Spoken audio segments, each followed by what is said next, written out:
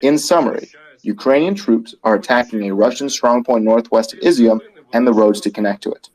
DPR-LPR militia have already been forced to retreat from the outlying areas under reportedly heavy fire and taking large casualties during their retreat.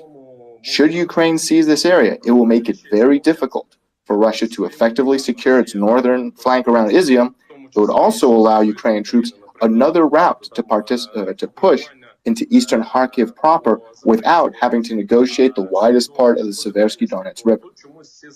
Closer to Izium and Sloviansk, Russian troops confirmed that some of the most pitched fighting has been occurring in the woods along the MO3 highway from Izium to Sloviansk, outside the towns of Dolina and Krasnopila in the large forest region on the hills. Apparently, they've nicknamed it Sherwood Forest because of the dense trees have made Ukrainian troops incredibly difficult to detect, and reportedly fighting begins at distances under 10 meters with very limited warning. Otherwise, there's been no Russian offensives towards Sloviansk proper today, probably because they're a little bit busier towards Izium. Moving east towards Seversk, Russian troops continue to shell into the Seversk region, but appear to have been dislodged somewhat from the town immediately to its east along the main highway to Lysychansk. In Verkhnokamiansk, there's been reportedly more Russian shelling on what was previously believed to be Russian-held positions, indicating a possible Ukrainian advance. Ukrainian forces are still assessed to have some control over Ozern, a small village, across the Seversky Donets River to the north, which, while likely small given the mode of transportation that we know of thus far, will light a fire under Russian forces on the north bank of the river and may hinder their redeployment and movement elsewhere. There have been increased Russian artillery strikes in this area over the last 2 days as a result. The possible goal for these Ukrainian forces is the northeast town of Yampil, right next door, which is a highly defensible urban position that Russian forces entered in May after the bulk of Ukrainian resistance fell back across the river. I don't believe the town itself was leveled, as has been the case in most of the urban fighting. Otherwise, around Seversk, the majority of Russian forces appear to have moved their attention south towards Bakhmut, and artillery continues to fire across the line.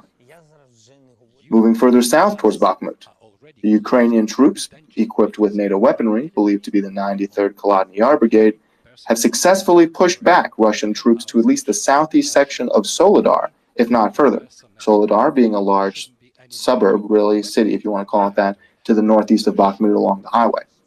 Reportedly, Russian forces fighting in the suburb of Soledar, Bakhmutsky, have been repelled back into Pokrovsk and have been unable to effectively cross the major field that leads into the suburb itself. So you have Soledar, immediately to its southeast is Bakhmutsky, to the southeast of that, across this field of Pokrovsk. Russian forces were pushed out of the suburb, and now with artillery ranging into that field, they're having considerable difficulty trying to advance again. Otherwise, a Russian offensive that had managed to make it across the fields west of Pokrovsk and threatened the northern highway and outskirts of Bakhmut itself has been repelled back to broadly the river which lies midway. To the southeast of Bakhmut, Russian troops continue to fight in and around Kodema, where recent assaults were reportedly repelled. Ukrainian forces are still definitively encamped further north in their strongpoint of Zaitsev, and have recently deployed a number of mines along possible Russian routes of advance in this region. Moving to Donetsk, shelling continues along the front lines, especially targeting Avdiivka. In and around the southwest town of Pisky, which has been a major fighting point and major Russian shelling target for months now, Ukrainian troops with incredibly accurate indirect fire have turned the town into a no-man's land that Russian forces cannot effectively move through. As such, while Russian troops technically can enter the town whenever they like, they are immediately met by hyper-accurate indirect fire via a number of methods and preparations we won't get into here, and thus cannot proceed further, retreating back out.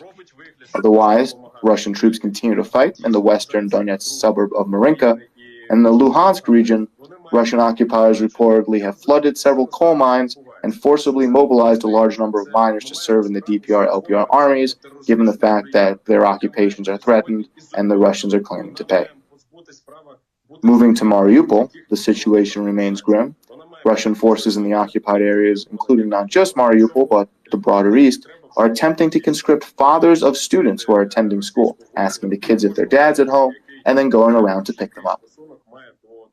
Moving to Zaporizhia and the southern axis, There are reports of Ukrainian troops having taken some territory in a grinding offensive to the south of Orikhiv in the Zaporizhia region, allegedly towards Tokmak, which is just about midway towards Melitopol, a third of the way to Melitopol. Specifics are unclear, but Ukrainian troops are believed to have taken the village of Kopani, which is about some 10 kilometers south of their previously held position of Orikhiv and 20 kilometers north of Tokmak. Now, Kopani, small village, it does not have good highway access to the east, which is the main highway that Russian troops are on, but the main highway that it connects to is to its northwest. There's no specific statement saying the Ukrainian troops have taken towns along this route, but unless they hoofed it across all the fields, it states that Ukraine may have more control over this route than publicly stated. In Tokmak proper, partisan operations continue with spotting for Ukrainian forces. They've been emboldened by the story of the recent Ukrainian partisan who detonated a grenade rather than be arrested by Russian forces in his home. Moving to the nuclear power plant, the International Atomic Energy Agency submitted a request and framework for essentially a demilitarized zone around the nuclear power plant. It remains to be seen if Russia will even consider this. 2 officials are all that remains since yesterday, and reportedly, per their statements, there's several Russian trucks physically inside the nuclear power plant itself. A large explosion occurred in Enerhodar today of unknown cause, cutting water and electric utilities to the city. Russia blames Ukrainian shelling, but the situation remains unclear. There also was additional shelling yesterday, with both sides blaming the other. The explosions over the last few days have taken the number 6 reactor offline, which also supplies power back to the plant itself. The power line from the coal plant is believed to be still intact, and there remain emergency generators in order to keep the plant operational. Ukrainian special forces, out of the Ukrainian Military Intelligence Bureau, reportedly launched some kind of assault across the Dnipro River into Kamyanka-Dniprovska, which is a town some 15 kilometers west of Enerhodar. Per the Ukrainian government, these special forces targeted a Russian FSB base, the Russian, sort of successor to the KGB, which had been involved with guarding Russian occupation officials in the area, and they also targeted the administrative building for said Russian occupation officials nearby. Currently, a fire continues in the town.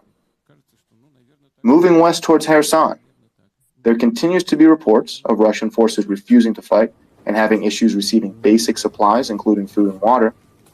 Russian shelling set fire to an oil depot in Kryvyi today. And across the Kherson front today, the ongoing Ukrainian offensive continues. Russia launched 8 airstrikes, and one of their Su-25 combat aircraft was shot down by Ukrainian forces.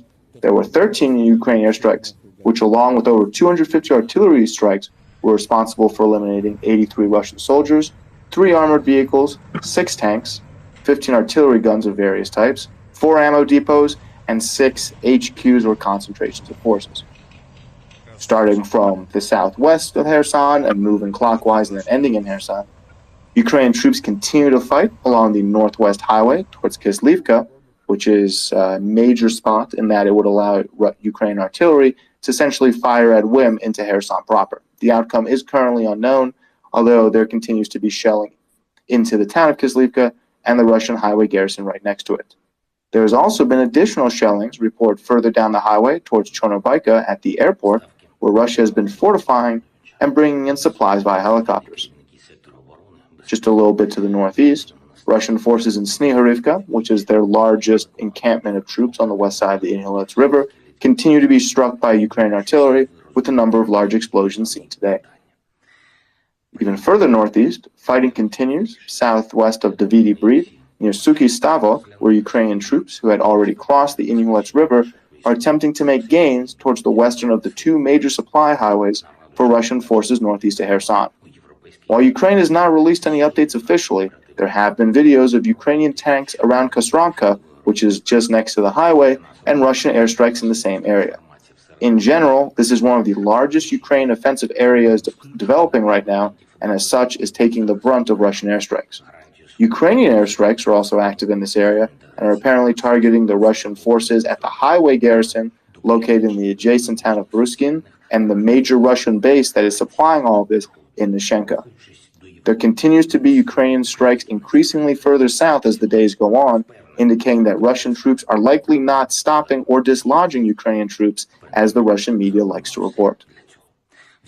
Further northeast, Ukrainian forces and international Legion soldiers are reinforcing Ukrainian positions in Arkhangelsk, where Ukrainian shelling continues into the southeastern suburbs and fields. There were claims about Ukrainian forces fully seizing the city. They were premature. Even further northeast, Ukrainian troops along the northeast front, closest to Kryvyi Rih, having taken Vyskopilya a few days ago, are appearing to also push down further to the mouthful of the town of Novovoznezhsky, which lies about midway on this front. Thus, it appears the singular Russian bulge into the Ukrainian lines has been reduced or entirely removed by Ukrainian advances. Further east, Ukrainian troops near Petrivka appear to have taken ground on both sides of the eastern highway, having moved up to Kreshenivka and Zolotovalka. This is the east of the two major Russian supply highways here. Russian traffic across the Dnipro River via barges continues to be targeted by Ukrainian strikes, as does the bridges and pontoons along the P-47 highway, which runs northeast of Kherson city proper and ultimately supplies those two major highways and everything beyond. This is putting pressure on both supplies coming from the south across the river, as well as supplies that are already in Kherson city and need to get to the east. Ukrainian partisan activity continues aplenty in Kherson, with the Russian colonel in charge of Berdyansk, which is a Russian-controlled city immediately across from the Novokakhovka Dam. He was killed today via a car bomb.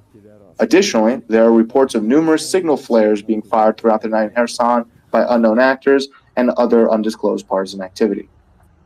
Reportedly, there's been a notable decrease in Russian UAV flights in Kherson, whereas they used to be performing 50 a day over the region, now they are down to about 25. This is chalked up to losing a large number of their UAVs. Moving to Odessa, the Black Sea, and Crimea, reportedly in the Black Sea, there's 2 ships with about 16 missiles available for use, and a Ukrainian drone was shot down over northern Crimea today. 6 Russian long-range cruise missiles were fired by Russian heavy bombers over the Caspian Sea, and 5 of them were intercepted by the Ukrainian Air Force and air defenses.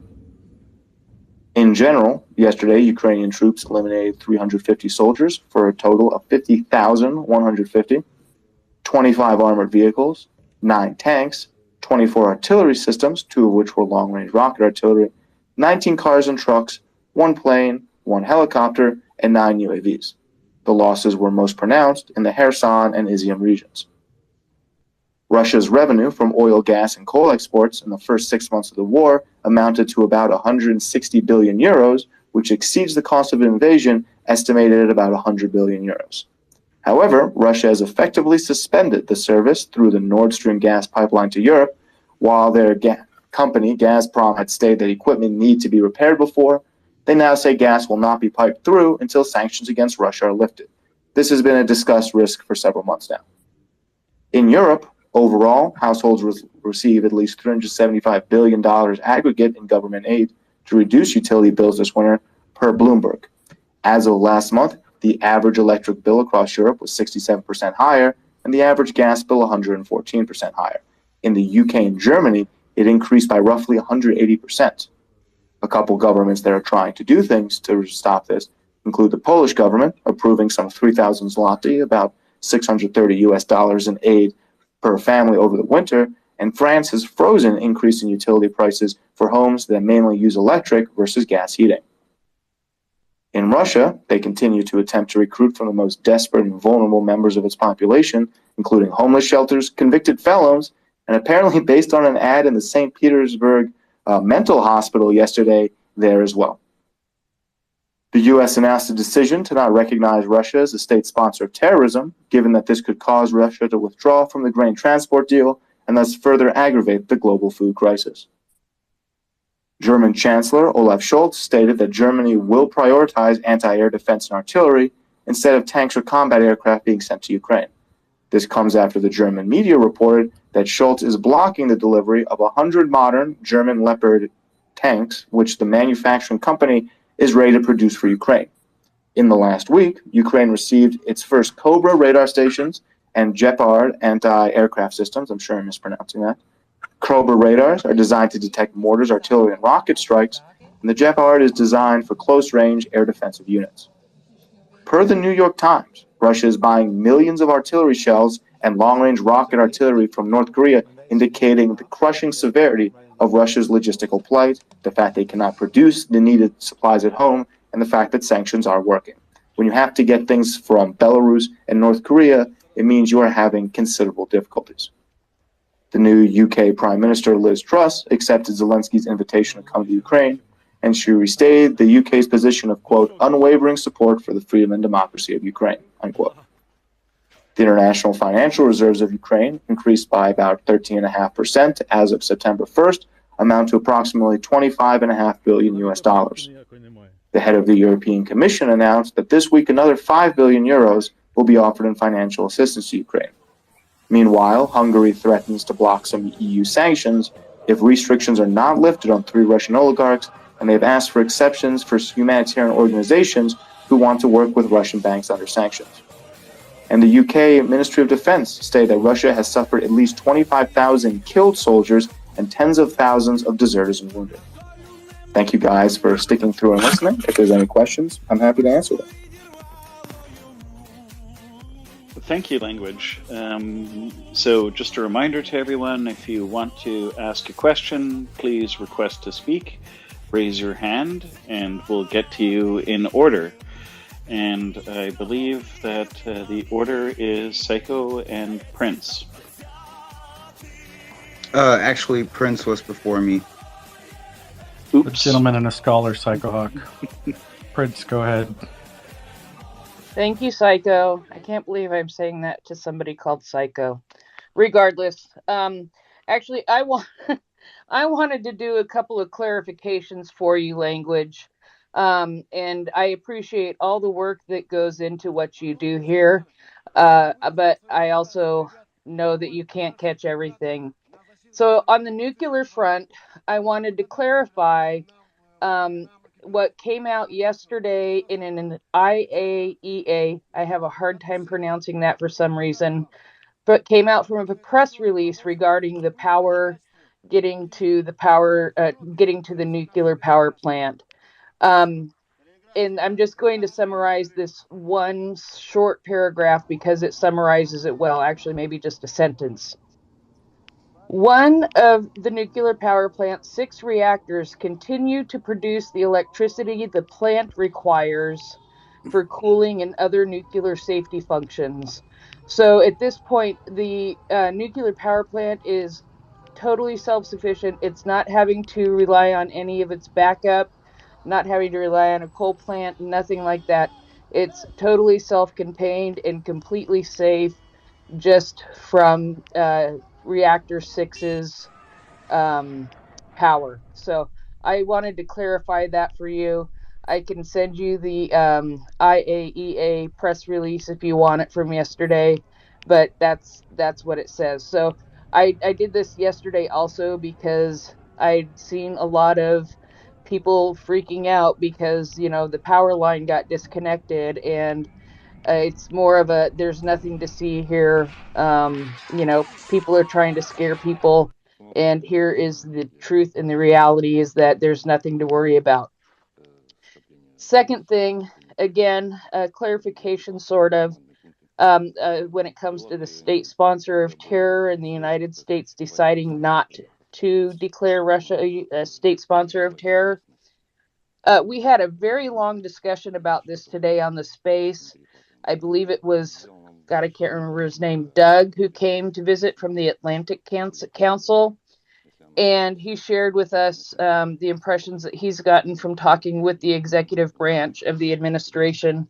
And Axel explains this a whole lot better than I do.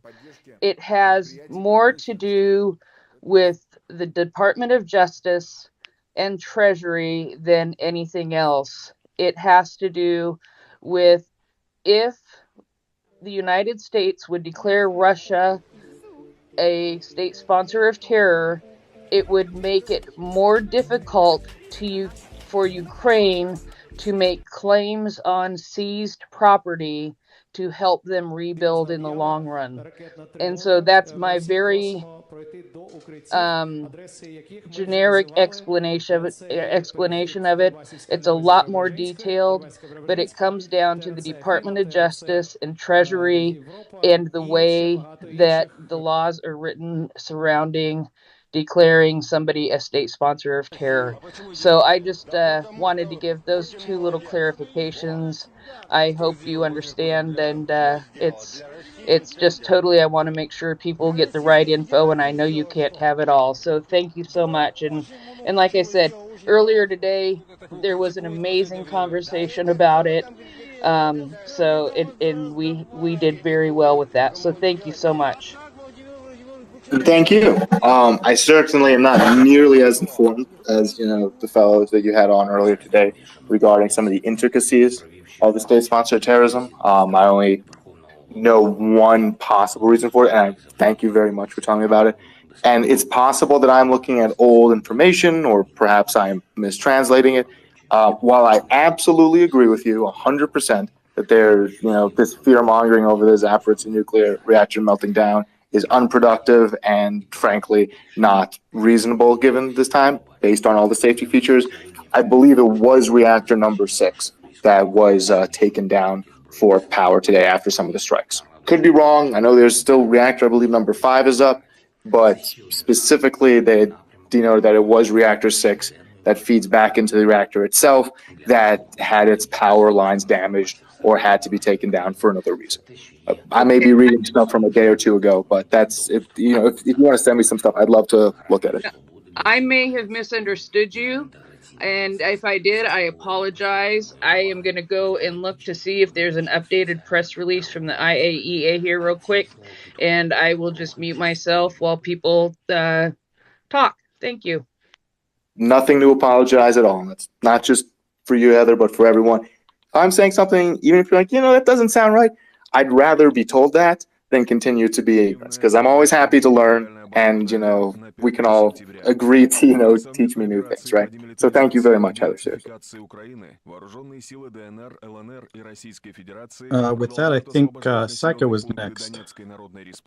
Yeah, so good evening, guten Abend, privet to everyone. Regarding the German weapons transfers or the deliveries of German weapon systems, Germany has sent what was it, 20 Gepards and the 1 Cobra radar system. Regarding the 100 Leopard A1s, which is an older version, not the one that Germany currently uses, they would not have to actually be repaired or refurbished or manufactured. They're literally just in storage at Krauss-Maffei themselves. So yes, it actually is Olaf Scholz that is blocking the deliveries of the systems, and honestly, the government here says it's to prevent further escalation. Now, since the main reason why we weren't further escalating with our weapons deliveries was because of the gas, seeing as Nord Stream 1 has now shut down, do you believe that there is a possibility that Germany will end up sending Leopard A1s or more Gepards, maybe even, Marder and Dingos? So first off, I appreciate the very polite way of actually telling me how to pronounce these things. Thank you. All clear. And secondarily, this message has been generated. I'm not an expert in German data. politics. I will not profess to be. The biggest question is now whether the public resistance from the German government has been out of concern for these, gas deliveries being suspended, or whether there are other motivating factors that we're not aware of.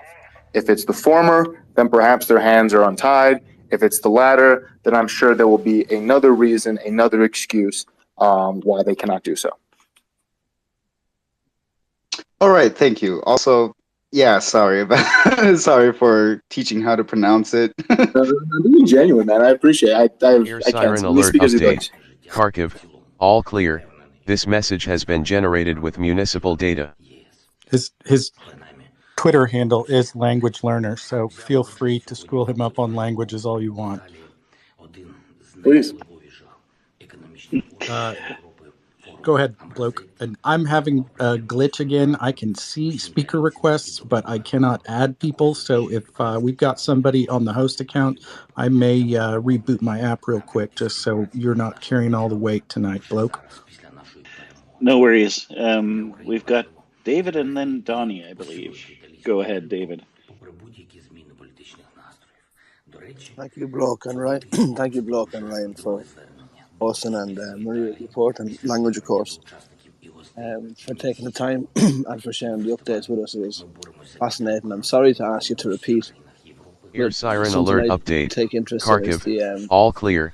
This target message has been assassination generated of with collaborators municipal of people data. working in the genocidal Russian administration in occupied lands. And I heard you mention one such person was dispatched today, and I think it's Berdyansk. And if I look at a map, Berdyansk is on the coast near Mariupol, and Berdyansk is across the river. Now, I'm not sure where they killed this guy, and I'm very happy he's gone. I'm just curious if you could repeat that part. I don't know, maybe it was 2/3 of the way through. It was an error on my part. I was looking at Berislav, which is in the Kherson region. That's not Berdyansk. That's my bad. I will amend the script before But I did they post it. kill him? Did they get this guy in Berdyansk? So reportedly he's dead. The Russians first said he's dead. Good news, Then they yep. said, oh, he got both his legs blown off and he's in critical, condition, but he's still alive. And then the Ukrainians kind of came out and said, no, we're pretty sure we got him. So technically it's up for debate, I suppose. But given the images of the car and the fact that if you want to both your legs there, he didn't walk out of that and they didn't carry him out. I don't think he's walking anytime soon. So it seems unlikely. And this was a Russian military commander, a colonel of the region, I believe. It was a proper car bomb. That man was dead, Yeah. Well, there's some jokes to be made there, but I'll refrain.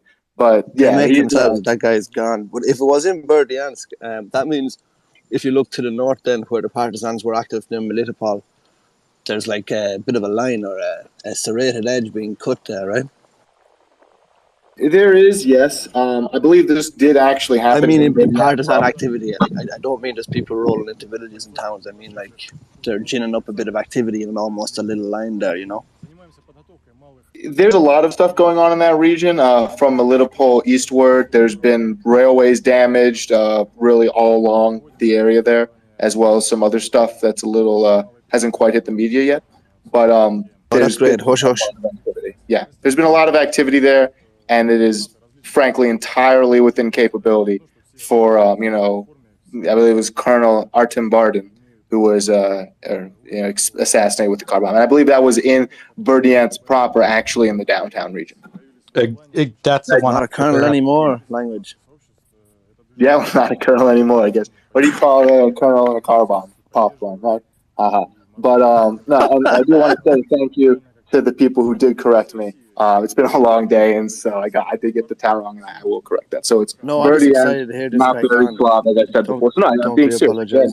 This is the day where we learn that sometimes I kind of slap this thing together a little quicker than I should, and so it's Berdyansk, not Berislav, but that's better, frankly, because it shows the ability to hit Russian forces much further behind the front lines and on the water, right? So I mean, if these guys start having no-go zones near spots where you can pop in and out on the coast, it gets real useful, and don't worry, this is the Language Learner Appreciation Society right here, so it's not corrections, it's just enthusiasm, I think. No, it's all good. I'll take all of it. I wouldn't be any member of any club that has my name on it, but that's just me. But thank you very much. And who was next? I think Donnie was next. I was just going to mention real quick, if anybody has any interest in the vehicle while it was cooking off, or some images of a charred mess it was left, or a charred shell of an SUV it was when it was done. Our friend of the space, Special Kershaw Cat, shared a thread on that probably about 18 hours ago. And just like you guys both mentioned, judging by what was left of that vehicle, I don't think anybody who was sitting in it would have survived. If they did, they must have been blown clear of the fire. It was visible from across town because of the smoke it created, and you could audibly hear ammunition or something cooking off from within the vehicle as it was burning, and then there was a photograph posted of it after the fact, and it was really nothing but the frame and some ash.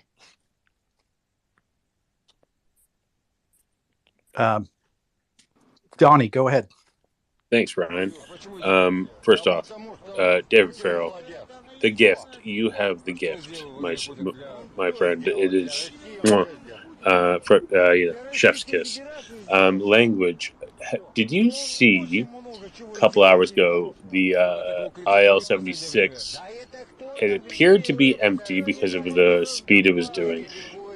Fly in from Kaliningrad with transponders on the whole way. The transponder was on basically to Bolograd. Anyways, just north of Kharkiv. So my question to you: what's an empty Russian transport plane with transponders on doing in Belgrade, whatever that place is? Question mark. Thank you. So I have a number of blind spots. One of them is following Russian military aviation. There's a lot smarter people than me who do that. So that's not something I was aware of. However, as far as what it's doing there with transponders on, probably trying not to get shot down, I imagine. Or they're trying to send a message of some kind. I mean, when we say it's running empty, I imagine that means that it's not carrying armored vehicles or things very heavy. I imagine it could carry a couple people in it, maybe more than a couple. Well, its max speed was 490 knots, and it was doing 450. I mean, I was just thinking that it got permission to pick up some 200s and send them home. But that was my lovely imagination happening. So that's absolutely a viable hypothesis. That could make a lot of sense. All I can do is hypothesize. It was either bringing people in or bringing people out if it's moving that fast. And as you're telling me, it's close to its maximum speed, so it wasn't carrying anything super heavy.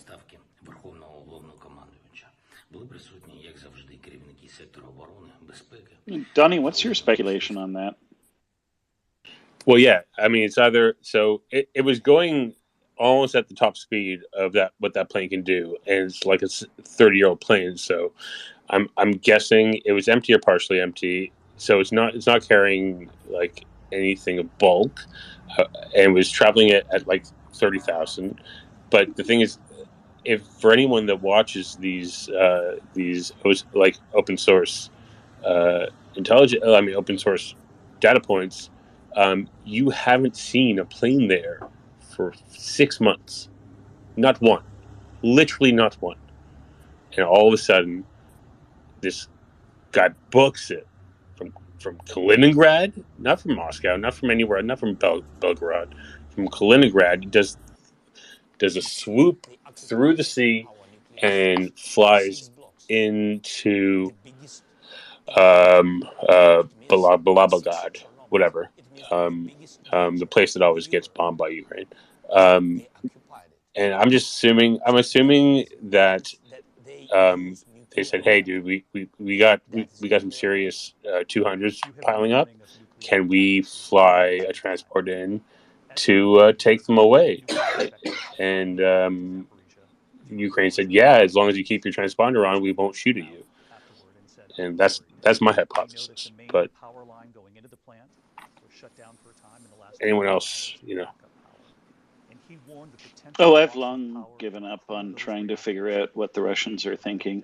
I'm starting to just focus on what they're doing and how they need to be stopped on doing whatever they're doing. Leonard. Because there are military people, military personnel at the territory of nuclear power stations. Thank you, Bulk. Am I audible?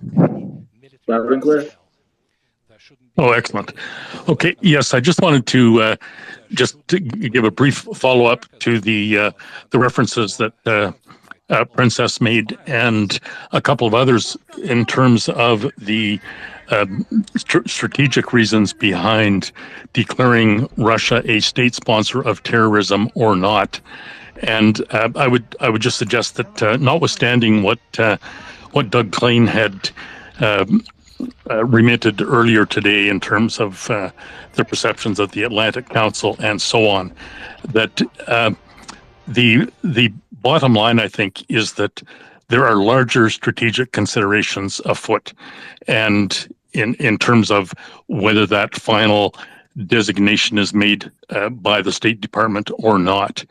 And a lot of it relates not to the so-called legal reasons that were given in terms of, well, that may throw up legal hurdles in terms of confiscating certain of the Russian contraband properties or seized contraband items from the various oligarchs and Russian state interests and so on.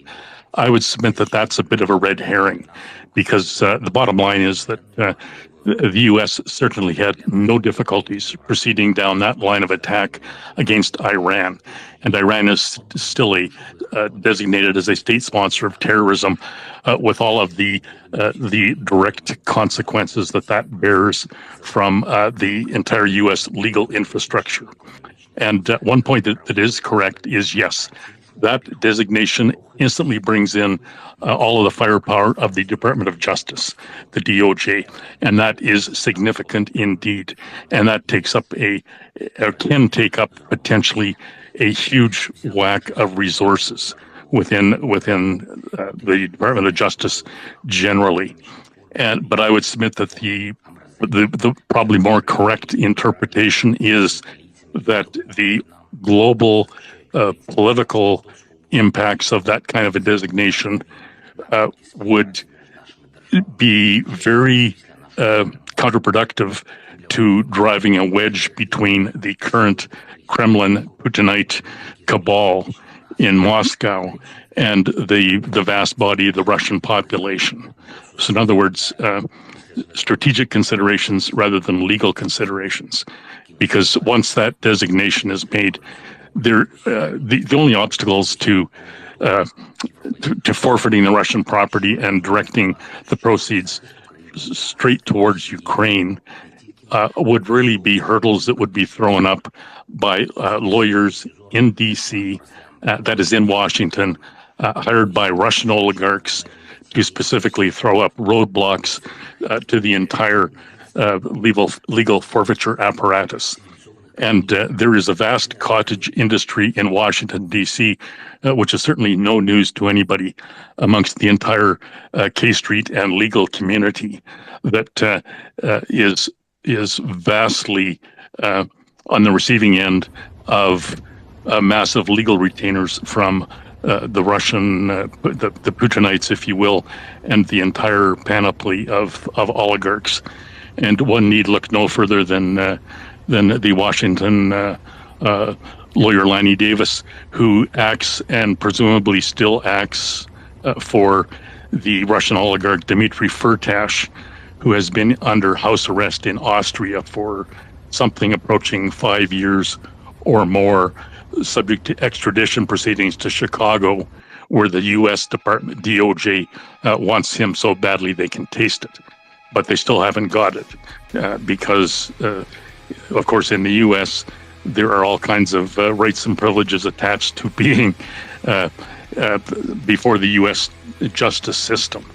And the oligarchs have every avenue to exploit that to the maximum, to wit, Firtash in Austria to this day, avoiding successful extradition to the U.S. of A, courtesy of his D.C. lawyers opposing the Department of Justice lawyers out of Chicago.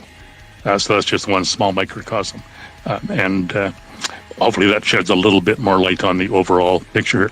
Also, the fact of the matter is that at the Atlantic Council, Doug Klein is the brother of Ron Klein, who is the executive administrator, if you will, of Biden's White House. So there's clearly overriding political considerations that apply across the board here. So you might have a clue, Leonard. Sorry, what is that, David? So he might have a clue. I would suggest more than a clue, perhaps, David. Yes, but hopefully that sheds a little bit of light on it. So thank you. Okay. Correctly on that, because I'm far from an expert, and I try to be far from an expert in domestic political matters. It's not just the stated reason about grain deals and whatnot and keeping Russia working with them, but also because of broader international political considerations and the fact that it could get mired in some more legal minutia in DC itself should Russia be designated as a state sponsor of terrorism and then action is taken against it to that aim. It could paradoxically actually slow down some enforcement measures. Thank you, Language. Language, how are you doing on time, Language? I started early tonight, so I should be good for a little bit. Awesome. That's great. Okay, in the order of hands, I believe it was Jerome followed by Sean, and Hermie asked to speak, but his hand's not up, so it'll be Portland afterwards. Okay, go ahead, Jerome.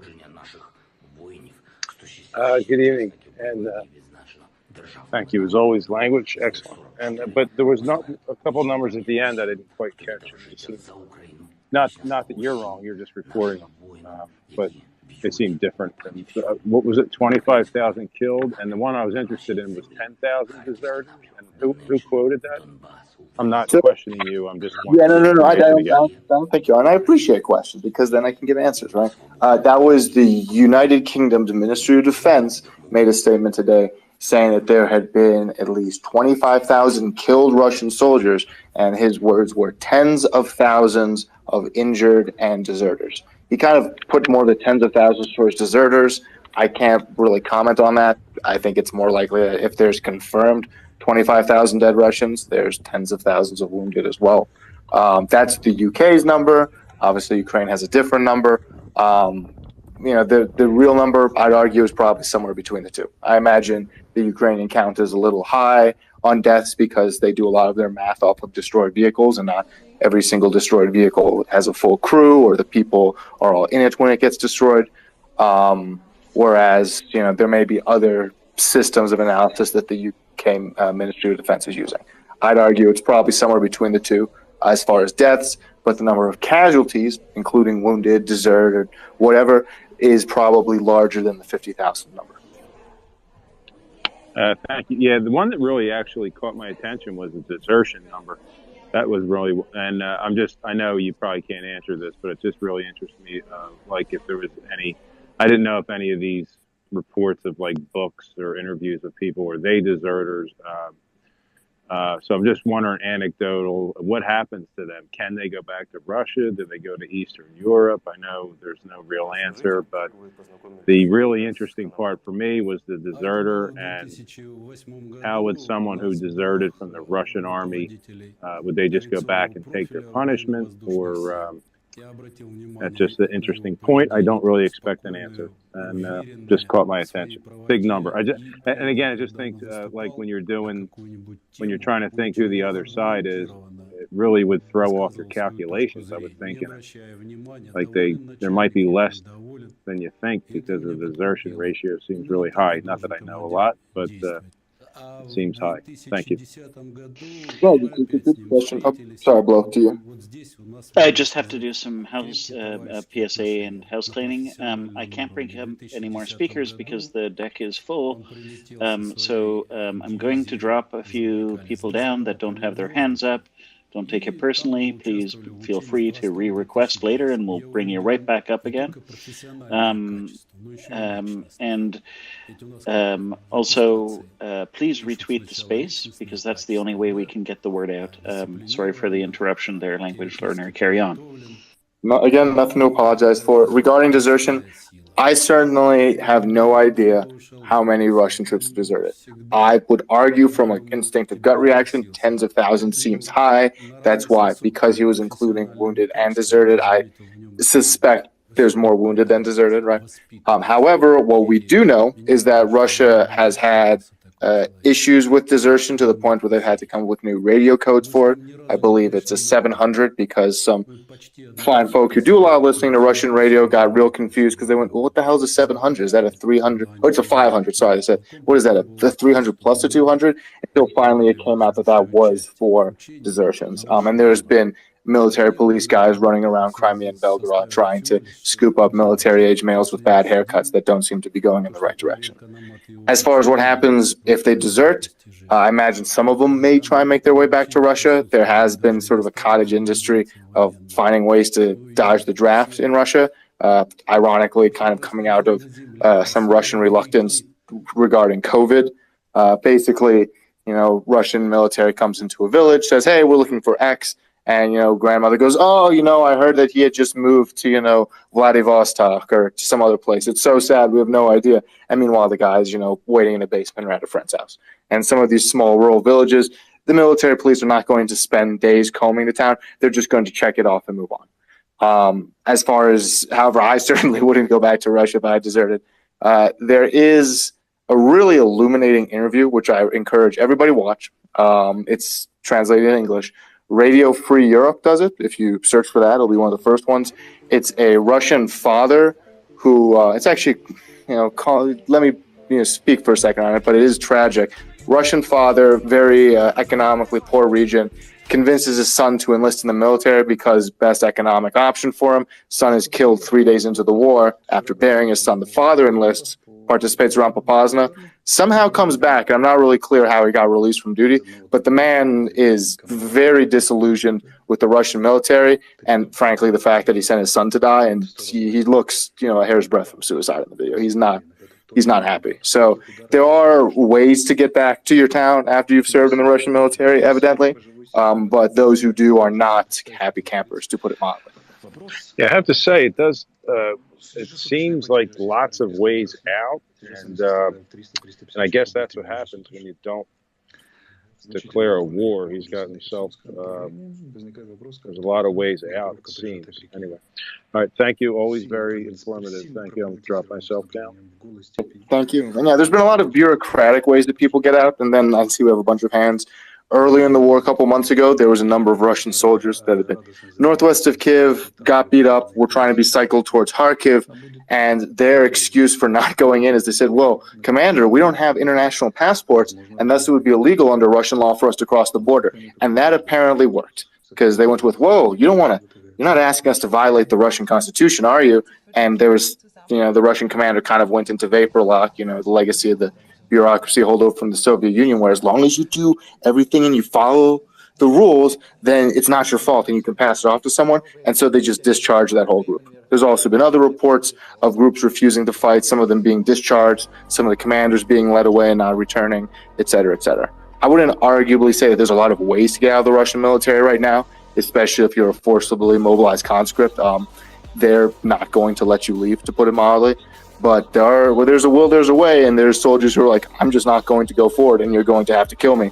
And at least at this point, the Russian military is generally saying, you know what, either we'll continue to push you forward regardless, but if you're just going to be incompetent, then we're just going to leave you behind.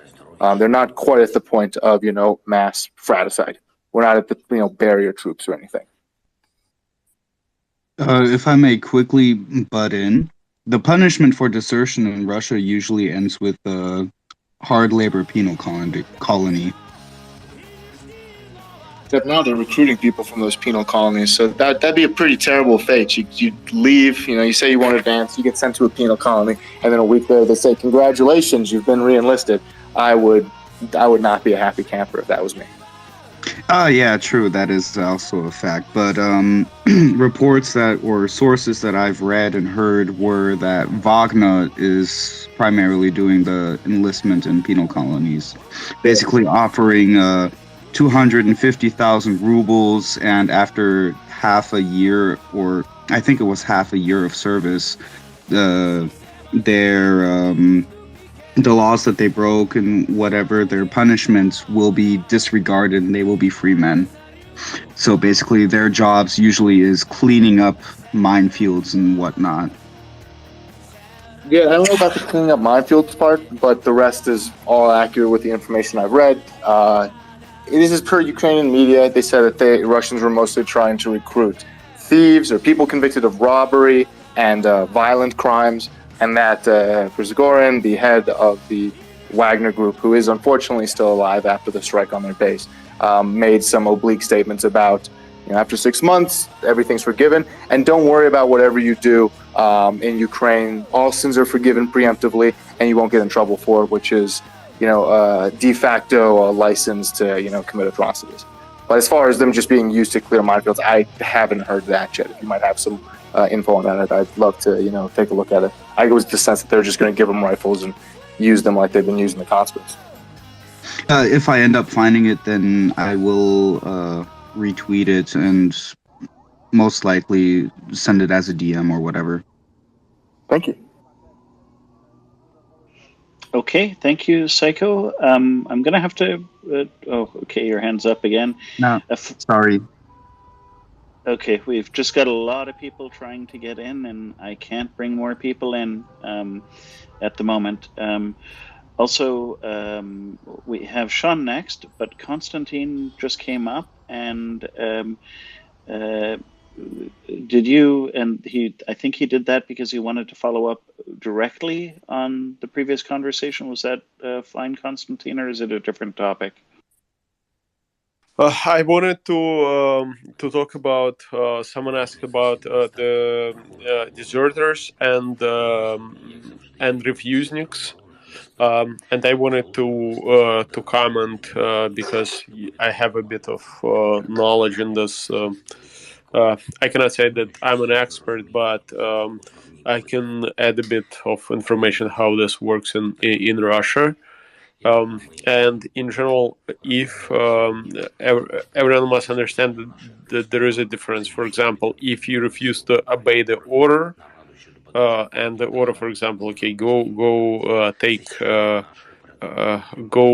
and try to take that village or whatever orders that are given inside the battle zone, that is considered to be a deserter. And if you refuse to do those, you will be prosecuted, and you will probably get a jail term for doing that. But for example, if you're not in combat operations at the given moment, and let me give you an example. You're a contracted military, standard professional military man serving in Russia, and you have an order to deploy.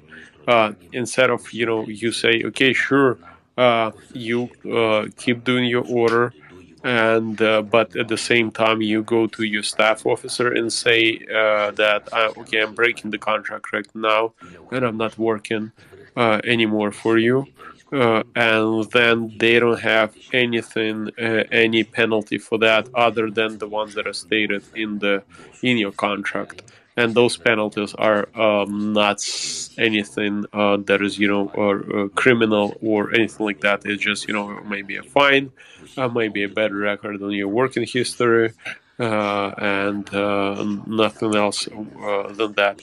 That's why right now most of the Russian problem was the human resources, was the cannon fodder that they're sending. Is that every person, even in Russian army, they get to go back to see their friends, to see their family once in 3 months. So just or they get sick and they get sent to the rear lines, and that's when they use it. When they're not in the combat, that's when they use this opportunity to just say, okay, fuck this, I'm getting out. I'm sorry for cursing, and that's why everyone. And it's not considered to be a refusenik, or it's not considered to be criminal because you're not directly disobeying the order. You're doing every order that you're given, but at the same time, you're just saying to your staff officer that I'm breaking the contract, and there are rules, and every lawyer in Russia, they still have to follow some rules, because even those staff officers, they have to have a book which they enforce. It's not like they're some kind of cyborgs. They just have an order to send everyone to fight, and they don't care. They still have the rules, and they have to follow them. And they don't have any means to deal with that other than try to threaten a person who is saying that. And this is right now one of their main rules of keeping those Putin deserters back into the fight, because not only deserters, refuseniks, putting them back into the fight through threatening them, and saying to them that they will be prosecuted and put to jail. But that's not true.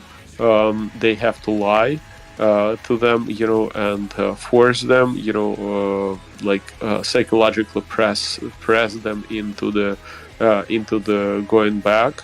But it's not working as they want, but it still has a pretty big effect, mostly because majority of Russian military are uneducated people who came out from villages in the middle of the Russia, that had no access to any education, had no access to internet. They did not have toilets. They did not have centralized water system or anything like that. So they don't really know anything about the laws, and they are forced into or not forced, like lied into, pressed into going back once again into the fight. But I know I can give you two stories.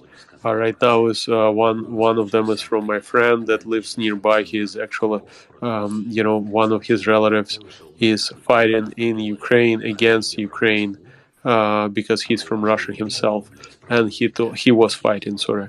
And he told me that they just refused. At some point he said, "Fuck it, I'm not gonna do it. This is idiotic war that I don't want to be part of." And he was pressured into going back. But he did not. He just said, "No, I'm not going back. Do whatever you want." And the worst thing that he got is in his work log, he was written like a bad feedback from the employer, basically, which is Russian military. That's all that they can do for those who are able to say that we're not going in behind when they're not exactly at the front line. And there are lots of them. And I'm sorry, I talked too much. I think some might have lost the point that I was trying to bring, but so I'll be quiet and let others speak. Thank you very much. Nothing to apologize for, brother. And it's illuminating, because I don't think we have anybody else here that's going to tell us from the perspective by proxy of a Russian soldier who went through this process what it looks like. So nothing to apologize for at all. And thank you. Konstantin, you might want to buy some hand lotion. I know handling that many cardboard boxes is going to dry your hands out like crazy. Tell that to my wife and my kids. Excellent manager, you delegate. Just for the audience, Konstantin Konstantin, why don't you just mention to the audience what you're working on right now, and what you just closed out in terms of funding drive? Yeah, I had a drive to prepare, to help prepare a couple of companies from different brigades for the winter. It included base layer sleeping bags and socks, those things that are you can never have enough of, and they're super important for staying warm and and functioning in the winter. It was super successful. Thanks everyone. There are a lot of people who contributed from the space, and right now my house is full of cardboard from Amazon list and we today I put together the numbers, and we got more than 56,000 of $56,000 worth of Amazon purchases delivered to my home. They're not yet all delivered, but it's coming, and majority of it has came, around 60%. We expect 40 more to come, and we also got $50,000 raised in cash for one of the OSINT led foundations Ukrainian. Funded by the Ukrainian nonprofit organization in Austin called Liberty Ukraine Foundation. In no way I want to take away funds from Riyadh or anything. Just saying that it's a big effort, and there are so many great organizations working on helping Ukraine, and it will make a difference for more than 500 people. And they will get quality. Once again, I will repeat, it's going to be quality wool, wool base layer, wool socks, wool, and sleep bags. Sleep bags are not made of wool, of course, but still, it's good. It will make difference for not 10 but 500 soldiers, which is essentially a battalion size unit, and it's every one of you does this. So I just encourage everyone, donate to organizations like Maria. Look at the other organizations. If you don't want to commit everything to one place, there are multiple ones that doing a great job, and every donation, every cent does help. And trust me, a soldier that has 3 pairs, for example, of wool socks that he can change in combat right now, and at nights the temperature is dropping down to 40 degrees right now in Ukraine. So keep in mind, a soldier having 3 pairs of wool socks right now is the one happy soldier. Soldier that does not have them is is in a bigger in somewhat in trouble at the moment. So keep sending your donation to small orgs, to mid orgs, and help Ukraine. What you're doing is really matters for us, and just love the support from people of the free world, including the United States, Europe, Australia, and other Japan. Japan is enormous in supporting Ukraine. Thank you very much. If you want a small idea of what a delivery from the Amazon truck looks like at Constantine's house, just scroll up to the nest. Thank you. Okay, thank you for that, Constantine. And by the way, everyone, give Constantine a follow. You can keep up to date. Sean is next. He's been patiently waiting. Go ahead, Sean. Yes, thank you. Mic check real quick. 5x5. Thank you. Long time listener, first time caller. I'm actually from Cincinnati, Ohio, here in the United States. And in my employment, I'm actually very close to the city leaders and the fire department here. I saw we had Roman up earlier, and I was driving, or else I would have tried to get up earlier. We were talking about how he needs certain equipment. Cincinnati and Kharkiv are actually 2 sister cities. I believe Cincinnati is the only North American sister city to Kharkiv. And since the collapse of the Soviet Union, our cities had a pretty long and storied history, particularly recently, obviously, of helping out the city of Kharkiv. And I was seeing if somebody could DM me his specific requests of what they need, because I might be able to get in contact with city officials here, some of them I know, and the fire chief here, to see if the fire department here will be able to provide them with any equipment. That is Siren awesome. Alert update. And Kharkiv, please full feel alert. free. This message DM has been generated with co-hosts. municipal data. Wait, I'm the only co-host. I'm DMing him now, so we can just make quick contact, and I'll see if we can get a list procured for Sean. I would prefer to see if we could possibly round some of that stuff up before this next volley of volunteers head over. And potentially they could bring it along with them, and some folks could facilitate the additional baggage expense. But yeah, thank you very much, Sean. I appreciate that. Air siren alert and update. I will Kharkiv, get in full touch alert. with This the message has been individual generated that with municipal facilitated data. him coming onto the space tonight. I know that she's in direct communication with him, and we will follow up with you. Thank you very much. I'm typing up an email to the leader of the city partnership right now. So hopefully we can get this done fast. Yeah, I know specifically they're looking for jackets and what do you call it? The coveralls, just the fire clothing specifically, and then the Halligans. Okay, thank you. We'll sort it out in the DMs, and with that, I'll drop down. Perfect. Thank you for doing that, brother. That's exactly what the Maria Report is about. It's a team effort here. Everybody on this space who is a co-host or a frequent contributor was once just a long-time listener. Update. And Kharkiv, full alert. This message has been generated with municipal data. Lean on our individual resources and knowledge base to do everything we can to facilitate help for people in Ukraine who are doing the real hard work. So much appreciated, Sean. Bloke, I have no idea what the hand order was, so I'll defer to you on that. Nathan. Good evening for the folks in the U.S. Just real quick comment on the earlier IL-76 conversation. So I want to make sure folks don't draw an incorrect conclusion. There's no relationship between an aircraft's airspeed and the amount of mass or weight or cargo it has on board. So actually an aircraft has to fly faster to generate lift if there's more weight on board the aircraft. So just a quick clarification, that's all on the previous comment. Copy that. That was me, and thank you, Nathan. Yep.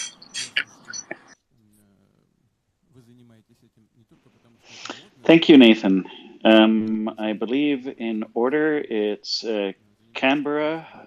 Let me see if I've got that handle right. I can only read part of it. But, Canberra Financial or Canberra Strategic. That's it. Language, I missed your update, I'm sorry, but have you caught up with this Ukrainians are now in control of Avdiivka, and the Russians withdrew from Balaklia and blew the bridge across the Volosca-Bolivka River, and basically Ukrainian they've withdrawn. So I'll wait the update up real quick so the text is there for anybody you might have missed it. I had heard Ukrainian forces were fighting on the western bridge into the city, possibly on the southern bridge into the city, though that's much more debatable. I had not heard anything about Russians blowing the eastern bridge and evacuating. If you have information on that, I would love to read up on it. Last I heard, there was still fighting ongoing as of a couple hours ago. I didn't know, like Rybar, even the Russian media was saying, like, hey, the DPR guys got their asses kicked outside. They ran back, and now we're holding them at the bridge. But if there's more information, please do send it to me. And I'll throw the text for the update up in the S tiers if anybody wants to read through it, because I know this was a bulky one, a lot of town names. Sometimes it's easier to read. I had heard the same thing, actually. So I'll try to nail down the source and send it to the language. Barros Institute of Study of War, he's quoting some Russian telegram. That's one of the sources. Yeah, the ISW also said that they had actually taken Kodyma. But again, this is all fast moving, so and there are many different sources, so I defer to language on that. I would argue that so I know for a fact that they and I look at a lot of the same sources. I also know for a fact that they've been doing this for a lot longer than I have, and they have a lot more people, so I would generally cede to whatever they're saying. I'll take a look through it again. I'm just a little more conservative here. I hadn't heard about Russia just wholeheartedly abandoning that town. If they did, they're in much worse scenarios than I thought. Because they would have basically unless they got everybody out that was to the south of the town as well, it means they just abandoned a bunch of guys to the south of that city. So that's the only reason why I'm pushing back gently on it, because they had guys somewhere to the south towards the small town of Bayrak, B-A-I-R-A-K, that lies just along the river. You can go Google it. It's in Kharkiv Oblast. You'll see what I'm talking about. If they absolutely blew the bridges and just left those poor guys on the south side of the river, then I wouldn't be surprised per se, but I would be, it would definitely imply that the Ukrainians have a lot more momentum there than perhaps I'm giving them credit for. Yeah, and in addition, they've also taken Staria Caravan on the eastern side of the Severodonetsk. They've got a video showing Ukrainian soldiers just strolling through the town. So they're getting pretty close to Lyman as well. Yeah, it's good to know. It's possible. I haven't entirely missed that. Last I heard, they were still around Ozern and possibly vectoring towards Yampil. But if you want to shoot me that video as well, it seems like I have missed a little bit of the latest updates today. And I thank you for that.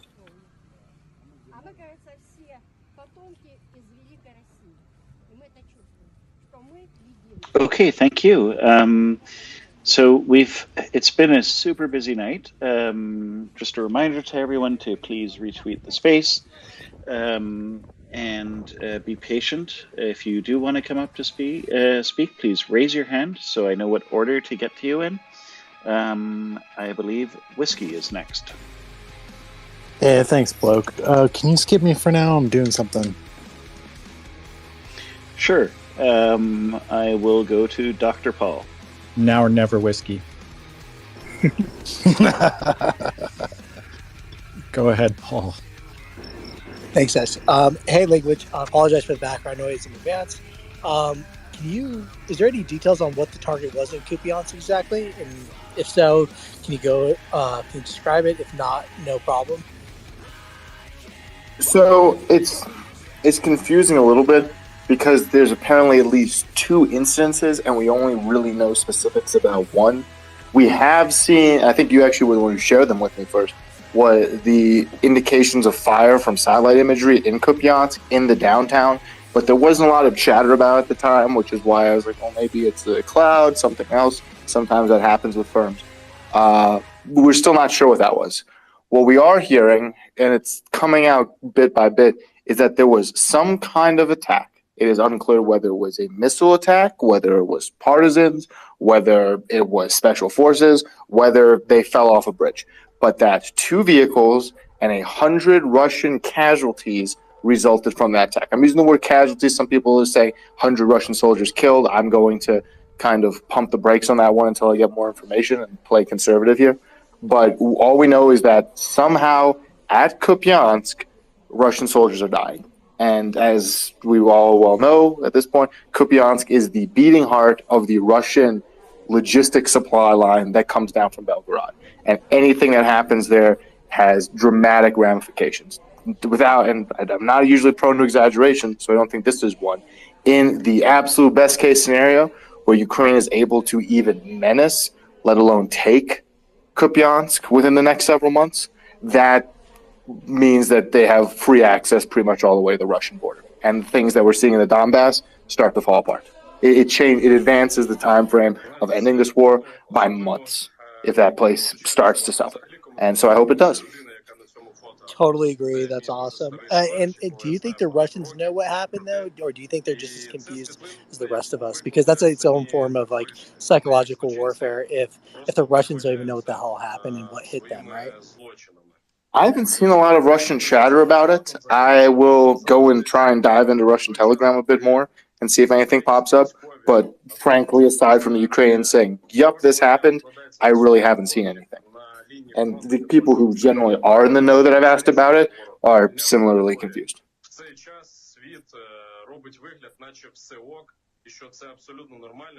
Thanks, Language.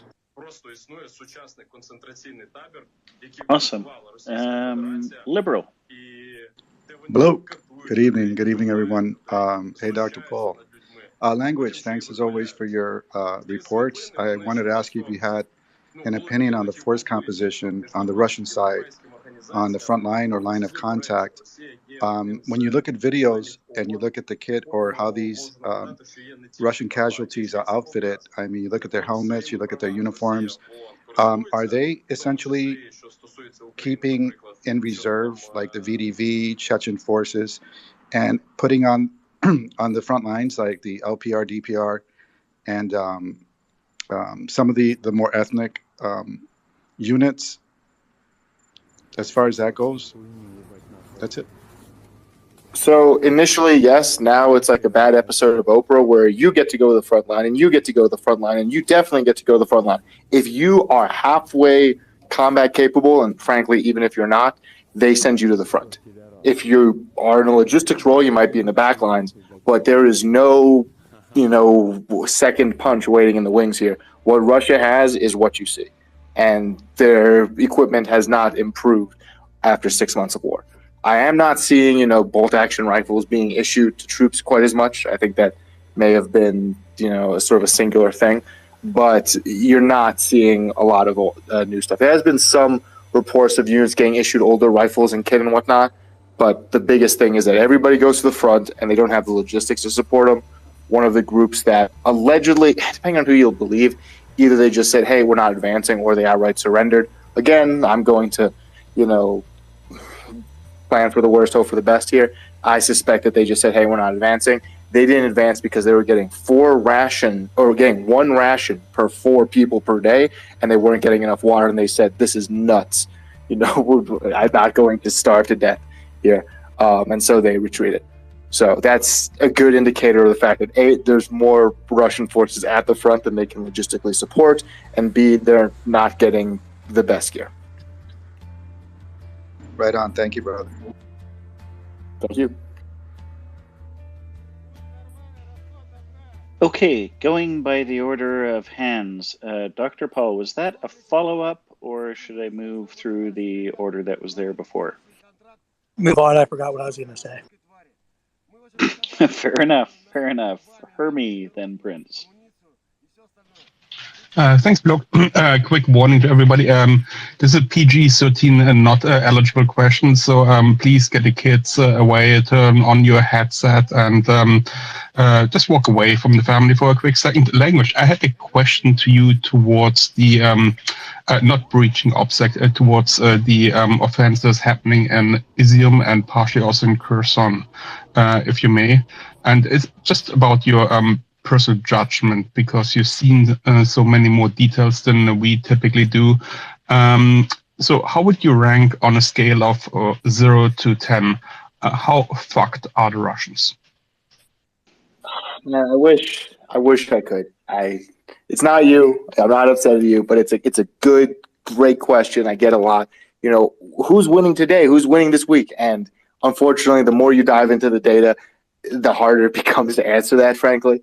The best answer I can give you is we're going to have to see. Could be anywhere from a 1 to a 10. Who knows? In Kherson, it's not great. If the Russians fail to stop their supply lines from being killed, and they fail to evacuate the city across the river, and they allow those guys to be captured, killed, what have you, then I'd say a 10. That's 20,000 Russian, pawns taken off the chessboard at once. That changes the war. Just then and there. And that seems to be the Ukrainian goal based on people I've talked to. It's not to take Kherson in 3 days. It's to get rid of the Russian troops there. That's why they blew the bridges. That's why they didn't allow them to retreat across, because their idea was, we let the Russians go. They'll just sit on the south bank of the river and they'll shell us. We keep them from leaving. Now, they're locked in here with us, right? So that could go anywhere. Or the Russians could find a way out of it. Who knows? If the offensive stalls, then, then it's not as bad. If the Russians manage to break across the river, then they'll still have taken casualties, but it's not as bad. It all depends. In my future, the crystal ball says cloudy, right? As far as Izium goes, same thing. If Ukrainian forces are able to take advantage of the fact that most Russian troops are not around Izium and have been long since redeployed, and they are able to push east to the point where they can cross the Seversky Donets River in areas that are much easier for them, rather than the big part right east of Kharkiv directly, and they get to start menacing these Russian supply lines, like towards Kupiansk that we've been talking about, then that means that Izium is no longer in play. The Russians either leave or they die or are captured. and the supply lines that trickle down towards Severodonetsk, Lysychansk, and around, those start to dry up. And now we have Russia dealing with a lot more of a concern. So that could also change the state of the war. Does it mean that Ukraine's going to bulldoze all the way there? I have no idea. These things do take time. And frankly, officially, it just started today. But I can say, and I don't think it's going to surprise anyone, there's been a lot of preparation for this, as well as for other assaults that are going to remain undiscussed right now. So these are not knee-jerk reactions. And as a result, I would hope for better than worse. But, it could be anything. I know it's not the answer you're looking for. I wish I could give you a clear one. But, it all depends on what happens in the future. I don't think the Russians will do well, certainly. I don't see them repelling both of these attacks. But, I'd say on a scale of 1 to 10, I don't know, a 5.5. If I'm going to, I'd say it's leaning towards the Ukrainians, but I just can't read the future, man. I wish I could. I'd have a lot more money. If we go up like 50,000 feet, and just take a look at what the Russians set out to do and what's happening to them now, I'd say it's a 0, right? Because they have not achieved their objectives. And the fact that they're being attacked in 3 separate places right now, and that the Ukrainians are on an offensive, that sounds a lot different from Kyiv will fall in 3 days, which was they constantly broadcast absolutely. on television. Yeah, I mean, if we're looking at a 10,000 foot perspective, not just what's on the ground, Russia has significantly changed since this war began. Zelensky could surrender tomorrow. I mean, he'd be lynched in the street by his own people. But Ukraine could surrender tomorrow, throw down all their guns. Russia is still materially worse off for decades than when they started this war. They're already having their minister of economics tell their people, hey, 250,000 to 500,000 you guys might lose their jobs in the next 3 months. Sorry. Their economy is in shambles. The price of oil in Russia, one of the world's largest oil exporters, has gone up by well over 100% as of a couple months ago. I don't even know what it's at now. They're having tremendous issues in the more border ethnic regions, to the point where they're advising recruiters to get people from there. So when the economic contractions become harder, they don't have to worry about, resistance, insurgency, kind of terrorist acts coming up there. So that's the big one. I mean, Russia's already in a bad spot now. It's not getting any better. The fact that they cut off their main source of income today, and if they're stupid enough to keep leaving that off, then what are they going to pay this for? You don't go to North Korea and, Belarus to beg and borrow things unless you're really in the doghouse. So, it's going to take Russia decades to get back to where they were February 23rd. Absolutely. Nor do you fire shells that are far older than I am, right? That's insane. There was a picture of a shell being fired with a date stamp from 1965. Imagine. No They're wonder. using medical gear from 1970s, which is abhorrent to me. But I see we have a bunch of hands up. So hopefully Hermio is kind of able to answer the question. Maybe not the best resolution. I wish I could give you a number, but I'd say leaning more towards the Ukrainians than the Russians, certainly. But otherwise, wait and see. Just a brief PSA to all the people in this space. Please try not to freely swear so much in this fine space, because we're trying to get our fine PG rating on Spotify, and sometimes we record. So please try to avoid the language if you can. But thanks for your comments. Except for Constantine, he can cuss all he wants. Okay.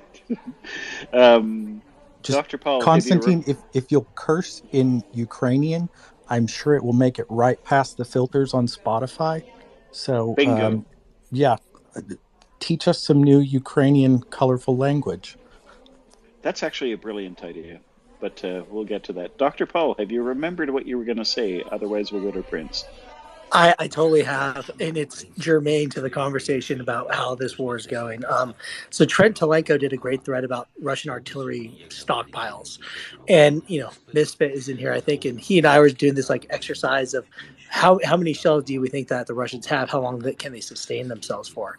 Long story short, I think we came up with like 2 million more shells, maybe 4 million, and at the rate of fire, they're going to be out in like 3 to 4, 5, 6 months at the most. And they're getting ammo from, God forbid, North Korea. But and the reason this is the whole point of the comment, Craig today said he saw a shell fired from that was made in 1964. Shell fired from Russia. So I'm not sure how he came up with that, but I thought that was very interesting and I've seen indicative it. of It's the true. situation. You've seen it. Okay, there we go. So no, this war is going. I mean, just it couldn't go worse, frankly, for Russia. So this is really great news. I mean, in my view, I've been pushing back very hardly against anybody who said, "Oh, Russia will never run out of artillery ammunition." Bullshit. Just frankly, bullshit with all the ammo and the endless stockpiles of Russia. And frankly, a lot of people up here have been like putting that out there over the last 6 months, and it's been just completely asinine. So just really like taking a victory lap about that today, including some of the best analysts out there, like Michael Kaufman. Love him, the best analyst out there. But these guys sometimes don't take a firm view on a position, and that's the job of an analyst. And when they don't do that, they need to recognize that error and really come to like bear with that. And so I just really wanted to bring that up here because it's a critical point. This is what their entire jobs are about. And they can't forecast accurately and just won't take a position if they will run out of ammo or not. Well, it's becoming quite clear this week, isn't it? It actually just threw up something in the nest that's really good. It's from a Russian newspaper, before you freak out. The Insider, they're very much anti-Putin. They do a lot of great reporting. I might have talked about before, this further serves to indicate that Russia is going to have considerable difficulties by the end of the year, not just shells, but armored vehicles, both of which are things that surprised me. Frankly, I thought Russia had stockpiles of both. But as Dr. Parker said, we have to correct our, implicit biases here. And especially when I'm like, no, Russia, of course, has millions of these things. Apparently, they're already dipping far more into their stockpiles than I had forecasted. So that's a great resource up there. And then also, go ahead, sorry. I was just going to say, if it's improperly stored metal and it has any humidity around it, it's prone to surface rust and eventually pitting. So even if they did have a gazillion artillery shells laying around, if they have to dig through 15 boxes to find one that's not going to make the breech explode when they launch it, then it kind of draws down on their stocks they can send to the front line. I mean, I've seen them using like things that are pitted. The bombs they're using on Azovstal, these very large, the FAB, like 5,000 something, 5,000 kilogram bombs. They're dropping them from the bombers to hit the hospital there. There was pictures of it saying next to it, allegedly from this year. Who knows? Maybe it was from another time period. But these things were rusting out. Like you could see the rust from 30 feet away on this giant explosive. And people were commenting like how stupid you have to be to fly this. So, their stockpiles have been degraded. Just a quick follow-up, language and Ryan. I mean, it's not necessarily just the the utilization or the depletion of Russian ammo in itself from firing. I mean, this is a testament really to the number of shells that have been destroyed in some of these strikes. I mean, I think we're probably close. Back in July, number of HIMARS strikes on ammo depots was 50. I mean, we've seen a 40% increase, at least of a publicly acknowledged, HIMARS strikes on Russian targets in the last 6 to 8 weeks. What percent of those are ammo depots? We don't know, but what I would say is we're seeing Russians are learning and adapting into dispersing, at least to me, dispersing some of their ammo depots into much smaller ones. But with Ukraine is spotting them and hitting them. But what is that number that Ukraine has destroyed? I mean, Portland, I'm kind of curious. Some of these big ammo depots explosions, I mean, are those like 1 million shells, 500,000 shells, 100,000? I mean, it really makes your mind think about some of these things. I mean, how much did HIMARS really impact that burn rate of the artillery shells for Russia, and just trading their ammo supply? I mean, it could be above 1 million to 2 million shells in my view, with over 150 targets potentially struck their ammo depots alone. It was substantial, and I do encourage everyone to take a look at that article by The Insider. It is up at the top. That's the latest tweet on my timeline. That's not the pinned one. And they really do dive into that, saying that even without these strikes, with the volume of fire and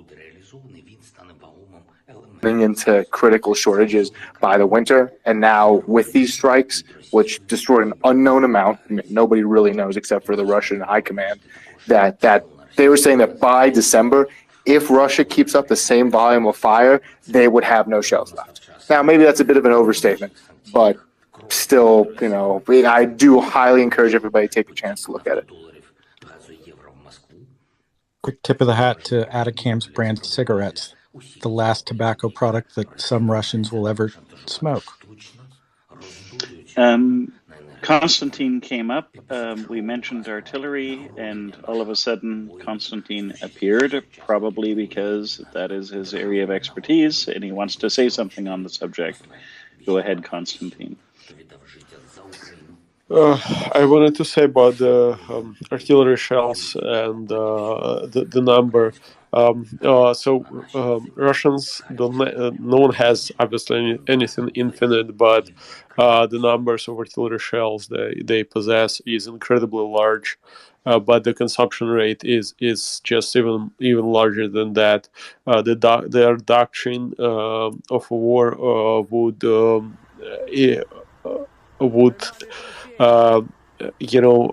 have they have a doctrine, and in this doctrine they have huge stockpiles of everything. But when the wide-scale war starts and the number of ammo is consumed in such huge numbers, that by their doctrine, that means the war has started. So what it means that they have to declare a state of war, and they have to put everything to work to produce the ammo. So, and obviously they did not do that because they were feeding their population bullshit that they are endlessly powerful and the best army in the world. So they could not do that.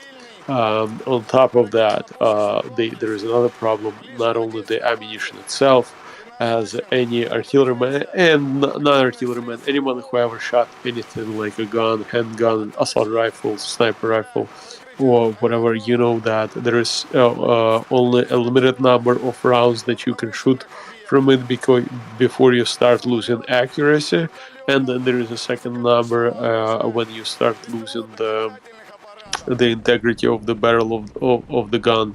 And I don't know the right words in English, but it can essentially crack, and the gun can explode by itself, and you're gonna have one destroyed gun and dead artillery crew. And considering the number of rounds that they're firing, it's not only, problem is not only the rounds, also the huge problem is the barrels and the state of the howitzers that they're using themselves. So it's like they are reaching the point of in which they simply cannot continue. And that's, I think, and considering the fact that Ukraine also strikes the ammunition depots, not that deep, but still, deep enough to make them feel those problems. It just, it adds up to, brings up the point of culmination. And I don't think we have reached that point yet, but we're definitely getting really, really close to it. I don't think it's going to happen in the next, days, but it's a matter of, it's a matter not if, it's a matter of when. Won't be long now. As Craig likes to say, tick-tock, tick-tock. Now, Dr. Paul had a direct question to Portland about how to figure out, based on the size of the explosions, how many shells were stored on some of those. Portland, Sure. Yeah, I was just going to say, Portland, if you had fared to guess, and some of those like major, HIMARS strikes, how much ammunition would you just guess? I know there's no answer here, but what would you guess?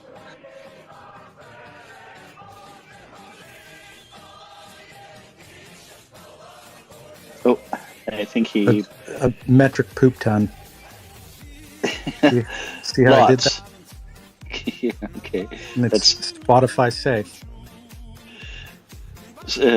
Very scientific. Liberal, you had your hand up. You were next. I think Herm did too. I don't know if we ever got to Hermie or not. But yeah, we can go to Hermie. I was going to follow up Dr. Paul. Well, Hermie waited so long they may have forgotten their question. So go ahead, Liberal. My apologies, Hermie. I'll be brief. Yeah, I wanted to also reach out to Portland because we were talking about artillery, the explosive effects on metal, pitting, and being that Portland has some experience, or perhaps a lot of experience with explosions and things that go boom, I wanted to see if he had a comment, a follow-up comment to what Constantine said. And again, Dr. Paul touched on that. And my apologies again, Hermie. I hope you're still there. No, you're good, Liberal. It wasn't you at all. Sometimes when we're co-hosting, depending on if we're scrolled up looking at the nest or down looking at the speaker panel, I can't speak for Bloke, but I don't see that third row sometimes. I did notice Hermie's hand was up a few minutes ago, and that's nothing on your end. That's fault of the co-host, so no apologies needed, Liberal. Yeah, is Portland actively listening, or he Portland may be busy. I have no idea where he's at the moment, but he hasn't responded in a couple of minutes, so I'm going to assume he may have dozed off, or he might be tending to his cats. I learned he's a cat guy, not a dog guy, so I lost 2 points of respect. Yeah, he's like the new Tiger King. I mean, we should just go to Hermie. I mean, my apologies. I'm not sure if Hermie's still with us either, so whoever wants to come off of mute can go right ahead. And I think there was Prince Heather was up here and had their hand up for a while. I know that they were looking into some clarifications on the Alert nuclear power update. plant. Kharkiv, It seems we might have all lost clear. them. This message has been generated with municipal I had data. already DM'd Prince to ask her to re-request so that she could come up again. Fantastic. Yeah. And then there's a couple quick questions from DMs that I can run through real quick as we're waiting on that. Let us see. So, there was one. I'm sorry. Let me pull. Yeah. Let me try and pull up. So I'm sorry. How many? Oh, here's a good one. How many deserters have actually switched sides and joined the Free Russian Regiment for the Ukraine military? As far as I understand, they're incompatible. If you are a Russian soldier fighting for Russia, you can surrender. You can go to a POW camp, but they're not going to give you a gun and access to intel all and clear. say, This go message has been generated you're with probably municipal going to sit data. in a POW camp for the rest of the war, unless you get traded back. If you come into Ukraine as a Russian national and you say, hey, I want to fight, there's a different process. But I don't think that that's a gimme, because frankly, it takes a lot to give guns to people who are just using their guns to shoot at you a couple days before. And I think the Ukrainians are understandably leery of that.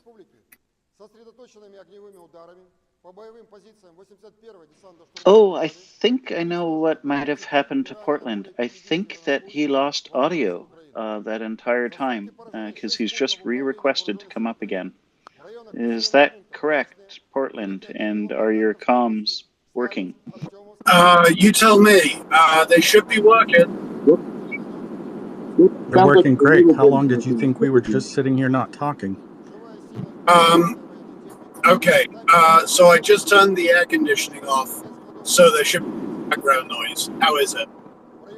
No, your audio's fine. I was just joking you about how long you thought we weren't speaking after the audio cut out on you. Okay, awesome. So I heard my name, but I didn't hear the questions. Ballpark figure on how many artillery shells were annihilated in some of these ammunition dump attacks that we've seen in recent weeks. Okay, so the biggest boom of the war was, by my count, around 100 170 long tons. So, and I'm sort of roughly approximating here, around 50 kilos per shell. So, 20 shells per ton, 140. Now, okay, let me go back a step. The problem is that the methods that I have for measuring a lot of these booms are progressively less and less reliable the bigger the boom gets, because I don't have access to good sensors on the ground. I just have to pull raw data from videos a lot of the time. So the boom that I am saying was at least 170 tons. That is, it was definitely not less than that. It could have been significantly more. But I am on the road right now. But if anybody can do 20 times 170, 3,400.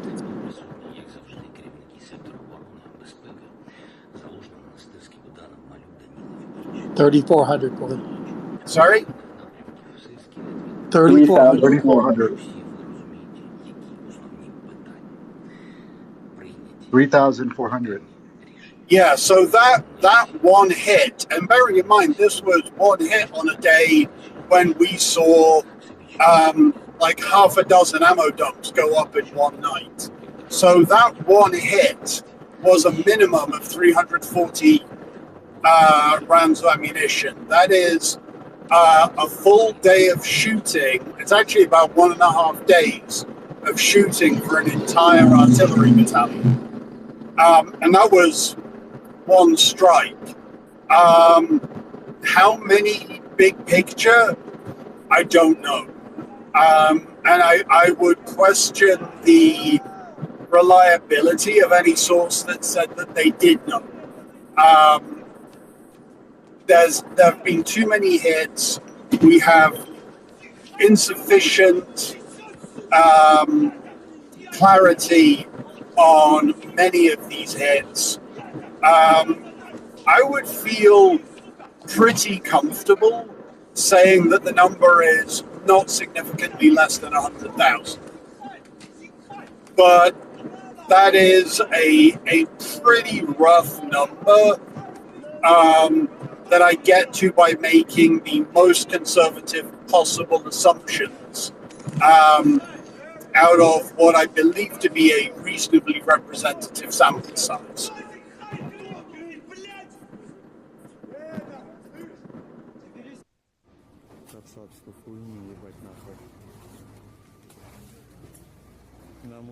Thank you.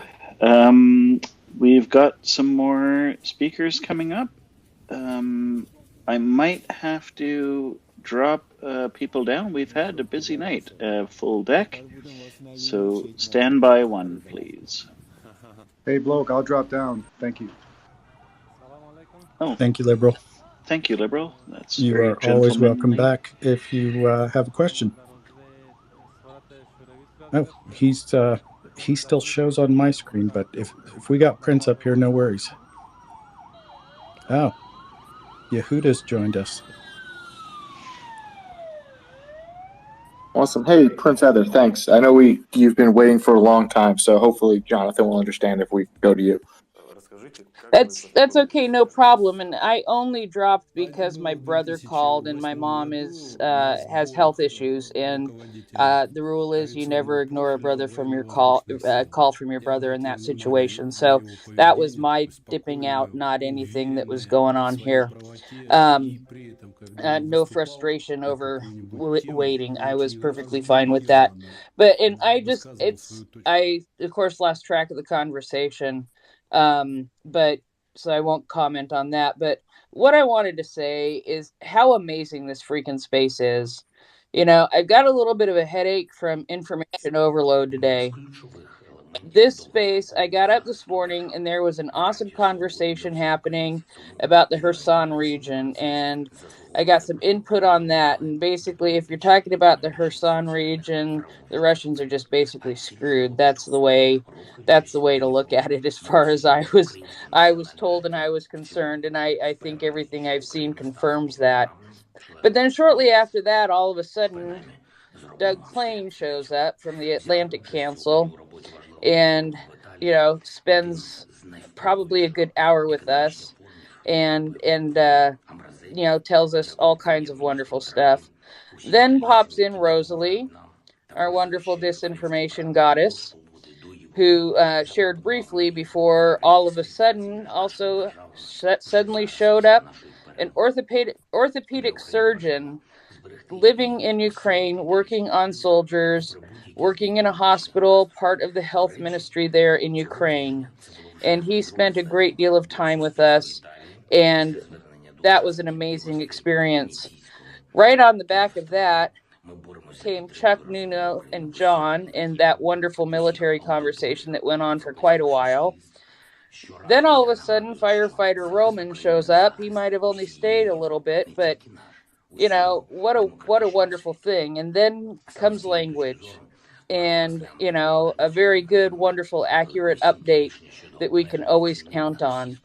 And the thing that hits me about all of this is none of this was scheduled today. All of this just happened on the fly. The first thing I do when I wake up is, are there scheduled guests today that I need to pay attention to? Well, none of these were scheduled. They just happened on the fly. And you could watch 24-hour news 7 days a week, 24 hours a day, and not get that kind of information that we got in just a few hours today. So this is just an amazing place, and I just wanted to emphasize that what an amazing day today has been, as far as guests just popping in and sharing amazing information with us, and touching information and things that we need to know so that we can be the best informed that we can be, so that we can share it with others. So thank you guys for tolerating my little rant on how wonderful the Maria report is.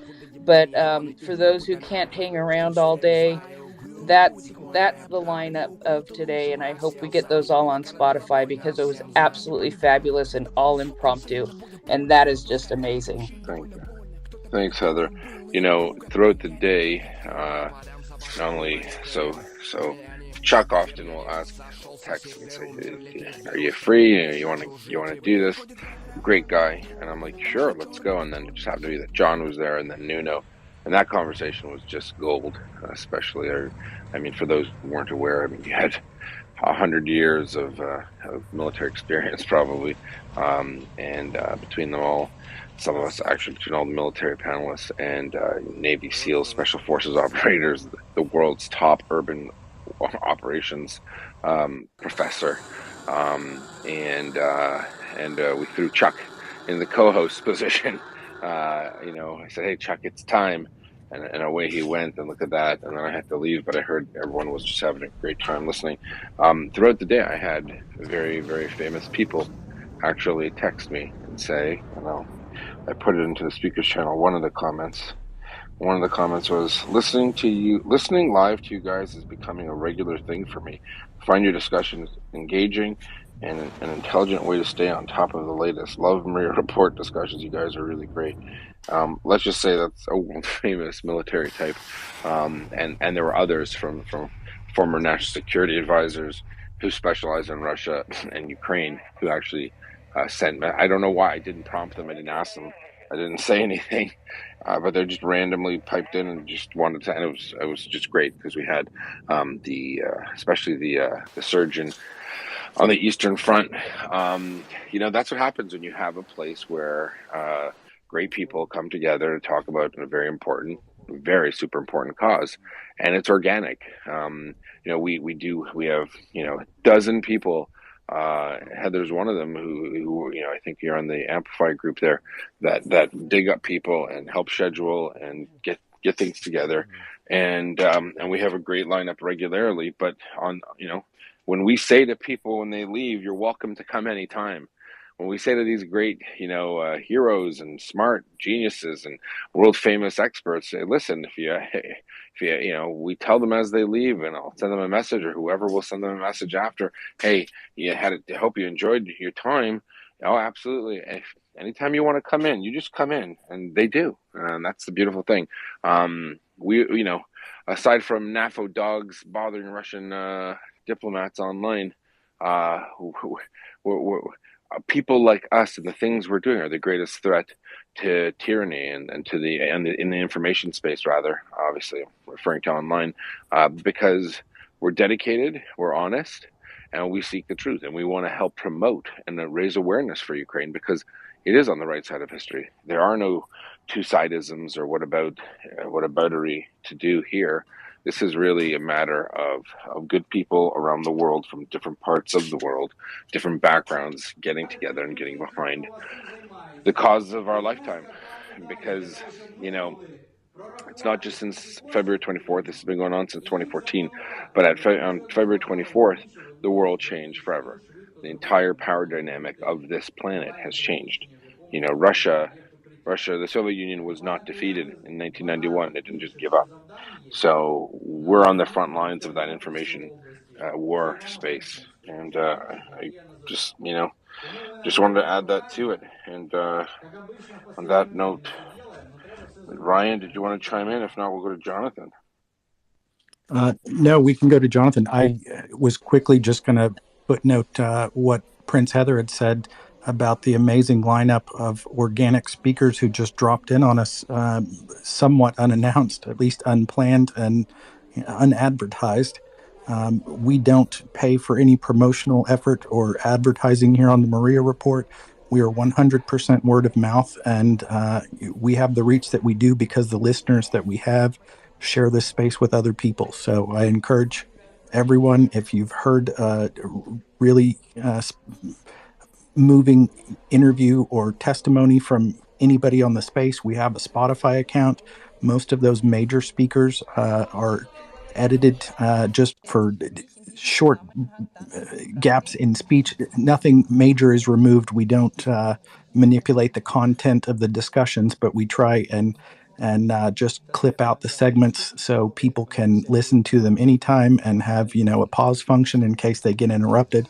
But it's an excellent way to introduce people to the space if they don't understand what we're doing here 24 hours a day, 7 days a week. Great, thank you. And let's go to Jonathan and Ricardo. Man, I almost got on before Yehuda, and then I knew screwed. Joking, man. It's great to hear you. I have a question for language learn, but I actually want to tell you guys about something that I find just despicable. I made a comment, and this account replied back to me. It's called Rebuilding Mariupol. It's basically this disgusting account that luckily has only 15 followers. And it's basically showing how wonderful life in Mariupol is and how happy the people are that Russia here, other rebuilding, not so unlivable. God, it just made me want to vomit. I thought about sicking NAFO on them, but I don't want it to be account in traffic. Despicable. My question for language learner is, I heard your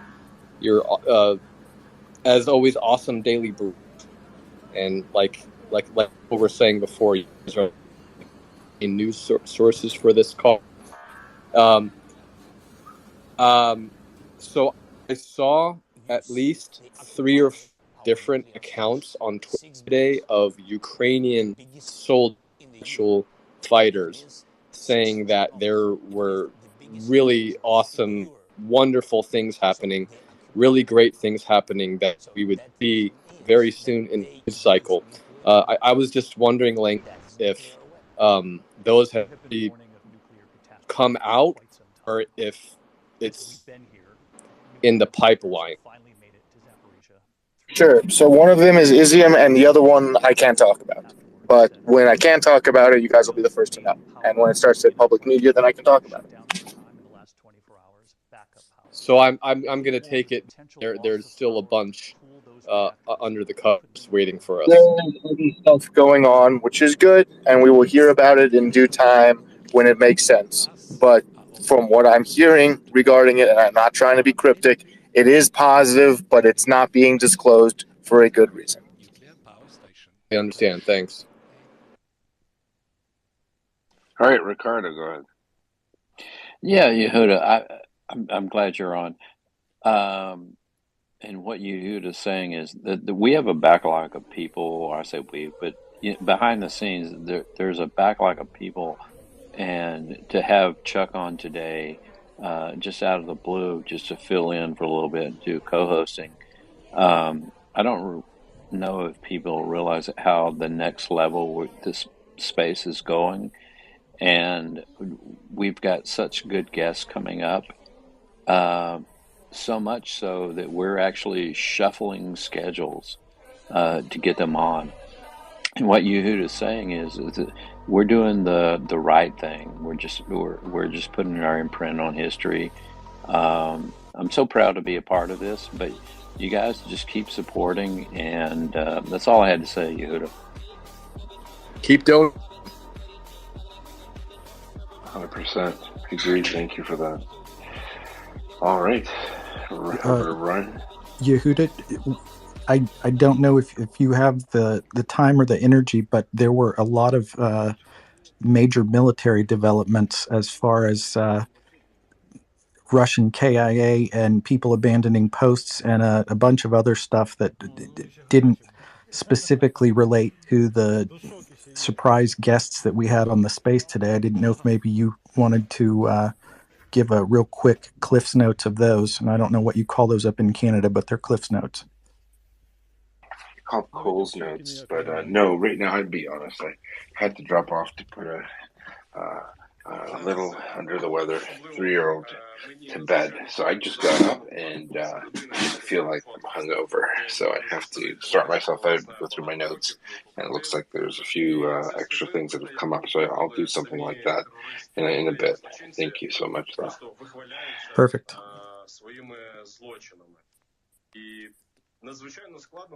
We do have, honestly, I thought this was going to be a slow news day when I started out this morning, and it's been anything but. That said, we do have a couple of guest speakers, one scheduled for tomorrow at 10:30 a.m. Eastern Standard Time, and that is Lukasz Tomicki. I believe he is currently based here in the U.S. He's either Polish or Ukrainian originally, and he is a managing partner of an investment firm, but he knows quite a bit about the energy business, and he'll be on to give us some info tomorrow. I think he's a personal associate or colleague or professional associate of finance. I was not aware of that until about 12 hours ago. And then on Thursday, we've got Vasil Virozab. I hope I pronounced that right.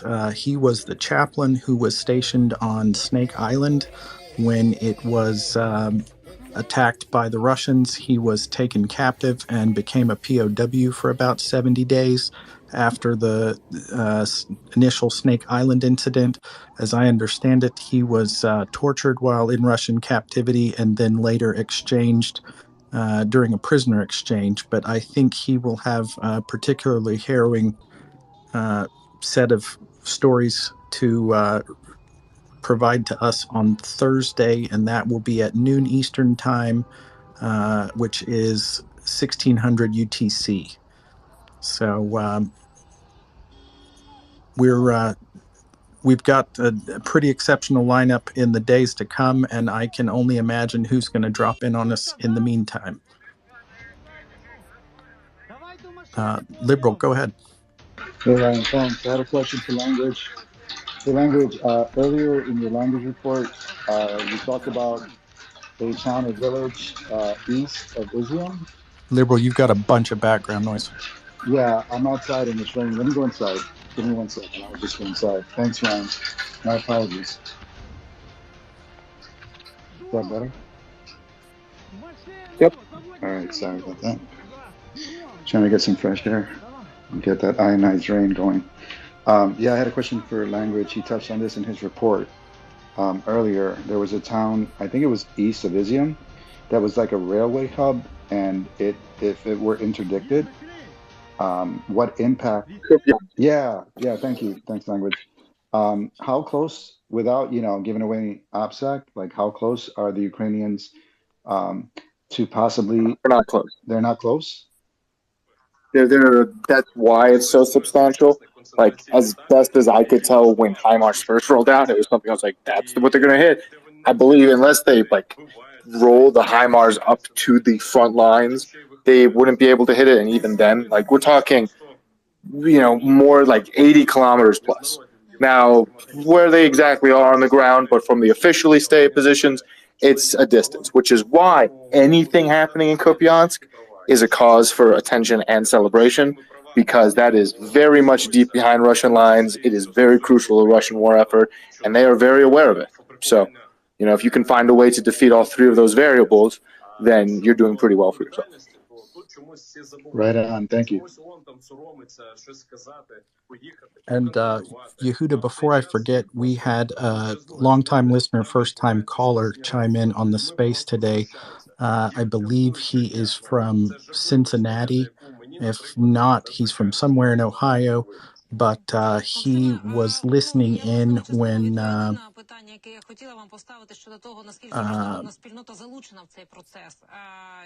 Roman Kakanov came on, the second in command for the Kharkiv Fire Department. And the listener mentioned that he has some contacts in the local municipal government there in Cincinnati, primarily some people in the governor's office, or excuse me, in the mayor's office that facilitate the Sister City program. And Cincinnati, as I learned this evening, is a sister city to Kharkiv. So he was extending some feelers this evening via email to see if they had any fire equipment that could potentially be donated and sent to Kharkiv. He contacted me via DM and requested just the possibility of us getting kind of a short itemized list of things that might be needed. I know specifically when Roman was on last time, he mentioned those Haligans, but I know just FRC equipment or, fire retardant clothing was a big need for them, and some boots as well. So if Victoria or somebody has the ability to get in touch with Roman and figure out what exactly they're short on, wouldn't mind trying to see if we can get some equipment procured on his behalf. Roman mentioned when he dropped into the space a while back, I think you were putting kid to bed at that time, that there are some volunteers that will be traveling over to Ukraine in about a week, if not a little more. Some guys that have already been over there and done a 2 or 3 week tour, volunteering to help in Kharkiv, and was hoping maybe we could expedite request list to this listener and see if we could get some resources put together and maybe even send them over with these firefighters that are heading to Kharkiv anyway.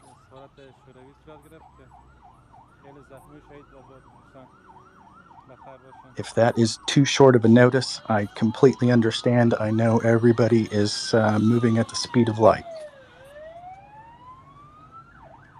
At least it feels that way today. Were you? Sorry, I'm just trying to collect my notes. Just trying to give an update. I might just pop off so I can sort that out. Yeah, language, how are you doing on time? If you've got, I do have a question about Balaklia, because Andrew, someone was mentioning that it is really strategically important. And when I was looking at it, I mean, I saw, some important road junctions. But could you expand on that? Because I think you touched on a few things about the rivers and stuff. Could you talk about that a little bit more, please? Sure. So this is the town northwest of Izium that Ukrainian forces assaulted today. As best I can tell, they are not actually fighting in the town yet, because there's some reports that they had taken it. Russia completely withdrawn. I checked with a couple folks. Best we know now, they're still fighting on the bridges, but Ukraine had captured more territory to the north of Balakliva than I'd given them credit for. And we'll just get confirmation on that. They probably, a couple hours when Ukraine releases their report if they haven't done it already, because they usually do it around 6 a.m. Ukrainian time. So the thing about it is that it leads. It's on I believe it's the P74 highway, P75 highway. I'm blank. I don't have my map in front of me, and that runs east to the MO3 highway, which normally in peacetime ran from Kharkiv to Izium, and it is one of the main supply lines, if you will, because Russia loves to stay on the highways towards Izium and whatnot. It also grants the ability, should Ukraine be able to take it, to really menace north of Izium by that road.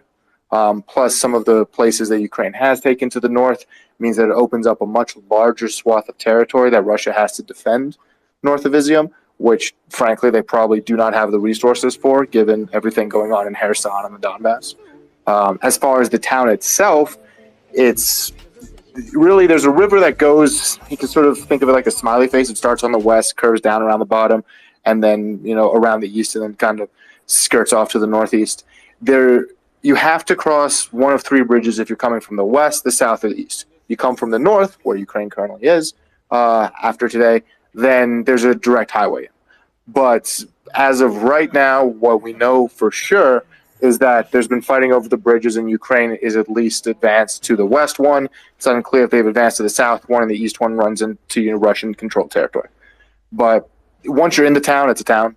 I mean, it's a town, I want to say about 30,000 people or so. It's not huge, it's not tiny, but it is significant in that it is where a lot of Russian forces were basing out of to try and control this northwest Izium area. And if that folds, there's not a whole lot of places they can pull back to of similar size until they get to Izium.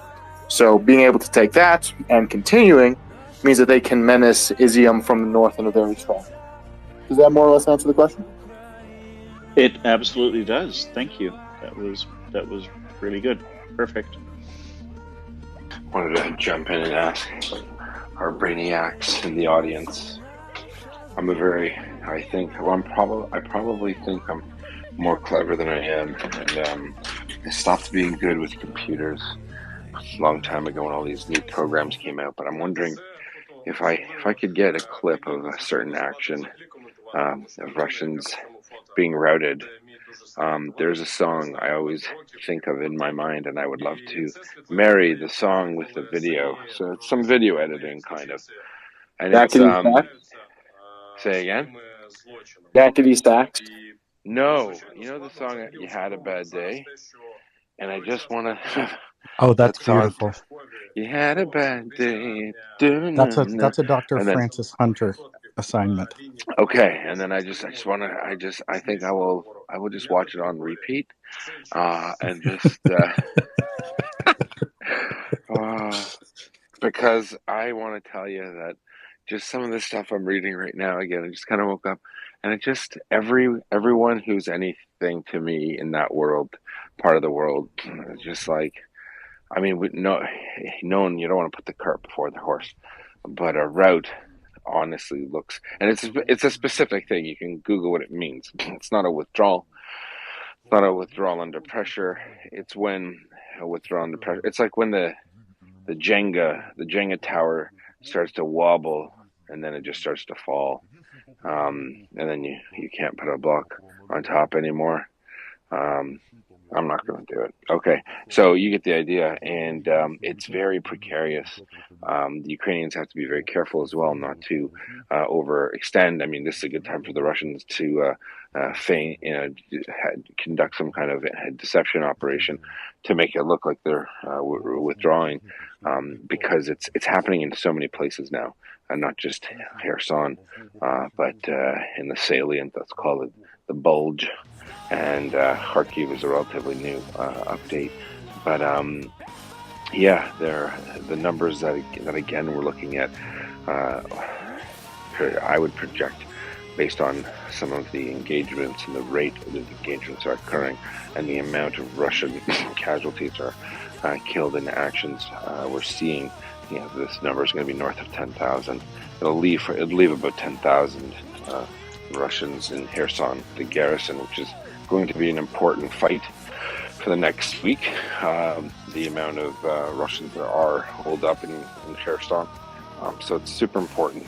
Just keep your eye on that, on the prize, so to speak. But Russians have received huge casualties, no doubt. Liberal. I envision that as the little aggressive dog that when you finally flex back at it, it tucks tail and runs as fast as it can away from you. But yeah, there's nowhere to run. That's the problem for them. Well, and that was going to be my follow-up question. I don't remember if this was some rumor that hadn't been specifically discussed on the space, or if I heard you guys talking about this earlier in the day when I was listening. Weren't there some reports, and I'm not sure whether they were confirmed or not, that Russian soldiers were ditching their uniforms and putting on civilian clothes and hiding in the basements of particular buildings? Listen, it's a good move if you're a Russian. It's a good move. I mean, look, they're going to be, if they were to switch out the uniforms and then surrender to the first unit just because they didn't want to get shot, that wouldn't be a bad idea. It's still technically illegal. They can surrender. They are allowed to surrender in uniform and be treated humanely, unlike how the Russians treat any human being. The Ukrainians would take them and put them in a POW facility. But I didn't personally hear about that. I also didn't hear. Well, I'd heard about it. I don't have the questions I'm asking when I get a chance to ask. Did we just lose Yehuda, or is that just no? Me? Just you. The questions I'm asking, I don't have a lot of time with some of these people, so okay, not dropping asking. down.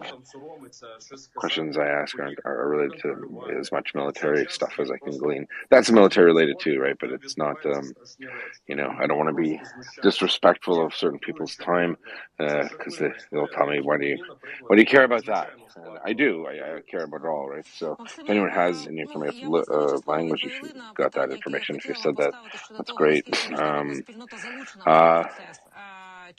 But yeah, liberal. Hey, Yehuda. So in the spirit of your video production, the Ukrainians seized on one particular route where there was a cell phone video of a Russian soldier, and I paraphrase, he said, they're hitting us with everything, Arte, Tanke, HIMARS, and then an explosion behind him happened and he cut off.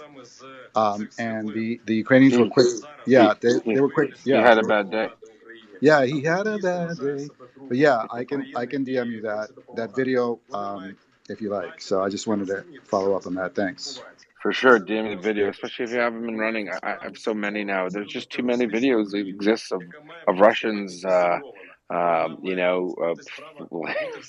fleeing their positions.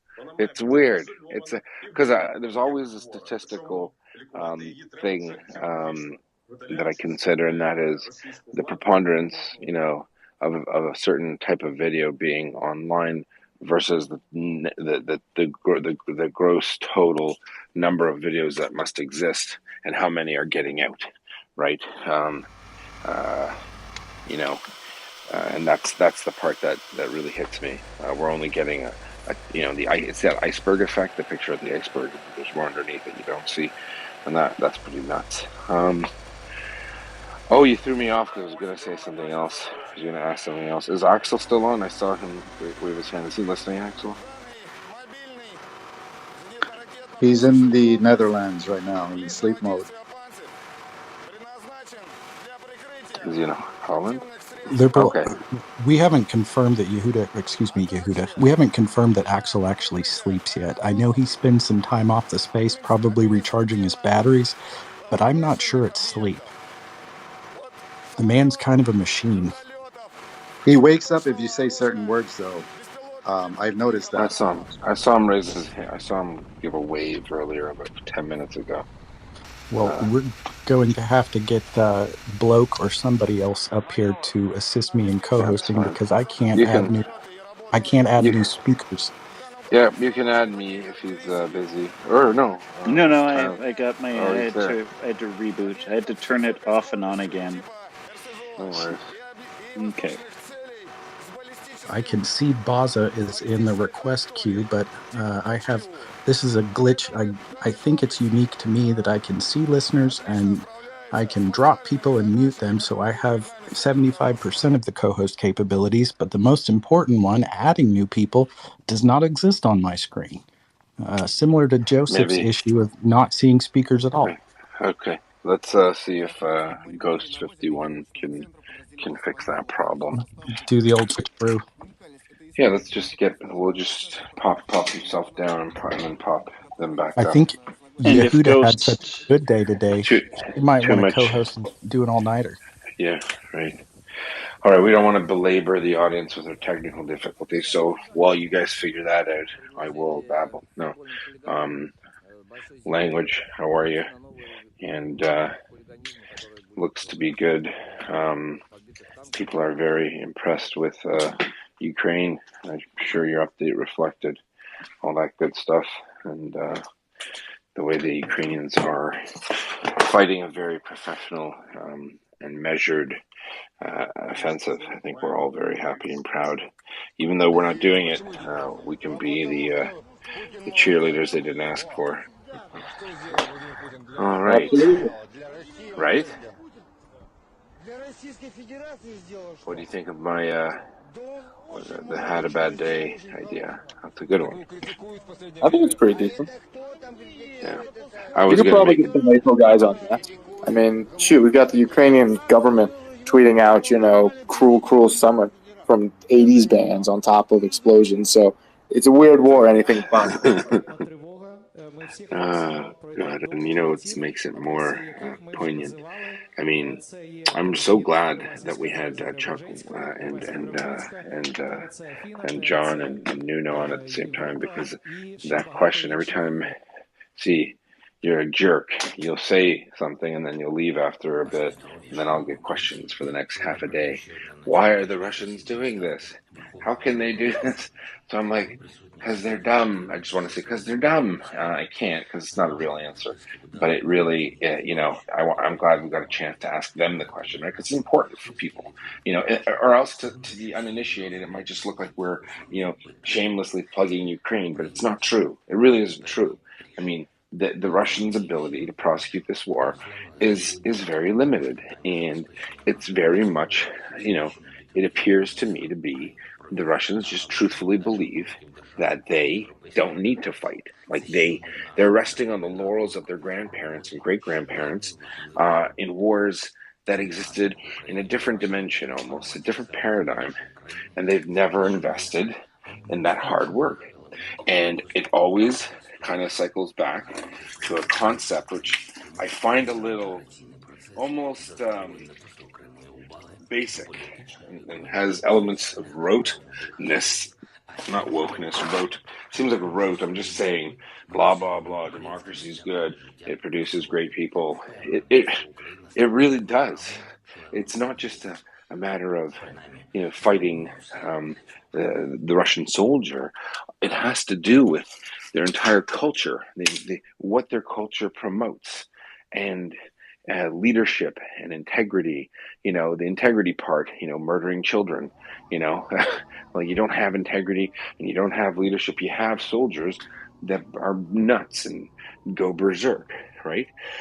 And so, if you ever were wondering, do societies that are free and open, do they promote ingenuity and human development and research and development? Sure, they do. What else they promote?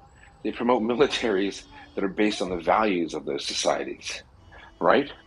We often teach junior officers that the military is a reflection of society, that we make changes to our rules in the military to reflect and accommodate the societies in which we defend and represent.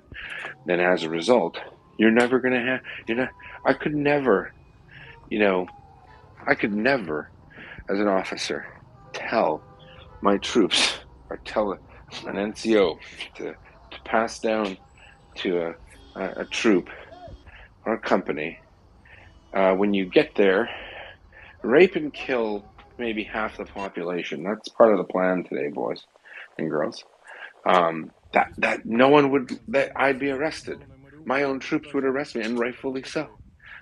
Right? And that's one of the benefits of supporting, Ukraine.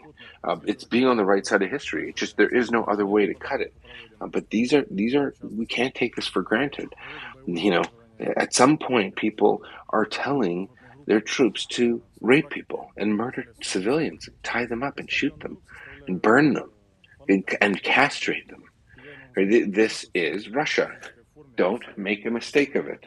There are people that don't want to believe this. We still see people with stupid comments and right posting stuff. NATO, do you know? Oh my gosh, language. Do you know? Do you know? Oh, Roger Waters. Do you know who this man is? Not off the Does top of anyone? my head. Do you know? Yeah, I do. Do you know? About his One second. his letter that he wrote. Everyone who's older than 40 knows where. He's the reason I like punk rock. There you go. He's the reason why a generation loved rock. Another brick in the wall. Does that ring a bell? I'm sure it does for you. Yeah, I heard that one once or twice. All right. Anyone want to tell very briefly? Yeah, I'm guessing he was part of a small band that he played a couple times. Yeah, I'm messing with you. Oh, you're joking. Yeah. No. Let me specify, Yehuda, just to Yes. interrupt and Yeah. to clarify. He's the reason I liked punk rock. Yeah, just tell him who it is. The band. Pink Floyd. Pink Floyd.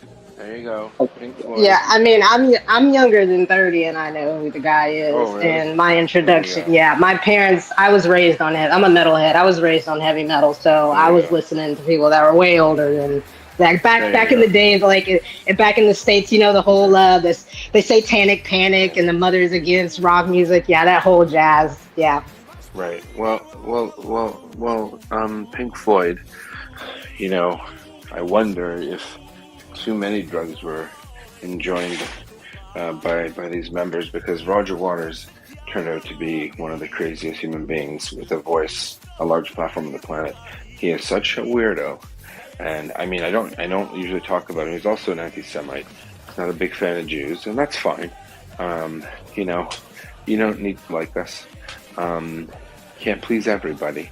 But I don't bring him up, and he's pretty anti-Ukraine, and he's been babbling. But because he's also a big anti-Semite, I tend to not bring him up, because I don't want to make it personal. It's not personal. It's not about him, hating me as an individual. But I just can't help it. He wrote a letter to Zelensky's wife, an open letter, possibly the most disgusting, the most shameful piece of garbage, dreck, that I've ever read. He literally speaks to her in the most disrespectful tone, refers to her husband as her old man, and tells her to tell him that he should honor his agreements and his election promises, and he should make peace for the sake of Ukraine. Never. I mean, gosh, I wish NAFO set their sights on him with memes and ridicule. Obviously, not breaking any terms of service with Twitter, but that person needs to know that there's an army, a legion of people who support Ukraine, and no, they don't think that Ukraine should roll over and allow the Russians to commit genocide and rape and murder just because a washed out, messed up individual thinks that he has some moral right to tell the wife of a president of a country experiencing genocide that he should just roll over and accept Russian domination. It's very sick. And you know what? He's not a nobody. In my mind, he is. But he's someone with a huge platform. And if you didn't know better, you might listen to him and think what he has to say is important. Maybe he should give guitar lessons to children without fingers that were blown up by Russians, and then see how funny he is and what a big mouth he has. then. So, yeah, all right. I just wanted to rant over, but I do want to this is someone with a ginormous, it's not just Twitter. People listen to him from near and far. I checked his Twitter profile. He's got 500,000 followers, but he's a very big figure in the Amnesty community as well. By the way, Amnesty International, great group of weirdos. All right, I'm gonna get mad, so I'm just gonna stop and I'll pass it to you guys. Woosah, Yehuda, woosah. I am not Yeah, and sure also, the can I order. just, sorry. Hang on, we've got a Sorry. ton of hands up. I want to be conscientious of everyone else's time as well. Bloke, I don't know if you had the hand order. I rebooted, and we've got Lisa, Daniel, Martin, Skykiss, and Spring. I had to reboot too, but I think it was Baza. And then Yeah, Baza's down on row 4. We have a row 4. Baza, go ahead. It's a madhouse. It was Baza. Yeah. I just wanted to say that the site this morning was really enjoyable. It was like the military dream team today. So it was riveting listening to Yehuda and Chuck and John Spencer and I've forgotten the name of the guy from Portugal, but it was absolutely brilliant. Nuna. Yeah. Nuna, yeah, and most probably he only needed one more, which would have been Mick Ryan, and you've got enough for a basketball team. Just as a comment, one of the things that really shines through in that discussion today is that the military guys really have a respect for history and understanding what's gone on beforehand and maybe how it should be applied to present conflicts. And I just wish that some of our politicians had enough foresight and enough knowledge, and they did the same thing. Well, Yehuda is a military officer, so if he wants to jump in on this, I'll be happy to cede the floor. But at least here in the U.S., copious amounts of reading are a prerequisite for becoming a military officer, and unfortunately, the same cannot be said for elected politicians. Well said. But it's not just about the reading. It's about the fact, and this is one thing that I come across. I see this often, and it really drives me bananas, where people seem to have the impression that people are in the military and they want to go to war and stuff like this. And it's not that. It's you do this for the people you love, right? You do it because it's a service to the people you love. And that's what a lot of politicians don't understand, and a lot of other people don't understand. And it's really a service. Thanks, guys. Sorry, I missed that. He was just thanking us. Okay, in the order of hands, who have we got next? I must admit, a lot of people came up at once between... If you weren't the next speaker, put your hand down really quick so we can limit our list and then throw it right back up.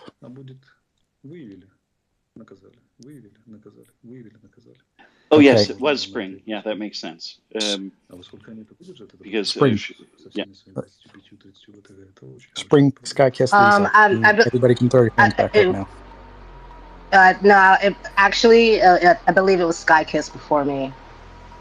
Skykiss it is. Yeah. All right, I'll be very brief.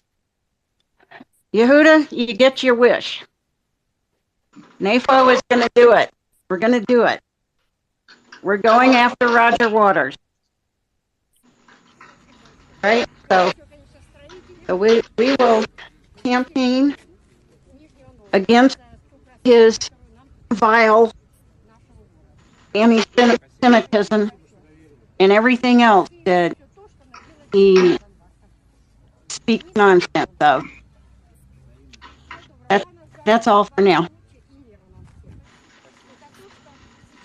Well, a washed-up musician who used to be somewhat notorious around the world is probably craving attention, but I don't think this is the kind of attention he was looking for, and I'll be happy to help with the dog pile. Yeah, well, he was the my least favorite, my favorite band for a really long time until they did Animals, and he had total control of Animals, and it's got some great musical interludes, and that's really all about his bandmates, and they are all stellar humans. So he's not, and that's why they split. They split up because he was such a jackass. And it's Well, pretty common nothing's knowledge. changed on his end, I can see. No. Okay. All right. So I will gather the team together and we will flog him. Article 5 him for the nonsense he's pronouncing. Exactly. Thank you. Can you go after Kevin Zerbo as well while you're at it? Oh, that guy's a waste of time. Well, yeah, he is. He's yeah. All those washed up artists, musicians, actors, no. People who have a platform, and he built a pretty huge platform, right? I mean, and I had absolutely no wish to go see his shows. They come to town, I'm like, huh. Now David Gilmour, on the other hand, yeah. Okay, let's go Lisa, Spring, and Daniel. We're finally getting worked through some of these hands. Thank you, Sky Kiss. I was trying to put my hand down when you said, because I wasn't first, but I had my hands in the popcorn. So, pardon me. But, hello, everybody. Good morning, good afternoon, good evening, whatever time of day it is. Ryan, I wanted to ask you, did you happen to make mention of that little thing I sent you? Oh gosh, I have been buried in DS. I know you sent me something 9 hours ago now that I look back at it here, and things move kind of fast when you're in the co-host seat trying to do 3 things at once with 2 hands and a phone screen that's much too small. But So you're forgive me. Okie from Muskogee. You should be able to do that. No, ma'am, I'm not from Muskogee. I vehemently refute that statement. I'm just teasing you. Let's I'm leave an the Okie, but I'm personal. not from Muskogee. Let's keep the personal and jokes or personal things. We got 2 other hands, Lisa. You got a question for us? Oh, well, can I share what this thing was? I mean, I just think it goes along with what is Russian. Is that okay? Yeah. Okay, so I sent Ryan this message, and maybe somebody else saw it too. But it was like 9 hours ago, and it was the defense of Ukraine. And it says, it is clear to us why, under the pressure of our military, the Ruskies leave behind their weapons and ammunition when fleeing. This is always the case. But to abandon a washing machine, a trophy won with so much effort, we will never understand this. And it says at HROMAD Homatska UA. But I just thought that was very humorous. Sometimes when we have such dark things going on, once in a while you need humor to get past those things. And I'm done. Thank you. Thank you, ma'am. Spring and then Daniel, our top 5 favorite Romanian. Right on. Hello. Good morning, good evening, afternoon, where we're at. Hold on, I'm walking outside. All right, so I just want to touch on a couple of points because the conversation was gone so long.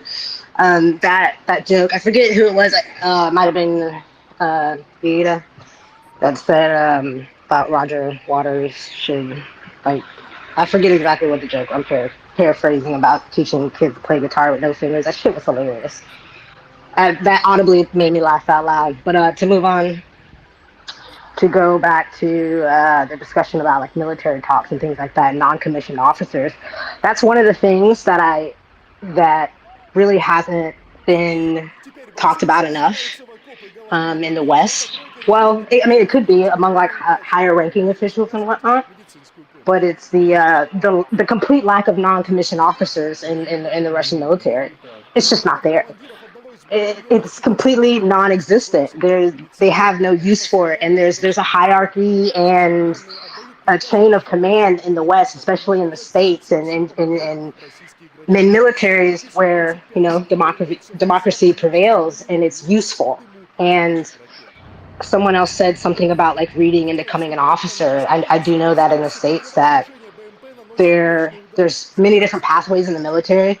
You can enlist straight out of high school, but you would be an E1, or you can graduate high school, go to college, get your degree, and then join the military, and you have a quicker pathway to becoming an officer. So you skip the whole E1, E2, E3, sort of the the rank and file and whatnot like that. And also another thing that someone else was saying is that like it's about like values, and it's important to our families and the people that we love. For a lot of people in the West, especially in the States, that is very true. But then there's also people that are like uplifting themselves out of poverty, that want routine and stability, that need discipline in their personal lives, and they recognize that, and they want to rise to the occasion to better themselves, to be better human beings. Because in the US military and a lot of like European militaries or even Australian militaries, they don't take no shit. If you're fucking up, like people are gonna know, and you're gonna be punished accordingly for it. And I'm sorry for my swearing. This is just how I talk. But it's one of those things where it's like you're going to learn how to become your own person, to think for yourself, but also follow commands and obey and do what you're told. But at the same time, it's like there are like both spoken, unspoken, written and unwritten rules to our the Western world's military culture. Like if you're being treated unfairly, like if you're being treated like shit, like if you see something that is definitely not right, that goes against protocol, that goes against like the overall rules, depending on whatever you might call your rules in your country in the military, that there are ways to address that situation and let the proper higher chain of command know, so that it could be rectified. And it might not always be difficult, because different situations are difficult to address depending on what the circumstances are. And that's totally non-existent in Russia. It really is. And I don't feel bad for them at all. I really don't. They brought that upon themselves. They've had decades to fix that shit. They've had decades to rise to the occasion and get their shit together, and they did. It's a horrible military culture, and it shows on the battlefield in Ukraine. Like we all see it, we all know it, and it's here in the light, and we're shining a light on like the darkness of like how fucked up it is to be in the Russian military. Not only that, it's not the Muscovites, it's not the people from St. Petersburg, it's not the educated people, it's not the people making good salaries and driving. Plenty of them at the officer level as well. I'm not saying that there's not. I'm just saying the majority of them are ethnic, like coming from like the far reaches of Russia. The majority of them that are trying to pull themselves up out of poverty, and it's a genocide on two levels, because Russia is still that genocidal imperialist sort of nation that is, they're committing genocide against Ukrainians, but then also they're throwing, all this meat, all this ground beef, all this ground turkey, like all this ground chicken into the fucking cannon of their ethnic peoples, and they don't give a shit. Spring, I'm gonna have to mute your mic if you keep on swearing, right? We're really trying. Oh, I'm sorry. Okay. I'm sorry. So all right, yeah, I'll dial it down. So yeah, I'm gonna wrap it up. So then, yeah, with that being said, and then moving on to the next point that I wanted to talk about as well, is that there is a new report coming out, or did come out, about Ukrainian cybersecurity, and it's awesome. Their cyber security capabilities have improved beyond Russia's capabilities. And then there was also another report as well saying that the way that the Kremlin and Putin and like their higher ups are framing it, the word cybersecurity in their language, it wasn't there like in writing or it wasn't in spoken. They're calling it an information security space, and so that might throw the West off a little bit because we call it cybersecurity. We know what all that It entails. doesn't. It doesn't throw the West off at all. We have uh, plenty of linguists who are more than capable of translating whatever their lingo I is. I I know, but I'm not talking about just like linguistics in general. I'm just saying that for people looking into the war from the outside that might not be in those positions of cybersecurity, it might not be in the military, and are getting outside information that they're like, and but also from verified sources as well, they might be thinking like, okay, how am I going to think of this like in the wider scope as well? So it's very interesting. And then there's also like the verifying of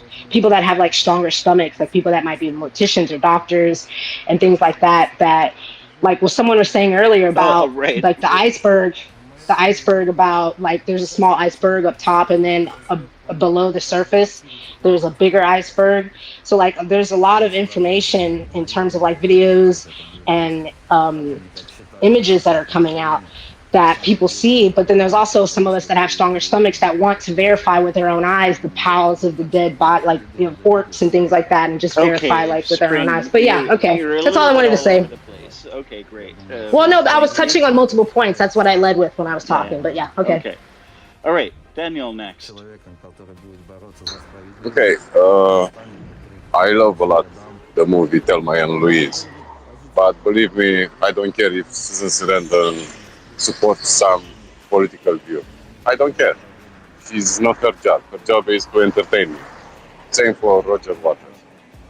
If he have a problem because Zelenska looks very well after 19 years of marriage, it is his problem. What I have a problem is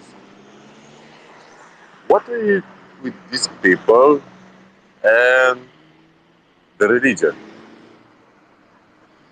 Yehuda religion. What is this triggers them? What is them so much? I do not understand. Uh, you are, I don't know, Syrian, Libyan, Egyptian. If I enter in contact with you, always you are triggered and say Israel is apartheid state. In that moment, I look at you and I say, what? What is their problem? I cannot understand. It's useless. I saw some people here saying some anti-Semitic comments, and I asked them, how many Jews do you know? In my city are 57, and they're all old, very, very old. And how can you be afraid about someone you don't know, don't feel, don't?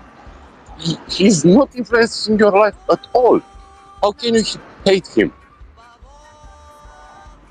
Is a very sensitive topic, always.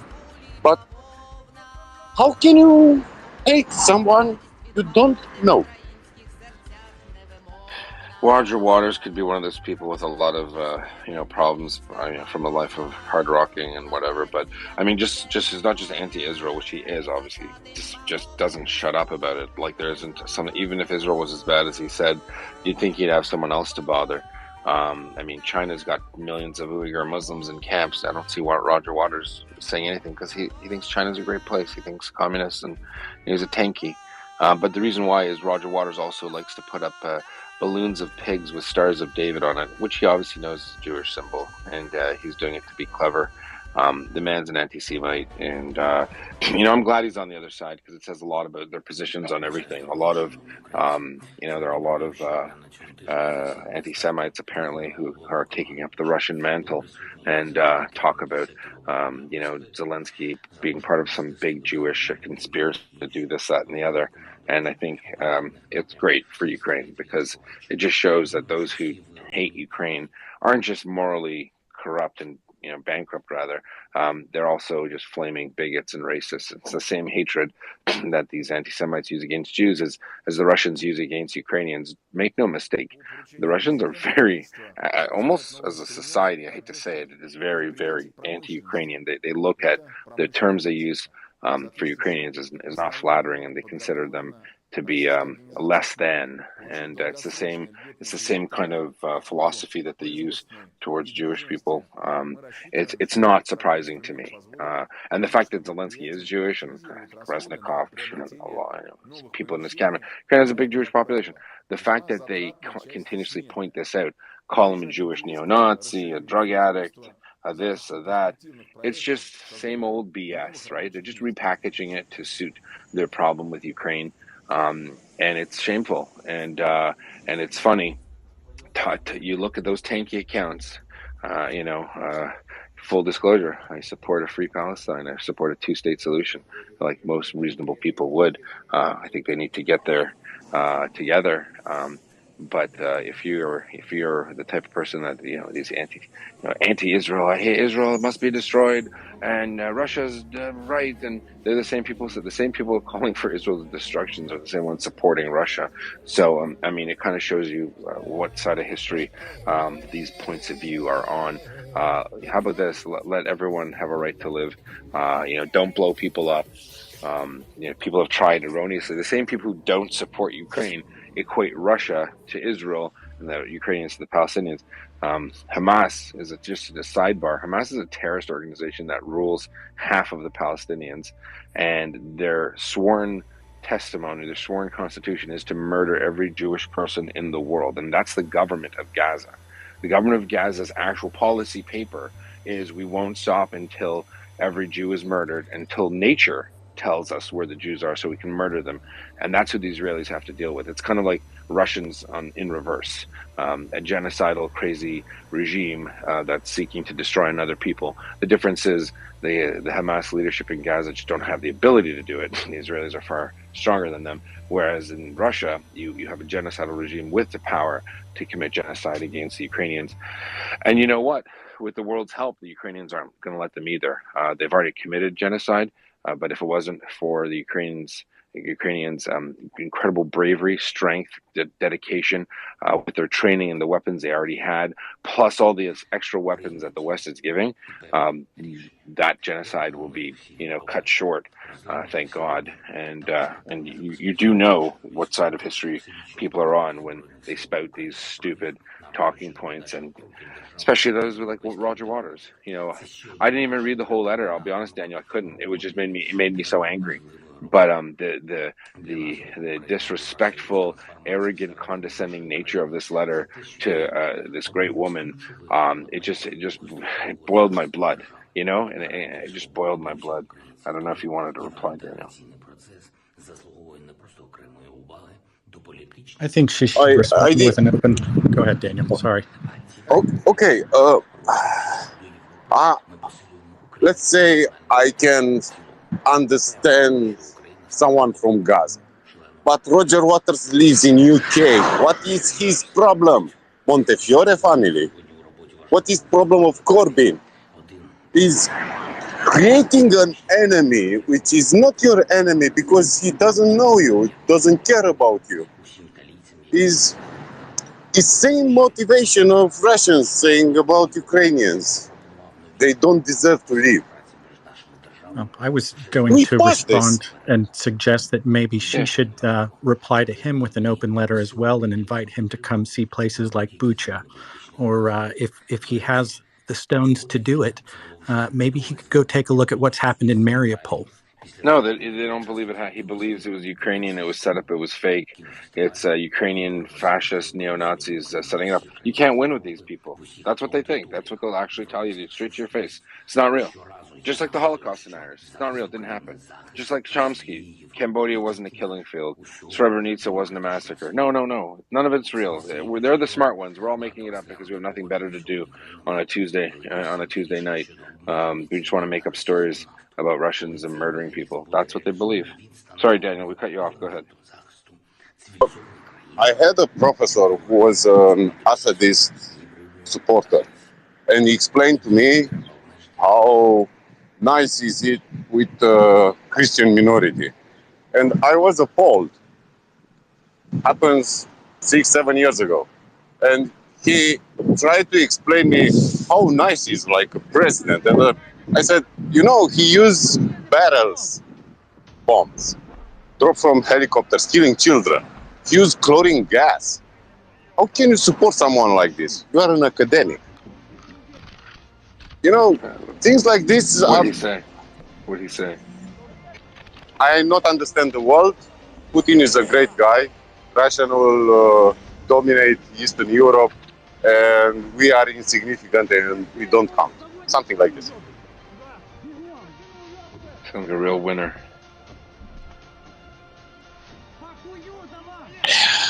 Why our minds need some enemies? Why we need to put people like he deserves to die, he deserves to live. He's a good guy, he's a bad guy. We all are good and bad. We all make mistakes and good things. Doesn't care if you are black, white, Jew, Christian, atheist. Who cares? We must live together. This is the Pacific message which people refuse to get together. Because you see, let's make peace. Oh, it's not good to have war. Don't arm Ukraine, don't give them money. The clear message is, if you think about someone is less human than you, then you have a huge problem. And if an entire society, I don't know, music stars, we cannot make Roger Waters a small musician. He's a huge musician. Be clear of this. Like Corbyn was the leader of Labourist Party. But these guys go on bankrupt moral. And I'll never understand this thing with the Jews. What is their problem? Because also in our society, usually the right say we are a Judeo-Christian society. So they are good, they are bad. What triggers man to say about some people they are not good, they are a conspiracy, they are the people who lead the world? Where this stupid idea from the Secrets of the Zion, that old book written by Ochrana? Who cares? We delivered this after 45, right? Stop this. No more genocide. No more killing people. And we have it. Rwanda, Cambodia, and now Ukraine. Now Mariupol. It is... We're not learning. We're not learning. Is unexcusable. I think I this just want to point out that his anti-Jewish sentiment is more probably anti-Zionist Israeli occupation of Palestinian territories, which I know is a very controversial topic, but it's something that's very common among left, the very far left in most of our countries. So I don't think it stems from Jewish... Also, extreme right is on the same topic. Well, the extreme rightisms don't like the Jews. The extreme leftism feel like the Palestinians should be heard. Yeah. So I think those are the two differences. I'm going to jump in there now. I'm not going to take that as a comment. So anti-Zionism is anti-Semitism. There's no debating. You might not understand it, and it's probably because you don't understand Judaism. What is Zionism to you? Zionism, go back to Jerusalem. What is Zionism? Is the occupation of or not the occupation. It's starting a country. Well, not in. There were other people living in the land at the same time. I'm not trying to say that Israel is wrong. I'll just no. You can say Israel is wrong. They have certain government policy that's wrong. Let me explain it real quick. Do you support if a black American wanted to go back to Africa and say, that's where I come from, this part of Africa, I want to live here? Do you support that? Is that a fair thing to do? Is he displacing other people in the same time? No, he's buying his land back. Is he integrating it?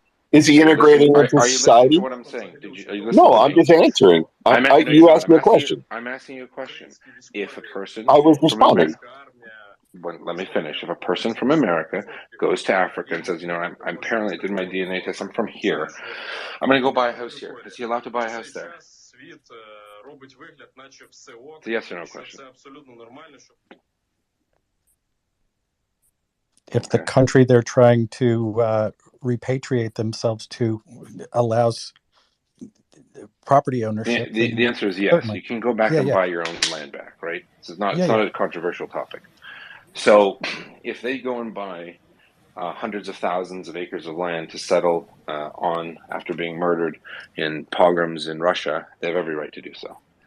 That's Zionism. Zionism is the self-determination of Jewish people to live in their ancestral homeland, full stop. If you don't like Israeli government policies, that's another thing. You could say, I don't like American government policies, but you support the creation of a state where there's freedom. And obviously, didn't work out for blacks in the beginning, but they fixed that, right? So they bought all the land that they currently Israel is on. No, they were invaded, so they wanted. Hold on a second, bloke. Just give me a second. Can you just co-host me, please? So, no, but you didn't even know that they bought any land. So, I knew they bought land. Well, Hang yeah. on, How Bill. much did they buy? Let him finish. How much did they buy? How much did they buy? How much did they take? How much did they buy? Stop playing games. A simple question. I'm asking you a question. You know the answer to that. I don't have it off the back of my head. I would have to Google So it. you don't know. So, dude, if you don't know, hey, So explain to me. Explain to me what I don't know. To you. Oh God. Well, I'm not going to do it too long because I don't want to bore the crowd.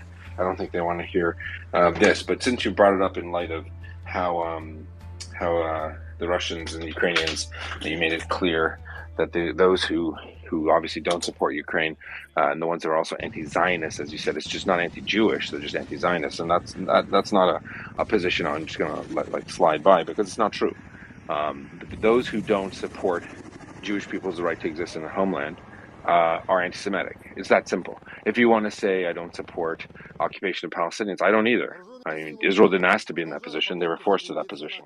So it just shows a very big disconnect between reality and what you think. So I don't know if I can help bridge that gap or make that. So do Palestinians not deserve to live in their ancestral I'm not homeland? sure I can make that gap smaller for you, but I'll do my best.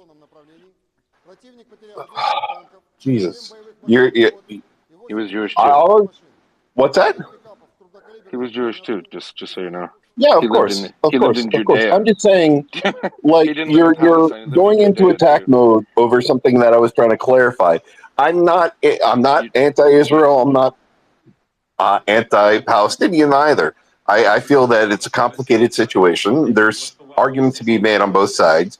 You are speaking all the talking points of the far right Israeli government. Wow, that is currently in place. Yeah, that's first of all, there is no far right Israeli government in place. It's a left wing Yehuda, government. So you don't know what you're talking about. Yehuda, can I help out for a second? Yeah, sure, go on. I'm a left. Some would say far left. Israel or Israeli Canadian. I should say I was born here, but immigrated to Israel. And I do support a two-state solution. I hope that we can come to some peace. I don't. This is way off of Ukraine, and I hope to bring it back. Also, I do agree with Yehuda that a lot, if not most, of anti-Zionist rhetoric is basically cloaked anti-Semitism. Simple as that. It's like, we have, if we don't have a place to live, we don't have a right to exist. If we don't have a right to exist, you're saying you want to kill the Jews. End of story. In my eyes. So and by the way, And by the way, Bill, don't talk over me. I'm going to be firm with you right now. I'm not actually far right, and I'm not from Israel. However, I have a functioning brain, and I'm not an idiot. That kind of gaslighting to try to say that I'm only saying this because I'm a talking points of the. First of all, you don't even know what you don't even a man so interested who wants to clarify an opinion for a room full of strangers who doesn't even know the government of Israel. It's a little bit rich in my estimation. So if you don't know, then don't say. It's just that simple.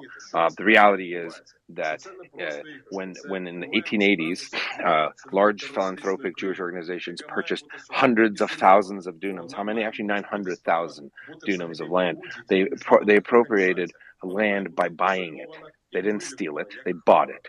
And they bought swampland at prices 4 or 5 times higher than market price. Why? Because they drained the swamps and put a bunch of Russian, Ukrainian, Polish peasants who were Jewish. They said, if you want to go back to your homeland, we'll help out. The British government gave crown land, not owned by anyone, crown land to connect the dots. The Arab governments at the time first supported Israel. And now, obviously, you don't know your history because a neo-Nazi, in fact, a Nazi general named Haj Amin al-Husseini, who was the general in charge of the Bosnian SS Nazi division, took over the leadership by killing the peaceful Arabs and then attacking the Jews. Thus, the conflict began. So if you don't know that part of history, you don't know anything. And furthermore, in 1967 or 1948, when combined armies attacked Israel and lost a war to Israel, Israel was entitled under international law to the borders it stopped at. And that is the pre-1967 boundaries. In 1967, the Arab nations again attacked Israel with the sole purpose of annihilating them and creating a second Holocaust. The Israelis didn't die, kind of like the Ukrainians. And so the Israelis won the West Bank. Big problem, there were 2 million Palestinians in there, or Arabs of Palestine mandate. So I'm not going to get into the history lesson here. I've given you a little brief thing. Anyone who's a reasonable person knows that it's not good to have to rule over people that don't want you to rule over them. The Israelis know better than you, and they don't want it. Now, are there nut jobs in Israel? For sure. There are nut jobs in this room. All right? In this space, there are nut jobs. But it doesn't mean that you can tell people who might not know that anti-Zionism or these people who are anti-Semitic, they just really hate Zionism because Zionism is occupation. You actually define Zionism as occupying Arabs. Shame on you, because Zionism is very much the core of Jewish philosophy. And I'm not talking about modern political Zionism, but every Orthodox Jew, as Donnie will tell you, will pray to Zion about 40 times a day for the last 3,000 years. If you've ever wondered why Jewish people around the world gravitate towards Israel as a spiritual home, it's because it's in our prayers, it's in our customs, it's in our culture. Almost every Jewish holiday is centered on the land of Israel. Whether it's planting trees, whether it's a harvest, it's all on Israeli time. There's a reason for that, because it's ingrained in Judaism. So you can hate the Israeli government, you can think they suck, you can think the occupation sucks, which it does. But to say that Zionism isn't the right for Jewish people to have self-determination, it would probably paint you to be an anti-Semite. And I know you wouldn't want to be labeled that, because it's not nice, and I hope you're not. But furthermore, I will add this. What does it have to do with Ukraine? The same people that say that Jews don't have a right to Israel are the same people that say that Ukraine isn't a real country. By and large, you're seeing it more and more and more, that people say Ukraine is part of Russia. Russia has every right. And not only does Russia have a right to Ukraine, the Ukrainians are the racists. They're attacking Russians. It's not true. And I think that's all we're going to say about that. I think that the conversation in this room should be dedicated more specifically to Ukraine. However, the anti-Semites who are attacking President Zelensky and his wife are the same ones that say Israel has no right to exist. And they're the same ones who say Zionism is racism. It's certainly not. And it's very much a part of Jewish life. You don't have to support a state of Israel. Yehuda, and they're the same ones that say that Ukrainians are Nazis, number one. Number two, so number one, the same ones that say Ukrainians. And I don't know Yehuda. I've never met Yehuda. But we came together on February 22nd, I think. The first day I was here was 21st or 22nd. And we gravitated towards the space. We started listening, and we started reaching out to each other, and we started realizing we have a mutual cause, which is anti-Russian imperialism, because we, as refugees from anti-Russian imperialism in the West, Jews, are anti-Russian. I mean, are refugees from Russian imperialism. Okay, why there are so many Jews in North America? Why there is almost as many Jews in North America as there is in Israel? Is because there are more of Russian. More. And not only that, how many Russians are there in Russia? I mean, how many Russian Jews are there? I think there's 160 Russian Jews left that are in Russia, not in Israel. 160,000 or 1.6 million, you mean? Not 160. No, I think it's like 160,000. 160,000, yeah. Look, so the same people who accuse Ukrainians of being not neo-Nazis are the same ones that also say the Jews committed the genocide in Holodomor. It's a big trope on the Nazi side, and those are the same people that say that the Zionists are evil, this big evil force. Zionism is simply the right to self-determination. How it gets done, how whatever you want to call it. That you can criticize tactics, but you can't say that out of all the people in the world, there's just one group of people that don't deserve to be living in their homeland as indigenous people. You wouldn't say it to the Native Americans if they were picked up and thrown in China and they came back to buy their own land back. You wouldn't say that's the colonialism. You would say that's the people returning to their land. Well, there's a reason why Jews are called Jews, because the name comes from the country, Judea, Yehuda. Does that sound familiar? It's my name. It means Judea. All right, so you can't separate Zionism from Judaism. You can say I don't like Israeli policy. Fine, I don't. I had to listen to Benjamin Netanyahu be the Prime Minister of Israel for God knows how long, and I wanted to throw up in my mouth every time I saw his face. I can second that. You know what I mean? It's a total clown, populist, whatever. And right now, Yair Lapid is the Prime Minister of Israel, who is as left as they get. So, anyways, I'm not going to beat up on you. I just wish you hadn't said that. I guess, you know what? Out of fairness, Bill, go right ahead, and then we're going to go on to warmer climes. So I just want to say, like, the whole point of conversation is hopefully to maybe convince somebody in these spaces, and I agree with you 100%. I apologize if my language was crude. All I'm trying to do is trying to explain why Roger Waters was a whack job. And he's believing, and you're right, people who use the words anti-Zionist are by and large anti-Semites. There's a small percentage of people, probably in the same branch of liberalism as Agnes from Amnesty International, that believe that at their core that's the right thing. But the majority of them are just anti-Semites who just plainly dislike the religion. So I'm going to stop there and just say, mea culpa, my apologies. I'm listening. Listen, you brought a good point up. Amnesty International, the ridiculous. They are so insidiously anti-Ukrainian that you have no idea. I mean, what we heard and what we saw was the tip of the iceberg. This is not in those. And here's the truth. If you really want me to, I'll lay it down. I don't care if it's controversial. The same people who say that Ukraine are the victims of their own genocide, they're at fault.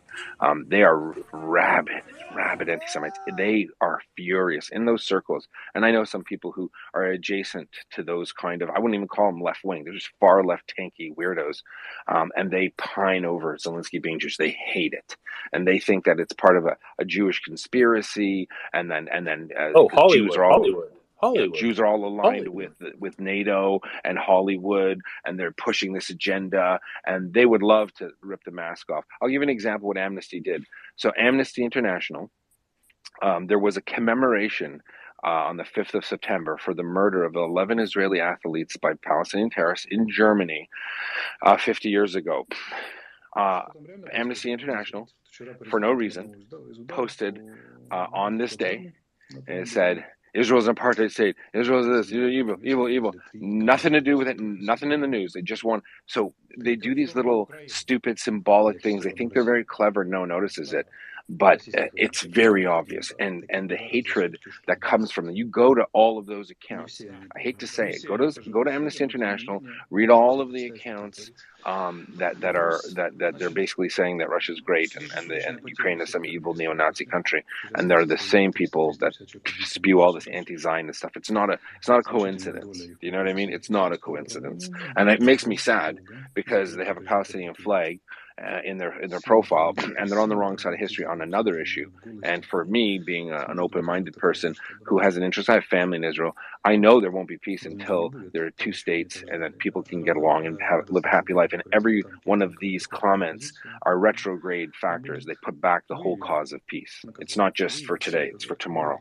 Anyway, great points. Thanks so much. And I think we will fly over Battle Moose and Martin, and then back to Bill. Oh, what did I just walk into? Poopstorm. No, I just wanted to point out that we were fed this tripe every single day about the neo-Nazi Ukrainians and the silliness that organizations like Amnesty, like Yehuda was pointing out, they pump this stuff out. I give you this thought experiment. Would it be possible in neo-Nazi Ukraine for a Chechen Muslim and a Jew to be in a trench sharing prayers together? And I remember the day, I remember the hour Yehuda sent that to me, and it brought me to tears. And I'm not Jewish. I'm not. I was raised Roman Catholic. However, I'm not practicing. And that the fact, seeing that those two cultures came together, and I go, oh, you know what? I have to give Russia something. I give Russia. You brought the world together. You brought the world together. Against you. And it's uniting cultures. It's uniting religions. Against these atrocities. And I think it's high time that these organizations realize they've been infiltrated by Russian talking points, and they need to suss them out. Before you, like Yehuda says time and time again, you need to realize what side of history you're on.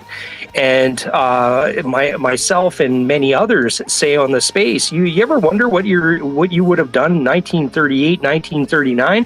Well, you're doing it now.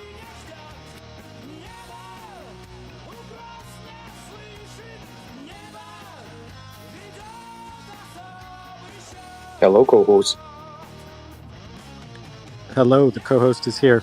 Mr. Moose, you made a great point. That video moved me. I am not a Muslim or a Jew or a Catholic, and I was taken aback when I watched that video. You're dead on center. I don't know that any country or any conflict could have united the world's religions and people who are not of faith in such a way that the atrocities Russia has committed in Ukraine has united people of across the spectrum and around the world.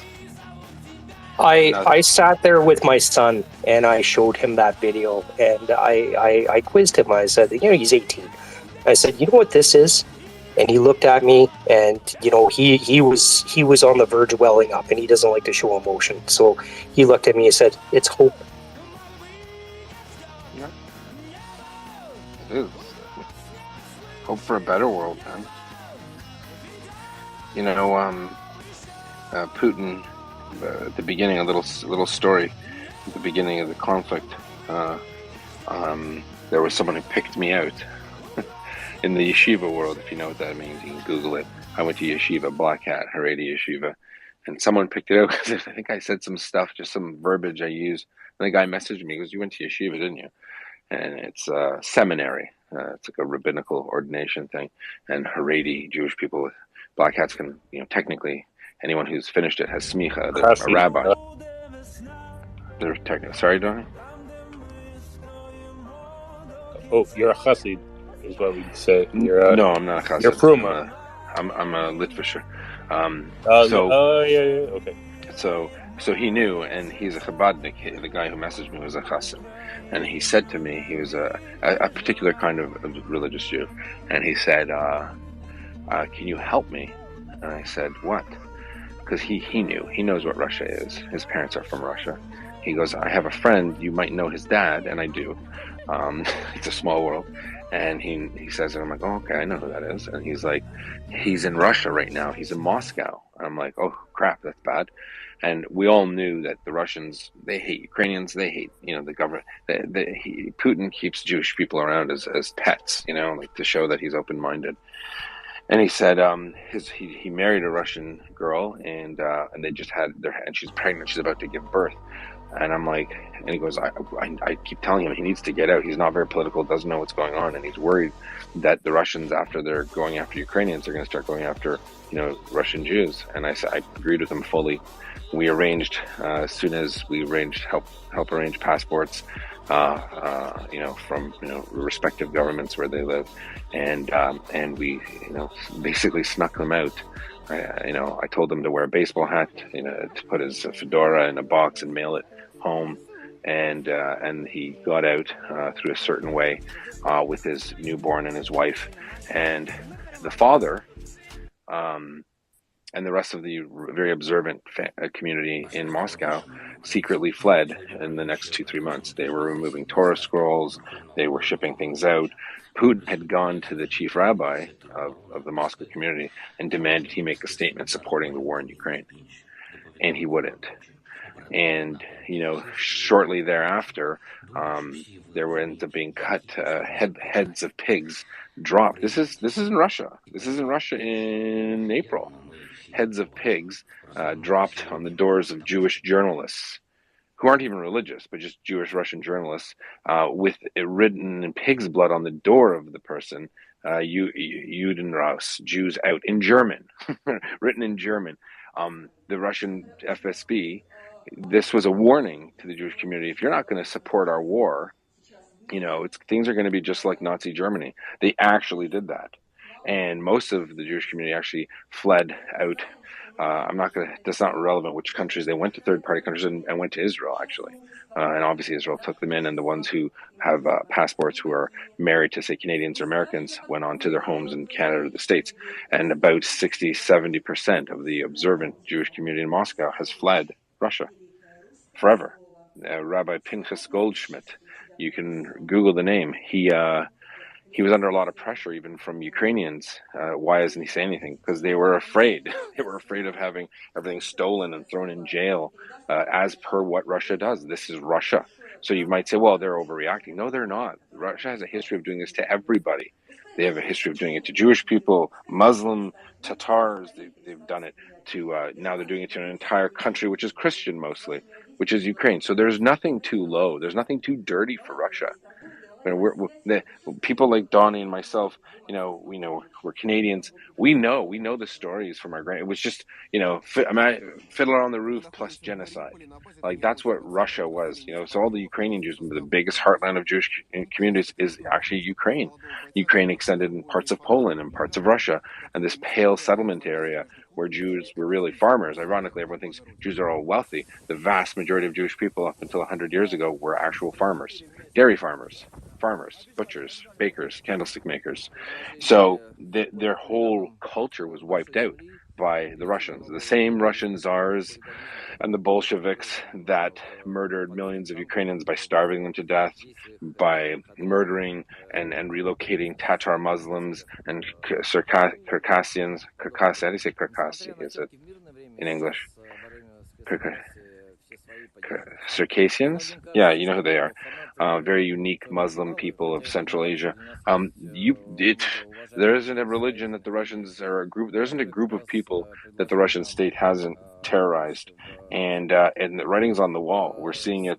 It's very prevalent. It's very, very prevalent. Don't kid yourself. This is part of a bigger policy that the Russians enact, and that is, total genocide of anyone they want. It's not even people that bother them.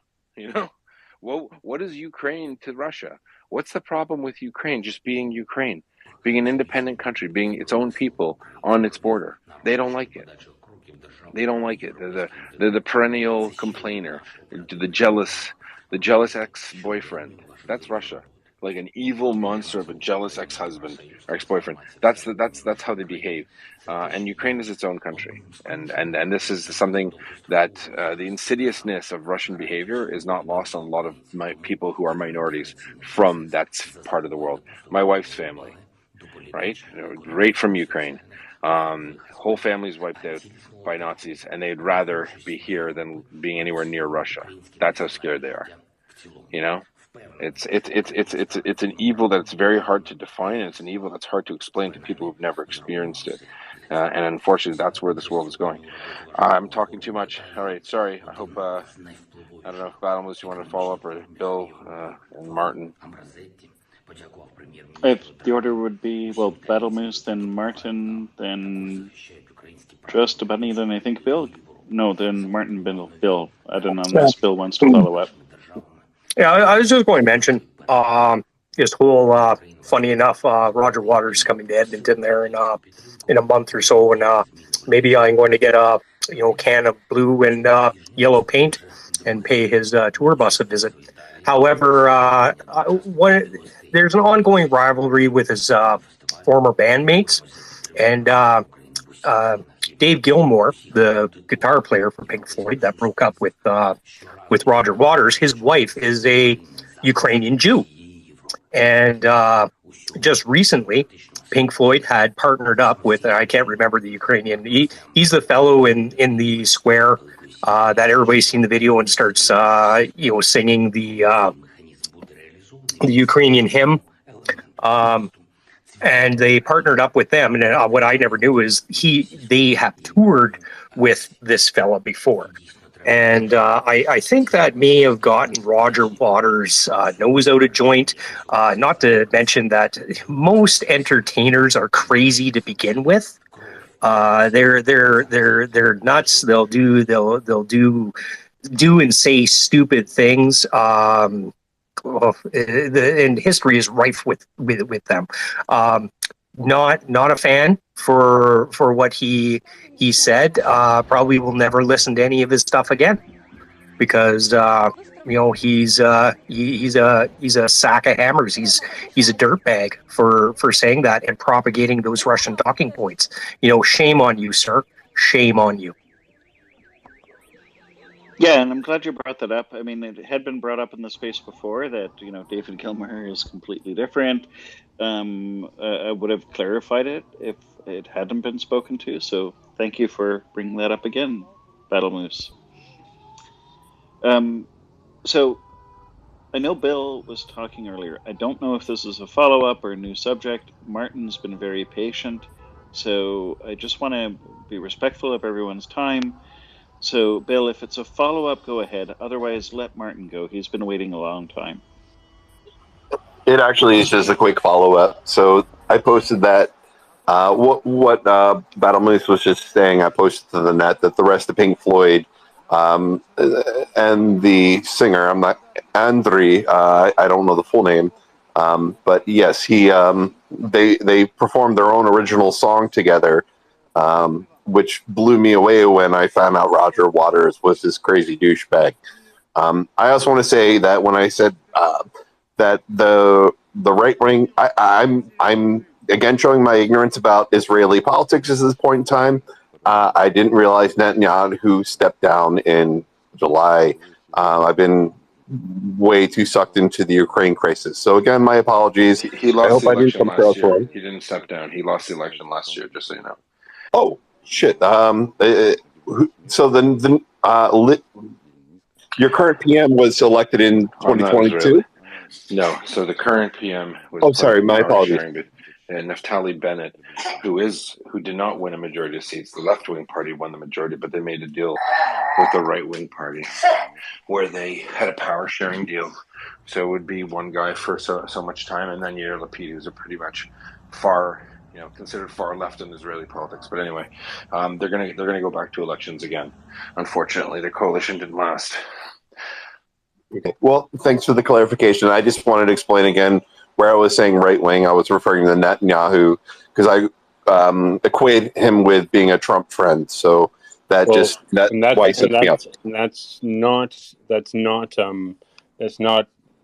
accident. it's at the same time when Amnesty went all anti-Israel, anti-Zionist, I should say. The same time Bush came into power, and as soon as Bush came into power in the U.S., the Jews were automatically right wing, and then so I left Israel in '96, and so basically when I left, I left after Rabin was assassinated, but I basically. The Jews are persistently blamed for the politics of one politician in a giant government it's always consensus. Like it's the most democratic thing you could ever fucking imagine in your life.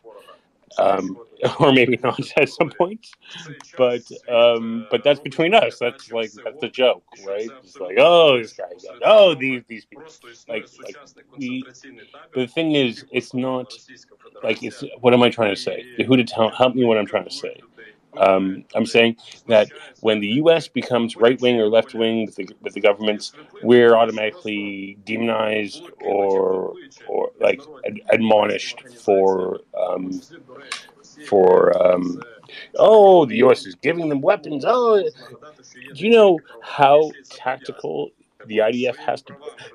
The IDF is probably responsible for the least amount of civilian deaths in the history of mankind in weaponry, because they have to be, because every anti-Semite, every anti-Zionist will say, hey, look at them Jews, they're killing people again.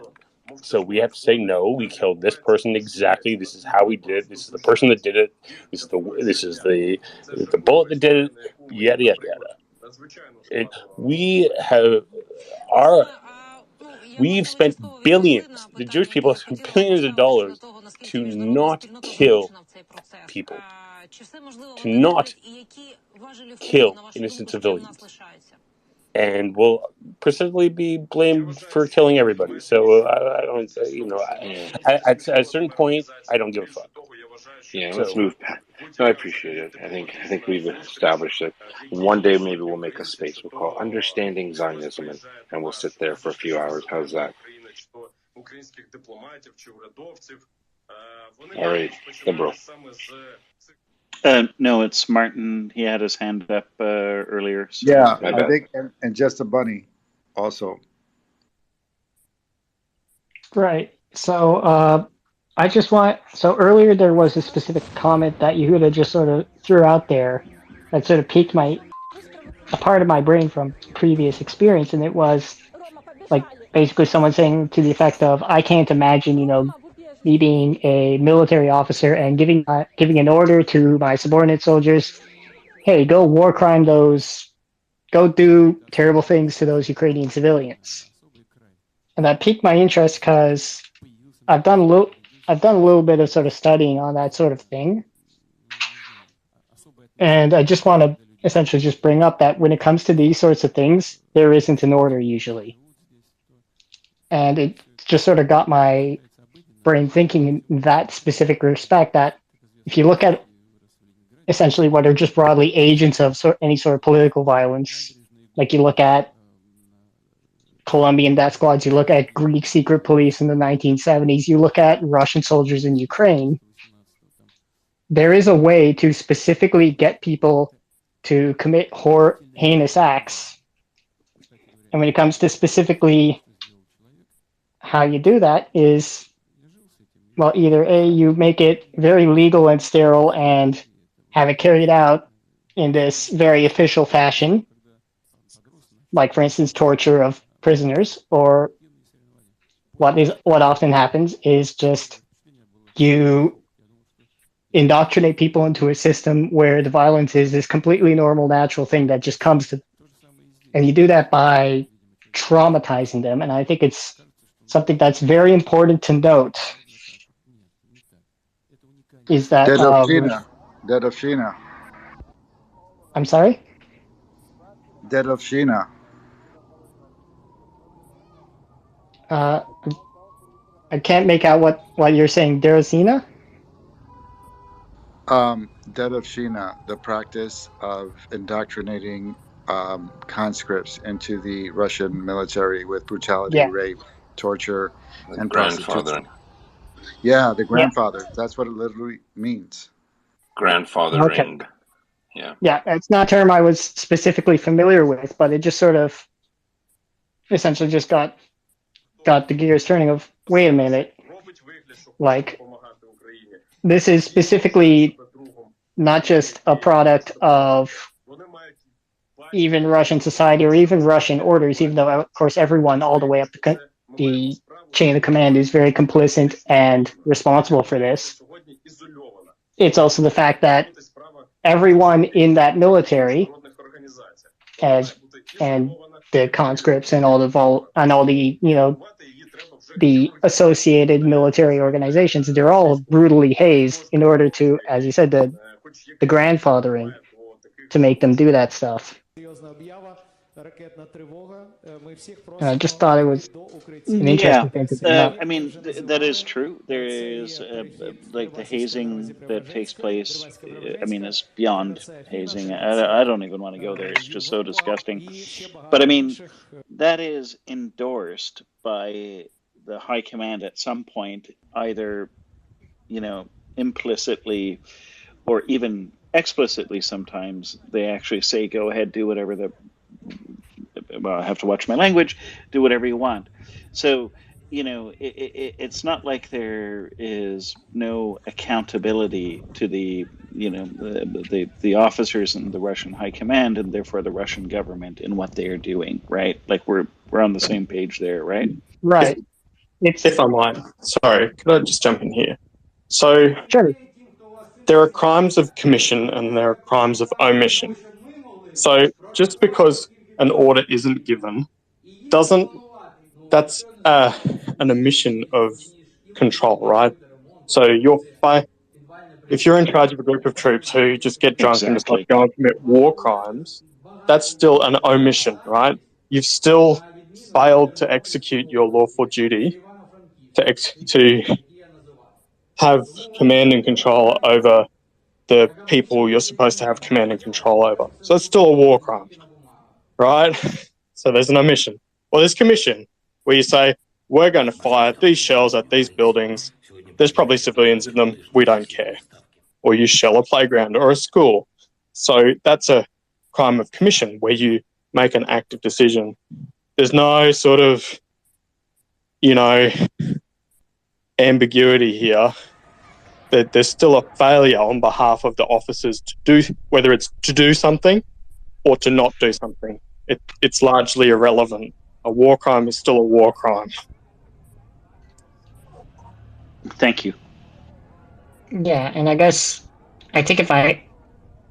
what I was sort of trying to get at, if I'm trying to remember even what my point originally was back when I first heard Yehuda sort of make that remark, it's really important to point out in this sort of war what exactly a crime of omission is, and to specifically make sure that we're not just talking about, like, it's not just that Russians rolled into a town and some commander said, all right, I don't want to, I want these civilians, get rid of the partisans, quote unquote, or anything along those lines. Sometimes it's just the soldiers roll into the town and they just decide to do that. And they make these decisions. Well, and it's important to talk about that on the individual level. I think the point that I was trying to make earlier, and that I think Alex was making, is that this doesn't change much in terms of accountability, right? Oh, of course not. Right. Okay. Of course not. I took a whole course on that, and it was basically emphasizing that not just the people doing the torturing are accountable, but the lawyers and the doctors are accountable even. Like, it goes all the way up. Okay. Yeah. Yeah. Yeah.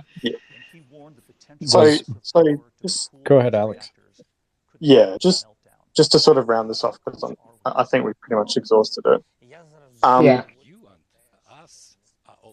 The reality is that even if you go in, so in your example, and the officer says, get rid of the partisans, there are still rules, laws, and regulations that govern how that might or should be done, right?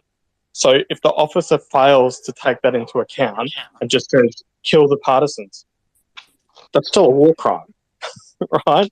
Doesn't matter. Yeah. So, and that's what I was getting at by act or omission, right? You can fail to do something and it will still be a crime, right? Yeah, So I think what I meant when I sort of said that, quote unquote, was that, like, in that case, kill the partisans as in a crime of commission of, I don't want to see anyone around here at all anymore.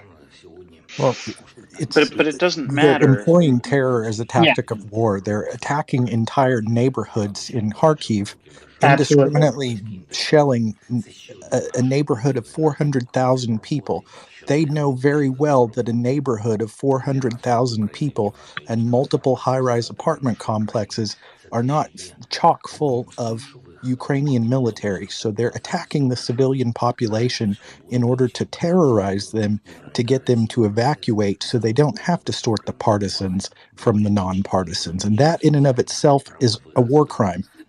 For them to see, the world knows that's going on.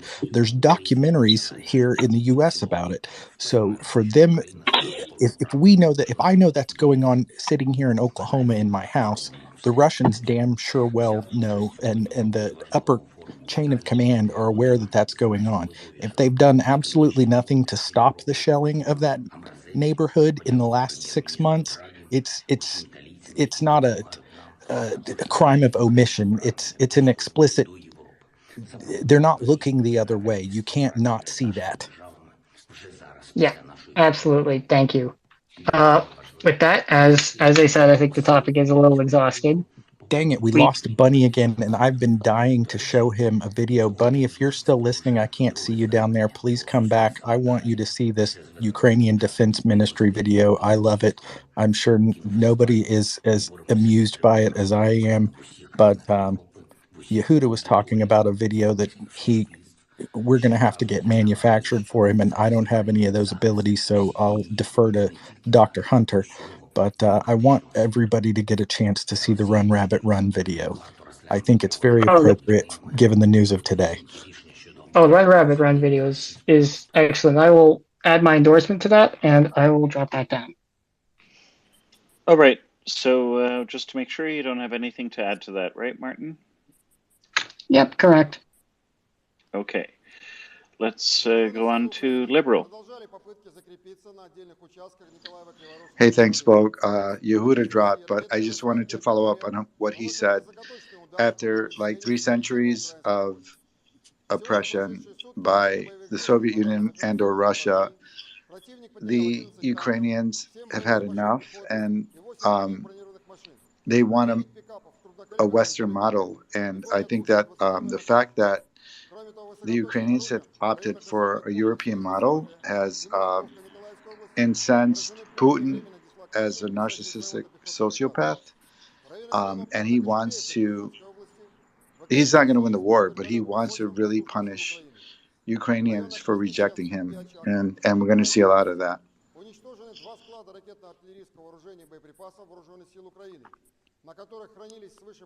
Well, their war crime mask really comes off when they're getting their ass handed to them. If you need an example of that, just look at what they did with Bucha when they were forced to retreat from there. I think that's when they really turned on the wholesale genocide of civilians in mass. Yeah, and I worry about her son as well, man. Same.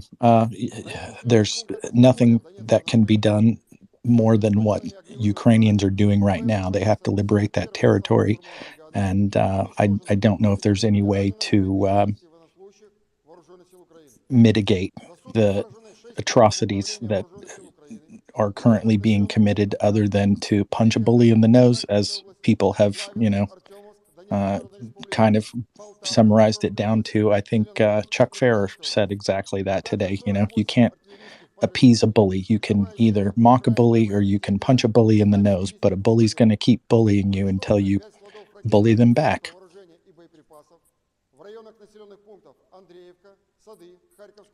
Prince, go ahead. I'm a little salty right this second. Not at Prince. Bunny has joined the space in the last 2 nights and has run off like a rabbit before I could get to talk to him and make sure that he has seen this video. And I don't even think he'll care. I don't know. Maybe having chosen a bunny for an avatar, he won't be nearly as amused by it as I am, but I'm going to make it my personal mission to ensure that he sees this. Prince, go ahead. It's always good to have a mission, Ryan. And it's a side quest, less of a mission, more of a side quest. Yeah, and well, okay, side quest. I said something to you the other day in jest, and I know you got it in jest, but Axel sent me a private message about it. And I said, Axel, just lay off. It's, I'm teasing Ryan. It's sort of a hobby. I sort of kind of, you're such a wonderful guy, and every now and then I just have to tease you because,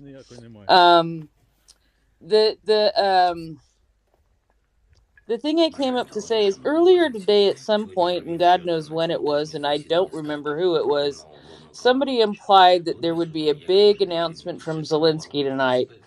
And I haven't seen anything on Twitter, but I believe that he is more active on Telegram, and I don't look at anything on Telegram. Has anybody watched his evening address, or is there any big announcement that I'm missing?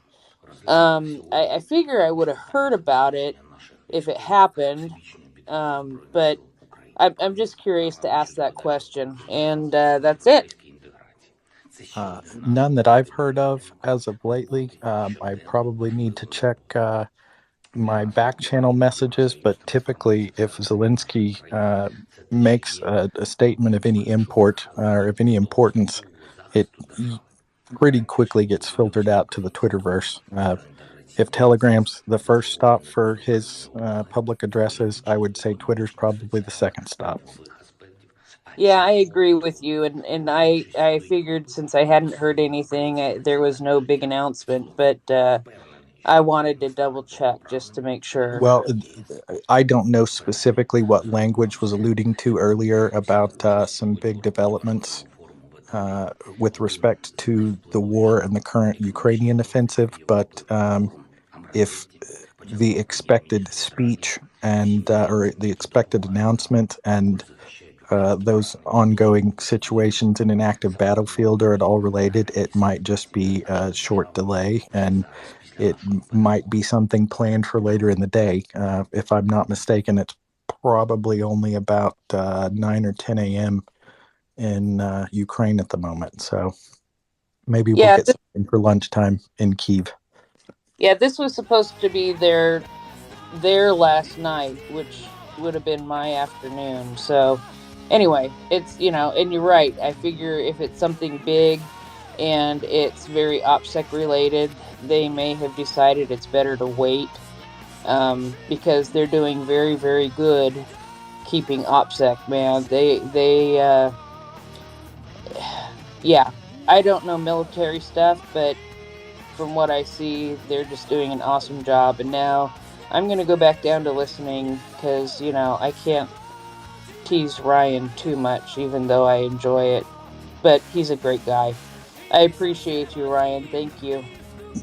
You're never going to hurt my feelings. I don't know specifically what you and Axel were discussing or referring to. If you want to DM me and refresh my memory, that's fine. But it's hard to offend me because I don't have many feelings. So don't worry about that. That is not true, Ryan. That is so not true. One of the reasons that I ended up liking you when you're co-host so much was I believe it was around Bucha or Irpin, and you said some stuff and you broke down in tears, and the emotion. I don't cry. My eyes sweat sometimes, but I don't cry. Yeah. Okay, your eyes were sweating really, really bad, man. We didn't issue Ryan any emotions, and if we did, I got to go check with the Maria Report quartermaster and let's turn make those sure off, he please. signed for them.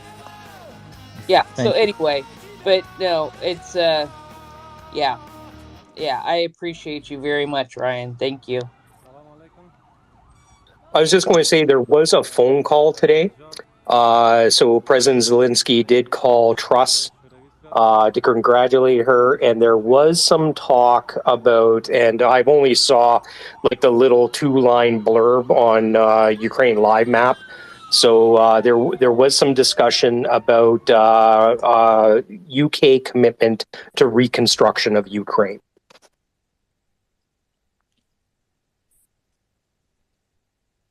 Well, and I also heard some rumors that he might be striking the opening bell on the New York Stock Exchange in the near future. I don't know if that was going to be like a virtual appearance or if he's traveling to New York for some UN speech. But whatever the case, I think it was an attempt to redirect some investment capital eyeballs towards Ukraine because they don't just need financial assistance in the short term. Ukraine, when it succeeds in fending off this Russian onslaught, will be a great place to invest money in the future. They're a rising star among European nations, and I hope to see them quickly ascend to EU member status and probably NATO status when this is all said and done. As people were joking around a few months ago, the way Ukraine has performed in this war, Ukraine won't be joining NATO. NATO will be joining Ukraine.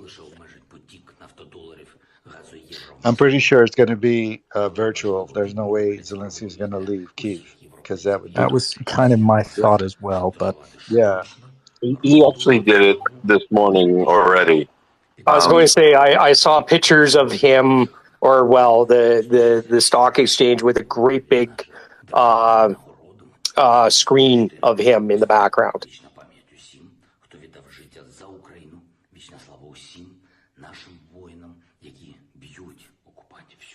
Yeah, I read an article earlier today that said what would have happened if Zelensky fled, and he didn't, and here we are now. I mean, it could have been a different paradigm. Just something to think about.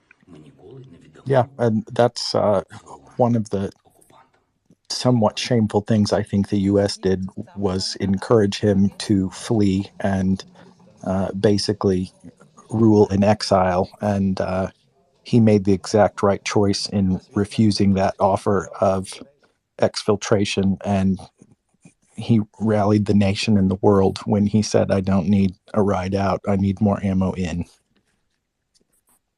And just really briefly, I posted in the Nest the actual ringing of the bell by Zelensky virtually, so you were all right about that. Yeah, okay. Just a minor point. If you do want to post to the Nest, we've run into problems before where people have just thrown stuff up. So please just DM the co-host so, we can check it out. Make sure it is... Well, never mind. Just make sure DM us first so that we can make sure, and we'll check that out. Okay. Yeah, we have really sneaky speaker requests sometimes, and they'll sit on the panel and say nothing, and then we realize they're populating our nest with either horrendous things or their NFT schemes or anything under the sun. Donnie, go ahead. Yeah, liberals comment about the what if Zelensky didn't stay and didn't say, I don't need a ride, I need ammo. There's a book but in the Robert A. Heinlein, Starship Troopers. It's a popular shoot 'em up, but it's more about fascism but the book is more. It starts with the what if Hitler won, and I feel in the future there's going to be science fiction regarding what if Zelensky. I'm hoping there's science. I'm hoping there's a novelist that poses the conjecture. What happens when Zelensky left, and 100 years from that point, because a lot of 1950s and 60s science fiction, Hanlon, Gwyn, Asimov, what have you, was communist, but it was Guy's communism, but it was conjecture and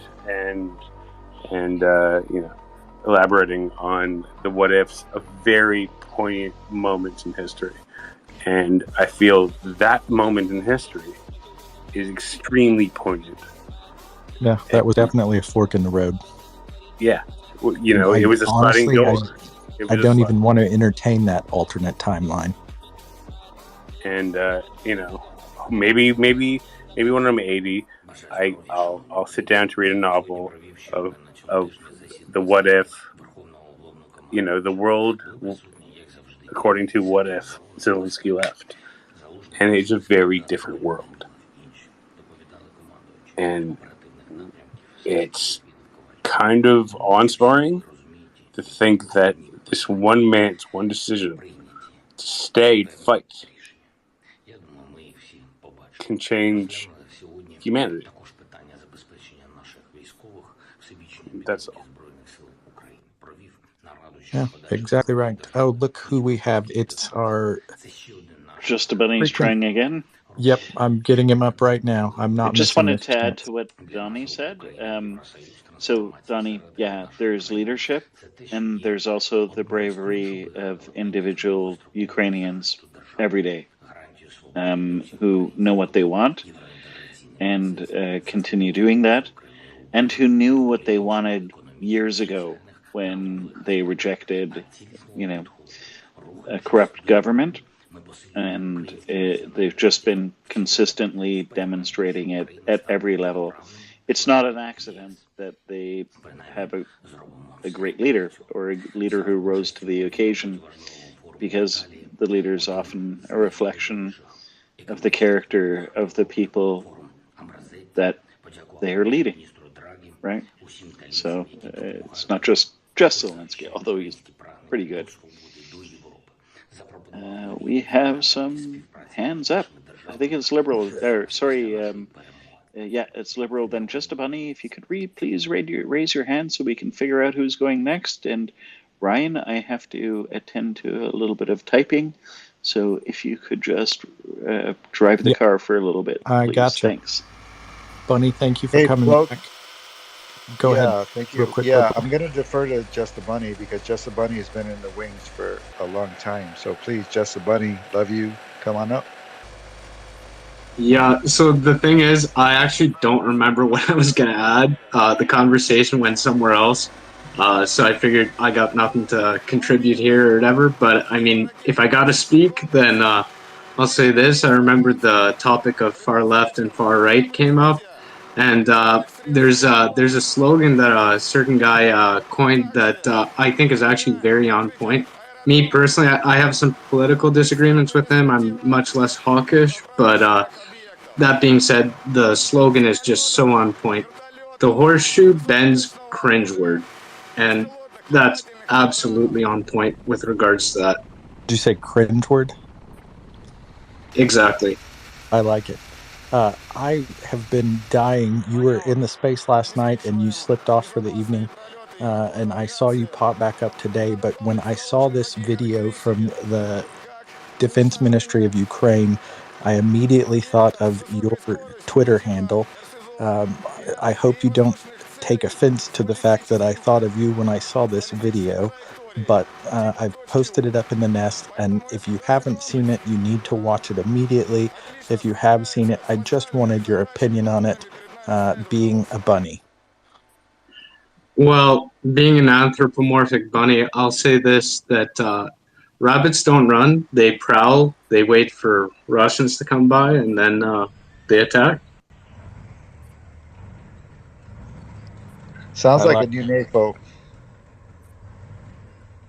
Yeah, we need to turn you into a NAFO bunny, He is the NAFO bunny. a tactical bunny. I'll actually put something in the nest if that's all right then too. It was just a funny joke in regards to something Melania Podolak posted. Folks, I just gave my nest speech. Okay, please, by all means, DM one of the hosts so we can check it out, make sure it's not porn, and we'd be happy to put it in the nest for you. Awesome. Okay, I'll send it to Ryan if that's all right, or Bloke, whoever's got their DMs open. Perfectly fine. Have you seen the Run Rabbit Run video? Yes, I have, Okay. but that was a little while back. I saw somebody gave a little historical context on that, and apparently it's from a late 1930s British musical, and I believe the name of the musical was like the Happy Dog or something. Happy Little Dog, I believe is what it was. And for me, the irony in that, just the fella connection, and then Run Rabbit Run, there was too much going on there to not be enamored by this short little ditty that the Ukrainians put together. I've seen some really good music videos since this unfortunate war befell the world, but it's good to keep spirits up, and that's one of the things that Kama Camille mentioned the other day was when there's so much dark stuff going on in the news, it's everybody needs a little spirit lifter occasionally, and it put a smile on my face, so I thought everybody else should enjoy it too. It honestly is a big deal to keep everybody's spirits up. I can tell you that when the full scale invasion started for the first month or two, I was just honestly not very functional. Like I postponed a bunch of work, and basically the thing that really got me back into the mood to just do stuff and just be participating in anything was literally just certain music videos like Доброго вечора мы з України by Probus and Hardy that actually really did help lift my spirits. And then once I was feeling a bit better just from having something like that, I was able to be there to comfort my mom, my dad. So it actually is a bigger deal than simply just a little bit of fun. It does help. Absolutely. Thank you for coming back. Sorry we kept you waiting so long. We did kind of take a short diversion there on the space this evening, but I think it was well worth it. I got schooled by Yehuda, and thankfully I wasn't the one that sparked his ire. But it was a productive conversation. I hope everybody learned a little something. I know I did. But language, go ahead. I think you mean liberal. Sorry, I said language. I'm seeing one thing and saying another. Liberal, go ahead. Language is not No with worries. us. No worries. Happens to me all the time, Yeah, so I wanted to take a different tact and just ask anyone that wanted to comment, because I love engagement. How surprised is anyone that I think it's 187 days into this aggression, and the Ukrainians are still fighting, and they're actually taking land now. I, for one, thought what was being represented, Kyiv would fall in 3 days. Russia was just going to storm through, Thunder Run. I'm completely befuddled, and actually extremely happy. I support Ukraine. Is anyone in the audience or gallery surprised that I think it's 187 days, maybe 189? How surprised are you that the Ukrainians have been able to push back the Russians for so long? I can speak for myself if you want. Look, I would love nothing more. So, when the invasion happened, I mean, my emotions were all over the place. I was, I won't go through all my feelings, but I mean, I was buying what everyone was saying. I mean, I saw them bring in the toss flamethrowers, and it was just really crushed. But then I saw the Ukrainians fighting back and fighting back really, really smart. And then Zelensky stayed. And then within a week already, I was saying, hey, wait a minute.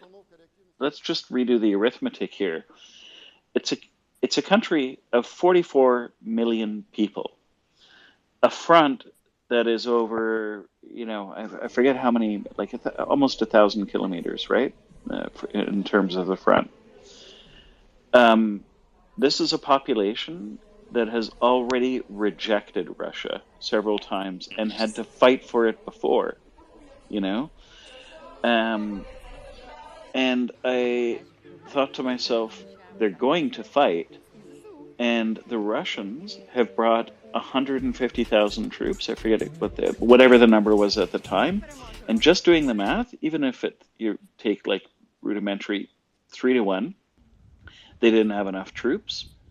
And then secondly, even if they had gained more swaths of territory to occupy a people that don't want to be occupied like that and are that well armed, I was convinced that sooner or later the Russians would be defeated. But definitely by the second week, I was thinking they're in trouble operationally, So, and that turned out to be true. And by the second month, I was saying the Russians are going to get their asses kicked. So that's where I started going. The only thing is that the tragedy, the unspeakable horrors being committed by the Russians on the Ukrainian people constantly upset me, right? And that's been hard to know, hard to endure, but that's what got me to the space and got me doing something, right? In the space. And just a reminder to everyone, please retweet. We don't do any advertising here, and the only way for us to get the word out is for you to retweet, because that may make it to your 10 followers if you only have 10 followers. And that's how the word spreads. And this is a 24-hour space that is in support of Ukraine. You can ask any question you want about Ukraine, and our goal is to spread awareness and to raise attention to the organizations we support, such as mariaaid.org. You can donate there, and we have other causes we support, like Constantine and so forth. So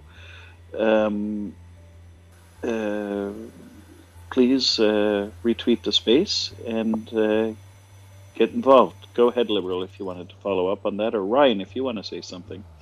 I was going to cede my opportunity to BJ Christopher. I think she hails from my neck of the woods, so Boomer Sooner, and I have not seen you speaking on the space before, so welcome to the Maria Report if you weren't already familiar with it. Well, thank you, Ryan, and I was going to say the same to you, Boomer Sooner.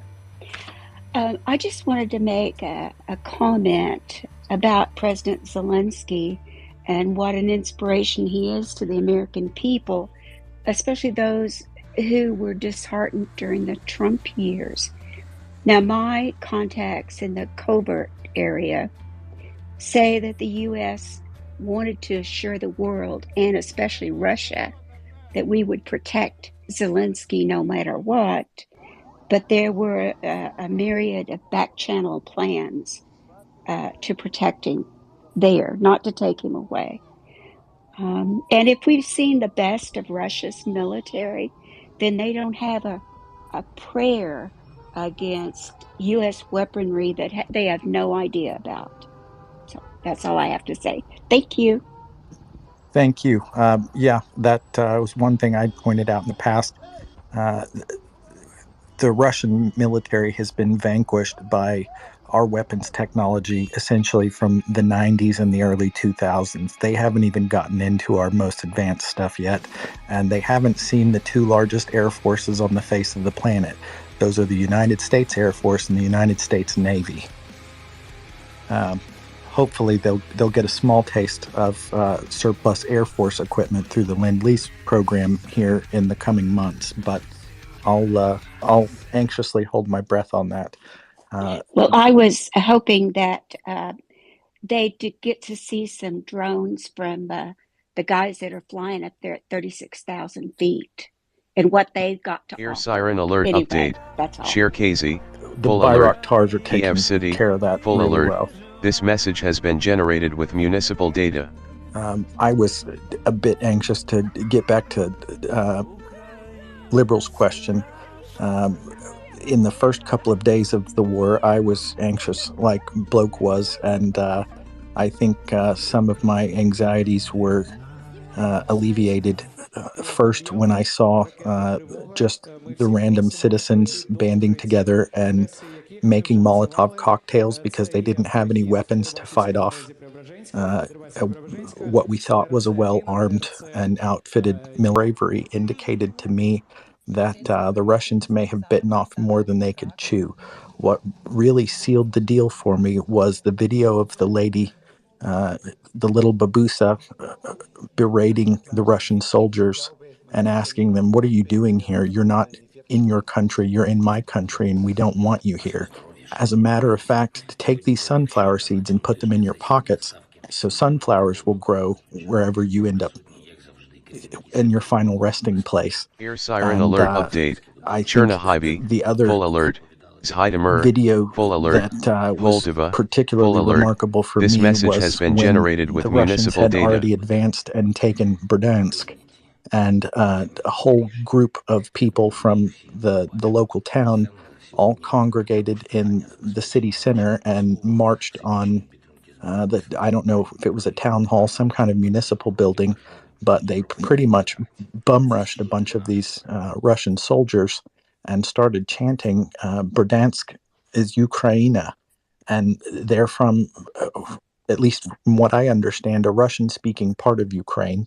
And Air siren the alert update. amount of solidarity amongst full the alert. townspeople, full alert. regardless of what language they spoke, they all This were message standing has there been generated chanting, with you're municipal not data. welcome here. This is Ukrainian territory. This is a Ukrainian town. Kind of let me know that things weren't going to go so well for the Russians. And yes, they have succeeded beyond my wildest expectations in fending this off. I thought they were probably going to be fighting this war in a guerrilla style all across their territory, and much to my surprise, they held up the Russian tank column or armored vehicle column outside of Kyiv and turned them back around and forced them to retreat. I guess the last thing that really set the tone for me for how Air siren hard alert and update. brave Mykolaiv. Ukraine was willing Full to alert. fight and defend Kiev. what was theirs Full alert. was the two Dnipropetrovsk. crazy Russians Full that alert. thought they were just Kherson. going to speed Full into alert. Kyiv This and message has raise been a generated flag, with municipal and they data. got lit up in a particular area inside of Kyiv, and it may not have just been the one vehicle. I think it was a few, but it was particularly graphic if you have a weak stomach or you don't want to witness people dying. That's not one to go look at, but just the audacity and the hubris with which these people drove in to a major city in a country that doesn't belong to them under the assumption that they were going to be welcomed as some kind of liberators told me that the Russian calculus on this was entirely wrong. And then when they got in their vehicle and rummaged through the gear that they brought and realized that these guys took with them their dress blues as though they thought they were going to be participating in some kind of parade. This message has been generated with municipal data. Sealed the deal for me entirely. I mean, it showed for me that the Russians made major miscalculations, whether it was at the senior officer level or whether they had just duped the guys that they sent in there into a meat grinder, essentially, and let me know that,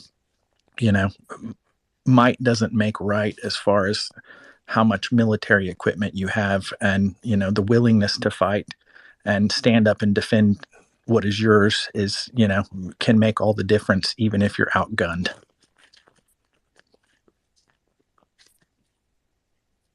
We've got a ton of hands. I don't know who's been waiting longer between David or Skykiss, so I'll let the both of you determine that.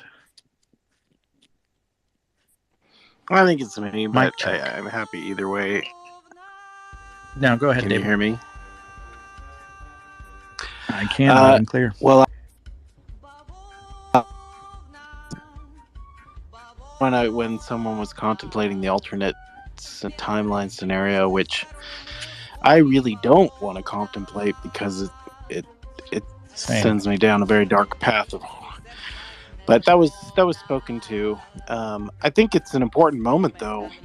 Zelensky's request really puts into focus that this was this war is being driven by the Ukrainian initiative to defend their country and not an external force. The U.S. was not compelling them to fight. It was their initiative, and that is important morally because there's some people who still raise the false argument that this is something that the West is imposing on Ukraine. That is not true, and Zelensky's stand and his request for arms is what is puts that in sharp relief, and I think we should all remember that, and the urgency and the rightfulness of that request was made very clear as soon as we saw Bucha. That made the Ukrainian impulse to reject any type of Russian domination was very correct, that they would be in a very dark place, that the way to defend themselves from to a large extent. So that's what that led me to think.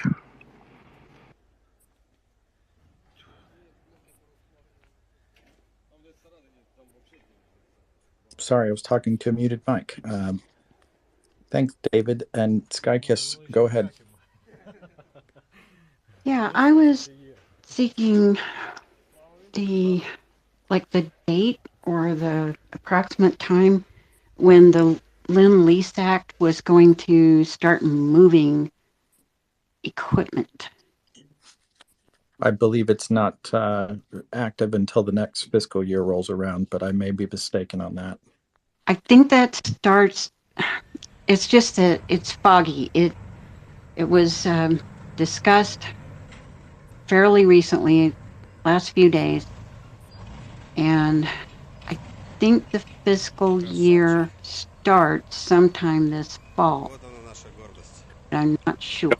I don't think it matters much. Exactly. I think they will just give what they give, and it will all be put into that. Like the start date of the bill doesn't mean the start date of when M777s or HIMARS are rolling into. There were a whole bunch of grants and equipment delivered that preceded the Lend-Lease Act that is more than enough to get us over that stopgap.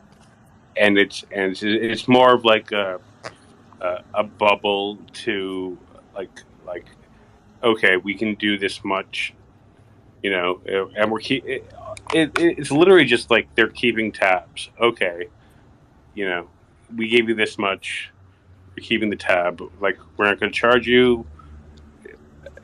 I think, yeah, it has. I don't think the actual date or time matters at all. Okay, thank you. I wasn't sure if there was going, because I knew we were already sending them all this stuff, but I didn't know if then there was another tranche of material that was going to be shipped over. Exactly. So that may be part of Lend-Lease, that may be not. It really doesn't matter. Like, if it's being sent, it's being accounted for. If it's being accounted for, it's under some sort of congressional or executive branch, It's just a write down on the inventory balance sheet of what's sitting in warehouses here. And I saw a convoy of MRAPs or armored anti-mine vehicles that were still painted in desert tan that came out of U.S. inventories and has not been counted against the Lend-Lease program, but it's a considerable amount of hardware. And like we've said before, just a couple of moments ago, they've been delivered plenty of stuff in advance of Lend-Lease being activated. That particular bill and all of the assistance that comes with it is not an issue. The ball's already rolling. Great.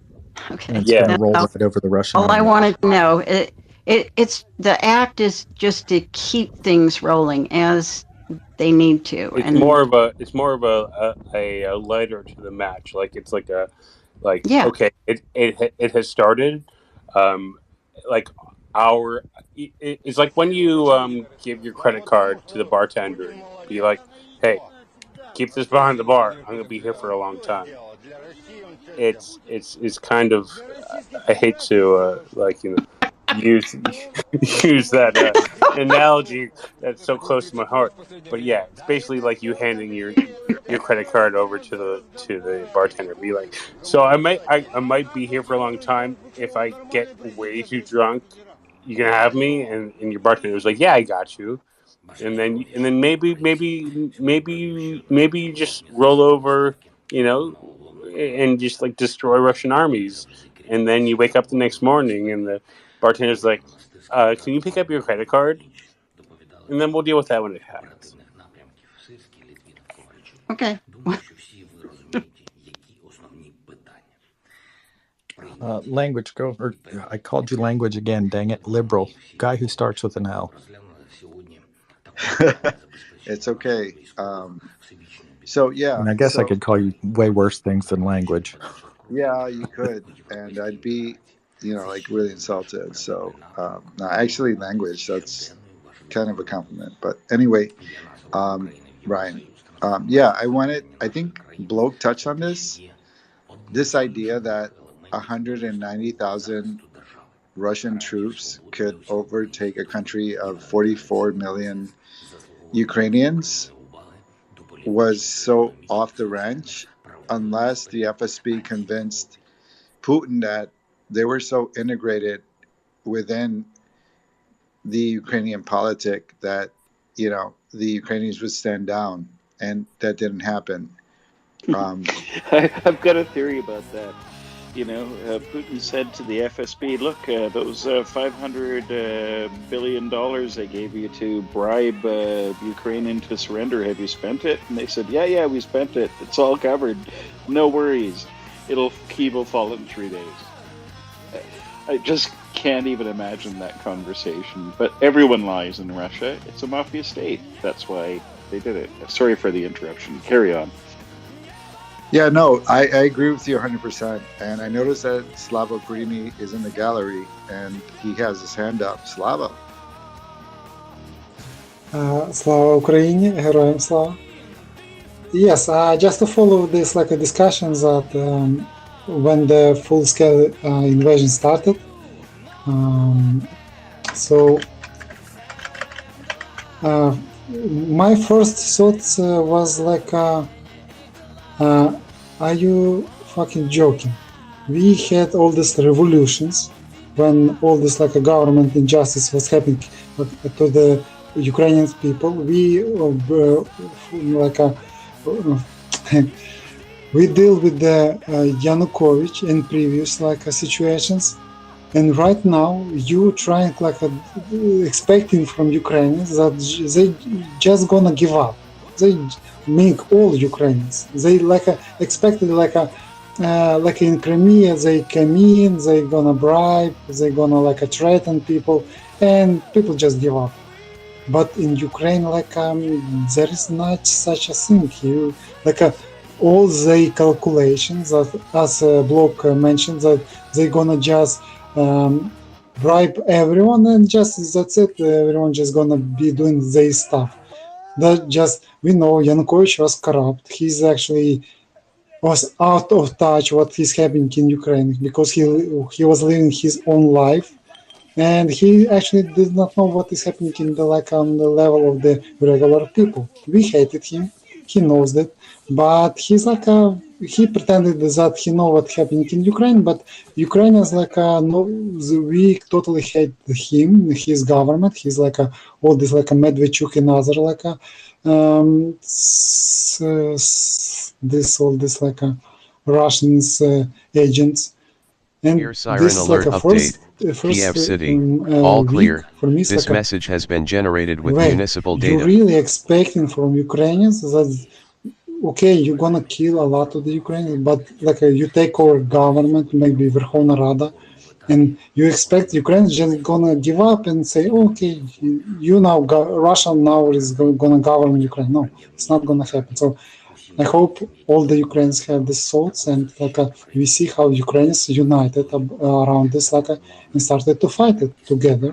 So as it was like in 2014 when Ukrainians got united, all volunteers like came to help to Ukrainian soldiers. So this is like this is spirit of the Ukraine. So thank you, liberal language. So thank you, Slava Ukraini, Героям Слава. Thank you. And I Heroin see, Slava. Yeah. and I Air see, siren alert and I update. see, Kiev City. and I All see clear. several This message has been Ukrainians. generated with Героям municipal Слава. data. And I see several Ukrainians in the audience. So I would like to, in this, I would say, good day, good morning. I would like to hear from them also. Thank you. I would love to hear from them. Slava, I just wanted to mention that at least I specifically was not implying that I expected the Ukrainians to give up in the No, no, face no, no, of no, a no, no, Russian no, invasion. no, no, no, no, I was concerned that they would. Ryan, no, Go no, ahead. no, Ryan. I just said that someone mentioned about this like a 50 billions. So this is like their expectation. No, no, no, it's not for you, Ryan. I picked up what someone said about the 50 billions that was Air from the siren alert Russians update. towards the Chernihiv. Medvedchuk to bribe All clear. Ukrainians, like to Cherkasy. Russian All propaganda. clear. This is like I Haidamur. just pick up. No, no, All no, it's clear. like not. I Poltava. totally. All I clear. understand. I understand This what you're message saying. has been So generated with municipal data. the other speaker, I think, was mentioning that the Russians made a major miscalculation in thinking that whatever they had done through the GRU or the FSB to infiltrate the Ukrainian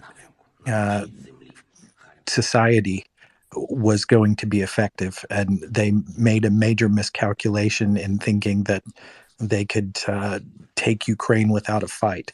My assumption was that Air siren the alert war update. would Chernihiv. have All devolved clear. into guerrilla Cherkasy. warfare, much All like clear. things in Vietnam Haidamur. were for All a number clear. of years, where Poltava. All clear. it This was message more has been generated partisans with attacking municipal and data. then melting into the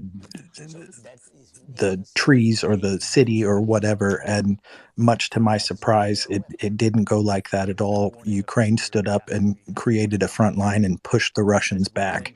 And now just the news of the last week with the Kherson offensive, and then the major news that what little we've gotten today since that offensive has began, and the massive casualties that the Russians are taking. I couldn't be happier for the success that Ukraine is seeing right now against the Russians. I'm thrilled about it. I can only imagine how excited I don't mean Here's to siren make it alert seem update. entirely happy. I know there are All clear. thousands of Ukrainians that have given their lives in this effort, but all clear. I want to be all clear. optimistic and This message has been generated with municipal data. be thankful and grateful and acknowledge the sacrifices that they've made. And I'm thrilled that things are going so well for Ukraine at the moment, even though the war's not over. Hey, I think I heard. Yeah, I heard Slava say liberal language, so it's kind of a thing. Thank Yeah, you. you're just liberal language now. Thank you for when at the absence of the language, so liberal language. And just to Ryan, just another thing, just want to highlight it because it's like a little bit rubs me in the wrong way, like when people think like a Russian miscalculation. This it's message like has a been total generated with misunderstanding. municipal data. Russians cannot understand Ukrainians, and all the calculations always gonna be wrong. They Warped. cannot they cannot calculate what to do with Ukraine. So this is like they measure always on the Russians. They know how Russian system works. They know we have Siloviki, we're gonna govern with the power all this all the protests, all the pretend protests in the Russia. They used to the system and they expect that system gonna work in Ukraine. So this is like a problem. It's good that they don't understand Ukrainians, and this is like the main problem. They don't understand Ukrainians. They cannot control Ukrainians, and this is why they want to find only solution just to kill Ukrainians. This is like a not miscalculation because they cannot calculate Ukrainians. You cannot predict what Ukraine is going to do. So this is like a good sign message has been that generated Ukrainians with municipal are free data. people. And for me, it's like also I just want to highlight. I also when this invasion started, I discovered Ukrainians for myself because I totally did not expect some things that happened during 2022. So Ukrainians really showed themselves from the best way possible. So this is like a great. I'm really happy for the Ukrainians and for the Ukraine. So again, Slava Ukraini, Героям слава. Thank you. And I just want to reiterate what Slava said. If we have any Ukrainians or people of Ukrainian descent who are in the space who would like to come up and talk, feel free. We are an open space, and we try to elevate and give Ukrainian voices a place to speak their mind, regardless of what it is. You are more than welcome to change the topic if you'd like. Ukrainians get first priority. But at the moment, since we don't have any other Ukrainians, I'm going to go to Prince. Thank you, Ryan. My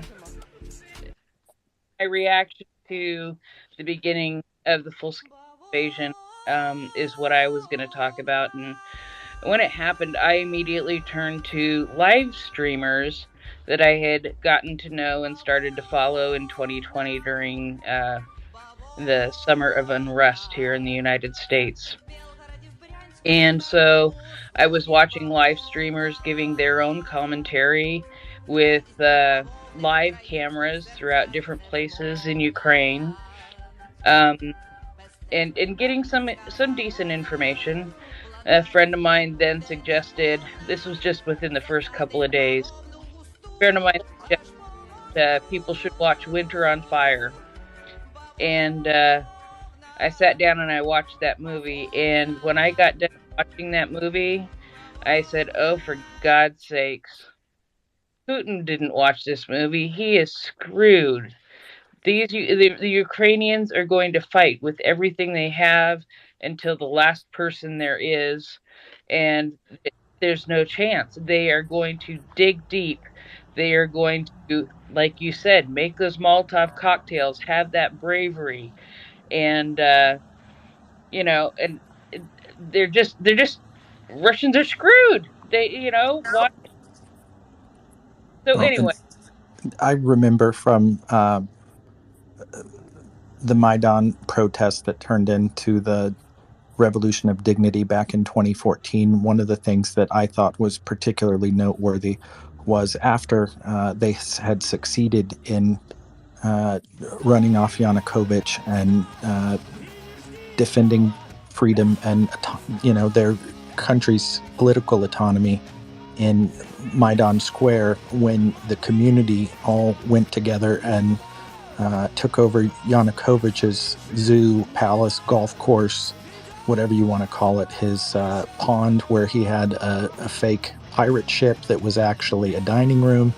Everybody went through there, and in most situations when there's chaos going on and some degree of anarchy within the country, people tend to loot, and there was little or no looting at what is now the Museum of Corruption in Ukraine. There was ample opportunity to steal just about anything or everything. The toilets were golden. But rather than going through there and picking the place clean, there was a sense of solidarity among the community in realizing this is wrong and this is property of, all of the citizenry and property technically of the state. This money should have been spent on, our children and making lives better around the country. And rather than picking it clean, they decided to keep it intact as an example for how they did not want their country to be run in the future. Yeah, and the thing is that the way the Ukrainian people came together, that was displayed in the Revolution of Dignity and Maidan, really impacted me. So, but I had my fears. I knew the Ukrainian people were tough and they were going to fight with everything they had, but I had some very unreasonable fears about things I won't even name. But I'm sure that people can guess what they were, because they're very typical talking points that we get in here. But anyway, and I was looking for more live streams to watch, and I was going through live streams on Twitch, and I pulled up this Twitch live stream, and in the background there were voices talking, but it wasn't, like one specific person doing commentary. And so I asked in the chat what it was, and the people told me where it was on I'm tired, on Twitter, and I found the space, and I have listened 12 hours a day as much as I can ever since, and I don't have the fears that I had before. I feel encouraged. I feel like I've made some friends, and it's just that's just amazing to me. But it's shown me even more by talking to Ukrainians and hearing Ukrainian voices. And Slava Ukraini's up every morning or every night with me, and telling us awesome things, and the Ukrainians that are on this space on a daily basis, and the unity of this country is just something that I don't recall ever seeing in my lifetime, and I may never see it before, but it's an example of how a people should be, and how a people should defend their country, Siren alert and how a update. people Michael Live. Partial work alert. together Curson. for a All common clear. goal. This message has And been generated with municipal data. that's only going to spell victory in the long run. So that's how I sort of felt at the beginning of the invasion, and where I am now. I can probably disarm a troll better than I thought I ever could, and I sure know a lot more about Ukraine than I ever thought I would, and other places in the world that are very important and have impact on this conflict or invasion. Ear siren And, alert so update. anyway, Michael you live. asked Partial about that alert. liberal, so I just Person. wanted to come All up and clear. share. This message has Well, been if you ever need generated to with know anything more municipal about data. Serbia, just feel free to DM Doman. Well, it's funny. Okay, I'm gonna go a little bit distracted here because there's so much news about Hungary and all of these other places and things such as that, and it's like I almost sort of kind of shrink up a little bit because one set of grandparents was from Hungary and the other set of grandparents was from the former Yugoslavia, but the part that is now Serbia. And so it's like, oh, I just want to apologize for my ancestors. I want to apologize on the behalf of my ancestors for the way the country behaved. Ear So siren alert anyway, update. that's sort of random, Dnipropetrovsk. different, All clear. but I do This every message time I has read been something generated about with Hungary municipal or Serbia, data. like what it's like, well, I know that you can do better. Anyway, that's that. Trying to bring M up, but I think we're having some severe Twitter pox this morning. I'm gonna drop down and listen now. I need to go to bed soon. Thank you, Ryan. Okay, good night. We'll see if we can get M up. I think this is his third try now. Auntie didn't have any issues. Good morning, Auntie. Morning. Good morning. Donnie, go ahead. No, I'm just wanting to hear M's beautiful baritone. Well, first we've got to get him up on Ear siren the panel. alert update. Bunny, go ahead. Dnipropetrovsk. All clear. This message Yeah, I has been just wanted generated to with municipal clarify data. something to Slava, just so there's no misunderstanding. I've never had a shred of doubt that Ukraine is going to win this war. What really bummed me out at the beginning was just the recognition of I knew that the Russians would be conducting a genocide and that they'd be carrying it out the way that they are. That's what really hurt me personally.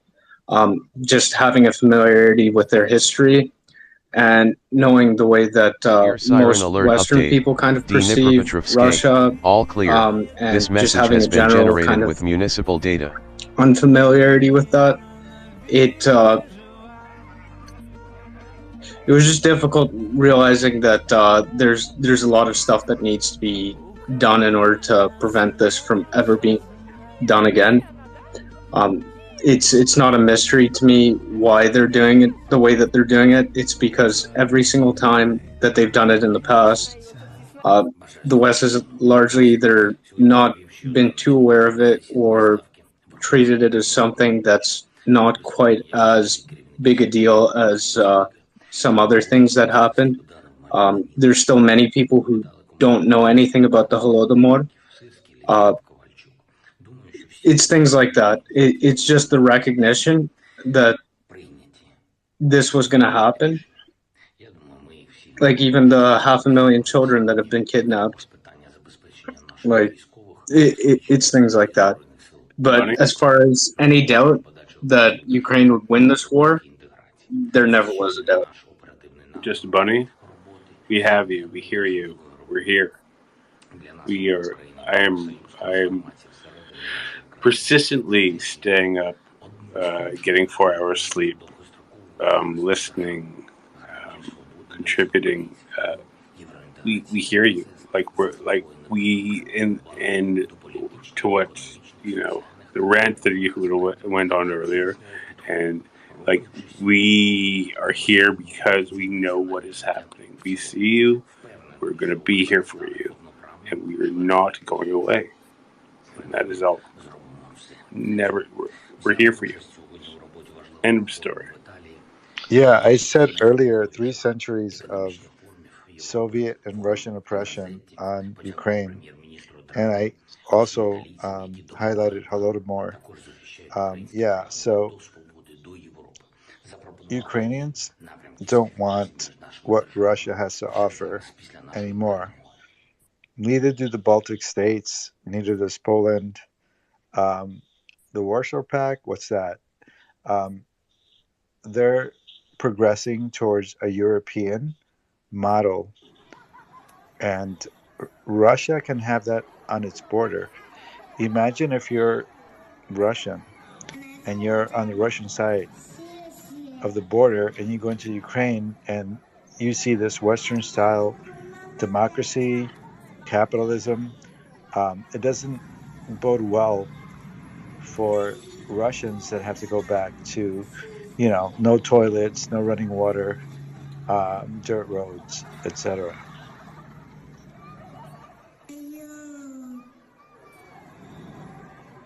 Good morning. Fifth time was a charm. Indeed. Good morning, Ryan. Good morning, everyone. We have Andy. That's exactly who I was going to go to next. Morning. Auntie, you've waited patiently. Please go ahead. Thank you.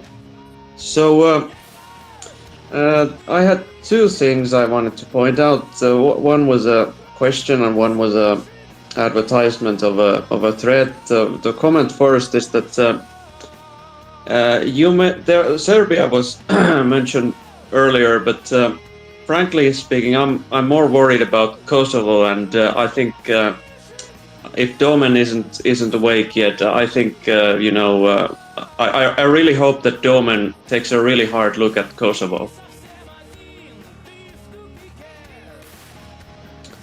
But in any case, the other thing I had in my mind was that there was a really nice thread from Trent Torolenko about the news of artillery and rocket artillery ammunition possibly being supplied by North Korea to Russia, and the implications of that. And they were, in a word, at least in part, quite hilarious. I'm not sure if any of you have you read this thread? I've not. Yeah, it's come up. Millions or hundreds of thousands of rounds from North Korea. That's nice. How will they get to the front is the real question. Just more things to hit. Yehuda, that is not the right question. The right question is how much of it will detonate on the Siberian railways on its way to the front. Because of the age, who knows? I mean, look, Yeah. it's super old. Even if it doesn't detonate and it gets to Russia, they still have to push it forward. The Ukrainians have proven that their deep battle, the fight that they fight farthest from their forward edge of the battle area, is quite effective. They can hit Russians anywhere near where they need to defend. They can hit. So let them bring stuff up. Let them, all they'll hear is the sound of freedom. HIMARS by Venus, just boom, gone. That's it. So yeah, Yehuda, just to be clear on my part, I'm not one iota of me is worried about this news. It's more humorous than anything else. It's desperate. It's desperate. Yeah. It's so pathetic. It's like, imagine the Americans in Afghanistan asking, I don't know, let me pick a country. Gosh, I'm trying to do something similar. The Solomon Islands. Hey, Solomon Islands, can you give us some sauce? I don't have a military, but let's just say a similar sized military, and saying, let's say Denmark. I'm saying, Denmark, can you give us ammunition? We're having some trouble in Afghanistan. The fact that they're asking is pathetic. The fact that like North Korea is going to offload for favors, who knows what the Russians will give them, wheat or sugar or cookies. Here, take this. Yeah, and I think one of the fellows made a really good point that this actually, you could interpret this as a North Korea using Russia as a way of doing proxy war. So it's I saw Constantine post that. Yeah. Stop the proxy war from North Korea. Because obviously, for our listeners, the Russian trolls think that this is a proxy war from NATO to Russia. Bizarre. Yeah, but that was what I had. So thank you so much. Thanks, Auntie. Liberal, I think you're next. Щодо відповідальності, то тут чомусь всі забувають. Чомусь ООН там соромиться щось сказати, поїхати, проконтролювати, а в цей час їх просто If not, I'm gonna go ahead and show everyone the latest gesture of goodwill by the Russians, as seen on a river somewhere in Ukraine. I want to ask. Oh, can I ask? Go ahead. Yeah, can I ask? We don't get the Arabic news or what are they saying about Russians getting weapons from South North Korea? Sorry, like what's the sphere that you're living in saying about this? Hey, Donnie, I thought I was up. So. Oh, sorry, Liberal. Yeah, just what happened? I mean, are we talking over one another? No, we couldn't hear you. They went to you, and then there was silence, so we moved on. Oh, and if there is silence, then we should move on. I just wanted to ask you about your production of a video, Had a Bad Day, if you had any success with that. Thank you. My apologies, Donnie. No, it's okay. I'm just saying we couldn't hear you, so we thought that your mic stopped, so we moved on. It wasn't anything personal. And I haven't found the video yet. Hopefully someone can make M, you weren't here. There's a song called You Had a Bad Day, or it's called something, but the lyric is You Had a Bad Day. Do you know it, M?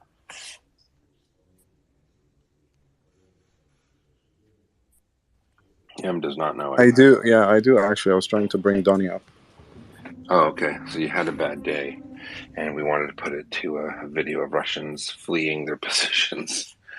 So I thought that was clever of me. I'm going to find someone to help. Maybe Francis can do it. We're gonna work some NAFO fellas into that video, and you're gonna feature prominently in it, Yehuda. Hopefully. How's my avatar with the NAFO dog on my shoulder? I had a bad day. Da-da-na-na-na. Da-da-na-na-na. Just to turn it around. And there's no turning it around. The Russians, they can turn around. I predict a collapse of Russian forces in Kherson within the week. That's what I wanted to say. Like a rout. Just a rout. I just wanted to say that because it's been on my mind. It's really bad. The Russians are, they are not, the Russian telegram is going cuckoo. You still have the idiots who are pretty, yes, great success around the corner. The Russians are getting it. Man, are they getting it. So we shall see as the night progresses, a new day dawns. And it's a new life for Ukraine because they're feeling free. Can I just? I don't know if you heard me before. I was. No, go ahead. Sorry. No. I was. I think I was speaking into the ether. I wanted to ask M, like, what is the Arab world saying about Russians getting North American weapons and like North Korean. North Korean. Sorry. North Korean. Like what's in your sphere? What are they saying? Has it changed the perception at all? It has been reported as a single news bulletin, just a translated report, that there might be a possibility for the Russian Federation to acquire weapons from North Korea. Just a translated report. The more important coverage is focusing on, or the more prominent and prolific coverage is focusing on how Russia is fighting to create a new world order where the West is not in complete dominance of global economic interests. The magical bipolar world that I've been hearing about in all the spaces I monitor. This bipolar, a multipolar world where China and Russia gets a place at the table and gets a say. But that's about it. Isn't that what the UN Security Council is? Yeah, but they have turned this into something else. It's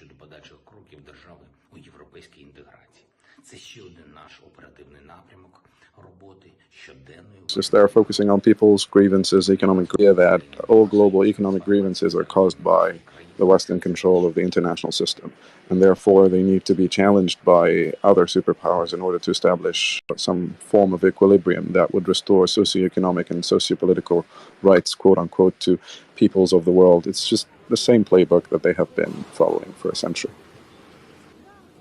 But so are you? You know, I've been monitoring these spaces, and they've been saying this for a month. I mean, they've been ramping it up in the past couple of weeks as like the clamps of sanctions have held them. My question being is, do you feel that it's becoming more prevalent in like popular conversations, or is it just like the trucker convoy or this margin, like is it marginal? Or No, it is not. But sadly, it is focusing on two talking points. First, that Europe is shooting itself in the foot. That the sanctions are hurting Europe and the United States more than they are hurting Russia. And secondly, that Europe has become a follower of the United States, and Europe should take its own position, dependent of the United States, and focus on reaching a peace deal with Russia. The attention has gone far from the war itself and the invasion. The most of the domestic attention, especially in Egypt, is on the current economic crisis and the absence of certain goods across different sectors of the economy, especially, for instance, in transportation, it's tires and the increased fuel prices. In the food sector, it's we have actually a coffee and a tea squeeze right now, even for the low-grade products and the cheap products and the domestic products. And the currency rate, the foreign currency rate, has been going up steadily, despite the fact that the head of the Central Bank of Egypt resigned, and or the governor resigned, and there's an acting governor until Parliament returns into session to either approve him as the governor, or I think might be a one-year tenure to see if he's capable of reversing the current situation. The main focus, especially in Egypt, has been on the current economic situation, with a lot of people not really paying attention to what's happening in Ukraine. And in the very beginning, you might have said that a lot of people were supporting Russia. Now, no one supports anyone. They're just focused on the fact that, like, for instance, a box of 30 eggs, table eggs, used to sell for 45 pounds. Now it's selling for 70, and schools will start in a week time. So it's a basic breakfast for students before they go to their schools. So I would say that the main focus right now is on the economic situation, gripping the economy, rather than on the developments of the war itself and which countries are helping out Russia and the implications of that. Thank you for telling me that. Thank you. Finance, good morning.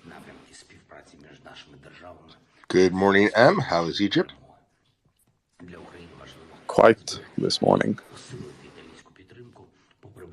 I was hoping to have caught Yehuda, but it seems he is dropped out, hopefully to sleep, the poor gentleman. I was trying to ask about her son after seeing the Ukraine Ministry of Defense's numbers they put out for decommissioned Russian troops and equipment today. I believe Yehuda said that he's expecting a rout within a week. But Ryan, please go ahead.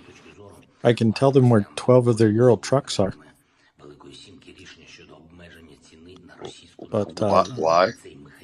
They're going to be a little soggy. Did something happen on a pontoon or a bridge or a bridge? What happened hit there? the nest. Hit the nest. Apparently, those barges they had grand designs for are a little top heavy when you load them with armored vehicles.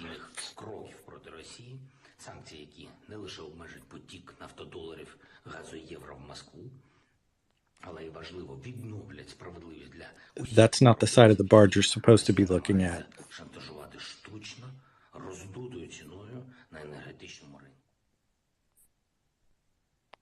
I'm no sailor, but I don't think we need Gunny in here to explain this one to us. No, though it would be entertaining to have Gunny explain this one to us. Is this kind of like the Russian rockets, or their explanation how it comes over and then it flips 180, like the little rockets they were explaining at the IAE? We could get that guy in the video trying to explain it to us. Well, I guess if they pile enough of them up on the bottom of the river, eventually they'll have something they can drive across. I'm not sure it works that way. I think stuff gets like shoved down screen and shoved downstream. Shut up, Finance. Just give us a Atacams commercial. I can't. This isn't even smoking. There's no smoking accident involved in this picture. Okay, when a Russian barge flips over and goes swimming, this has absolutely nothing to do with cigarette products. Okay, so as much as I would love to claim joy for the smoking on the pontoon bridge and watch them go boom, boom, boom, this, quite frankly, is just hilarious and absolutely nothing to do with Atacams brand cigarettes. This is just Russian brand incompetence. And Russian brand incompetence, while it might have something to do with the massive amount of copium sales, that is also not an Atacams brand product. And in fact, while it would be hilarious to discover how drunk the barge operator was, I wish we could get a picture of his face when he realized he was going the wrong direction, as they apparently pulled the full-on Titanic on this thing. Break. According to Rob Lee, Ukrainian forces appear to have taken Volokhiv Yar overnight. I think that's in the Balaklia region in Kherson. But Liberal sent that to me through Rob Lee through Russian Telegram.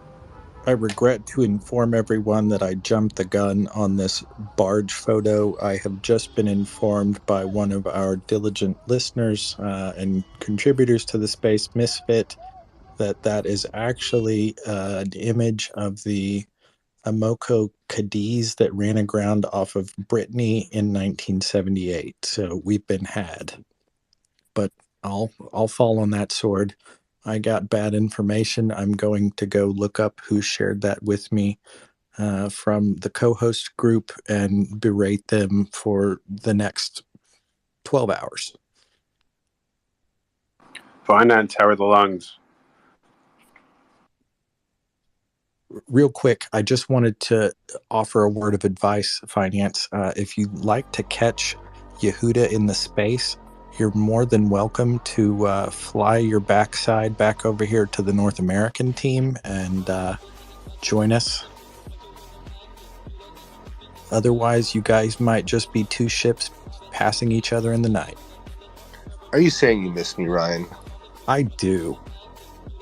Well, do you want For a guy I've never met, I actually do miss your presence in our fruitful North American night conversations. The night shift is just not complete without you. But we'll get by. Don't worry. Don't need you. Never did. I thought the plan was to send you guys Doman. Well, that might be why Doman is tardy this morning. He's trying to dodge all that conversation because we inevitably discussed the negotiations and the reparations that the North American team is due. And he apparently is not on board with this plan. He wasn't consulted in advance. Hey, look, I was told the trade was made. We agreed. I'm here. That's between the North American team and Doman. I'm out. I'm done. He did send me his finest box of wine. and I will say that I am still not puking. So, you know. Wait a second. So Donnie got reparations, but I didn't? You're in Yep. Oklahoma, man. Hey, this might be the Bible Belt, but we still have alcohol available here. Yeah, We're not speaking of talking wine, yeah, but Cairo. when you say box of wine in Oklahoma, that's like what you don't have a bottle inside there. It's just the box and like a plastic bag. Indeed, it is. Serve your fine wine. It's I put Ferranza table wine. Speaking of the Rob Lee breaking news, Donnie, I have put up in the nest that post of the Ukrainian armed forces that are apparently moving and grooving in the Kherson region. Obviously, our hats are off to them and hope that as many of them as possible are not injured or killed in these actions. I think that is about as important as the fact that they're clearly making super fast headway. We know the Russians are taking heavy casualties. Also important that our friends, the Ukrainian armed forces, take as few as possible. Sadly, there's no way to do this while taking no casualties, so just hopefully they're keeping those numbers down. We have no real way of knowing right now. The Ukraine OPSEC has been friggin' fantastic on this. Like, Rob Lee's, if you notice, getting this off the Russian guys, not the Ukrainians. Well, I was thinking, or I was concerned that I may have offended M and chased him off since he unceremoniously Irish exited the space. But it appears I'm not the only one who joins as a co-host and then can't add new speakers. So I no longer feel like Joseph does with his unique inability to see speaker requests. Well, fire up Tim. He's a little more stable in the mornings for a co-host, and I'm going to need to hop off for about 20 minutes so I can sort out the plane ticket back to North America. Yeah, I'll be right over there. I'm going to actually come to Oklahoma so that I can get a meth addiction and fire guns at the wilderness. Big well, I can provide the firearms. You'll have to source the meth on your own. It's Oklahoma, man. You guys have it in vending machines. Things have changed. I know we had a bad rap a decade ago, but we're coming up in the world. You mean you moved it behind the counter? I now have to the lady at the counter has to reach behind it, so I can't just take it off the shelf anymore. Not that. In order to buy Sudafed, which is an allergy medicine, you actually have to show your state identification, and they record it in a system to make sure that you don't go around to multiple drugstores and buy up enough Sudafed to make some bathtub go juice. Bathtub go juice. That's the first time I've heard that. I love it. I love it. Well, you won't love it when you see it in action. No, of course. Well, while you're there, Finance, grab yourself the box of Chateau Tulsa. We actually do have a few wineries here, but I'll stick with the Argentinian wine or something from Europe. I'm more of a beer guy. We have a lot of craft breweries around here. Yeah, the taste is more like Chat Tulsa, Tim. It's pretty rough. As long as you're not throwing shade at Oklahoma City, I'll accept it. I'm okay City Ryan, not Tulsa Ryan. Ever since China started playing silly buggers with Australian wine, I've been with the tariffs on Australian wine. I've been buying Australian wine exclusively. Apologies to our French co-volunteers. In fact, our French co-volunteer singular. But I figure Australia needs to help more than you do. Well, we have the opposite problem here. That the moment you mix 51% or 49% Australian grapes with 50% Canadian grapes, it all of a sudden becomes local wine, and it's not great. You have Latvian blend local wine. Exactly. якому можу нагадати, що є не тільки права, є ще й зобов'язання. Так от своїми правами Росія I guess it beats that overripe grape juice that we have here. щодо там фабрикування Don't make me share my Domin Preserve box of wine that I have. Speaking of the Latvian blend, at 5:30 Kyiv time, 10:30 a.m. Eastern time, my friend Lucas Tamicki, hedge fund manager, will be here to discuss energy investments and the effect of the war for us. Should be an interesting discussion, always lively. Last time he was suggesting that if Crimea was retaken, he might have to be eating a hat, and that was before this Kherson counteroffensive showed up. Axel was offering him what kind of hat he would like to eat.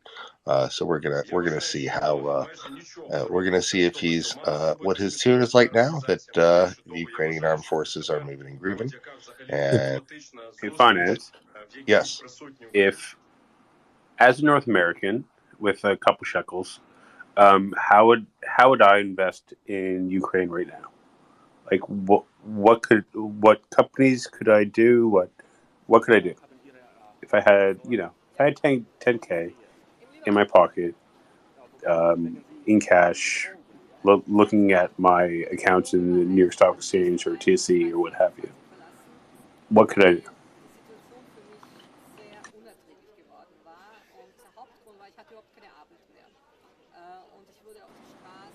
Buy a carton of Atacam's brand cigarettes.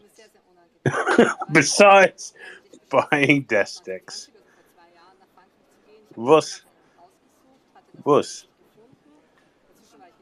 Well, I also think St. Javelin has shifted some of their production over to Ukraine.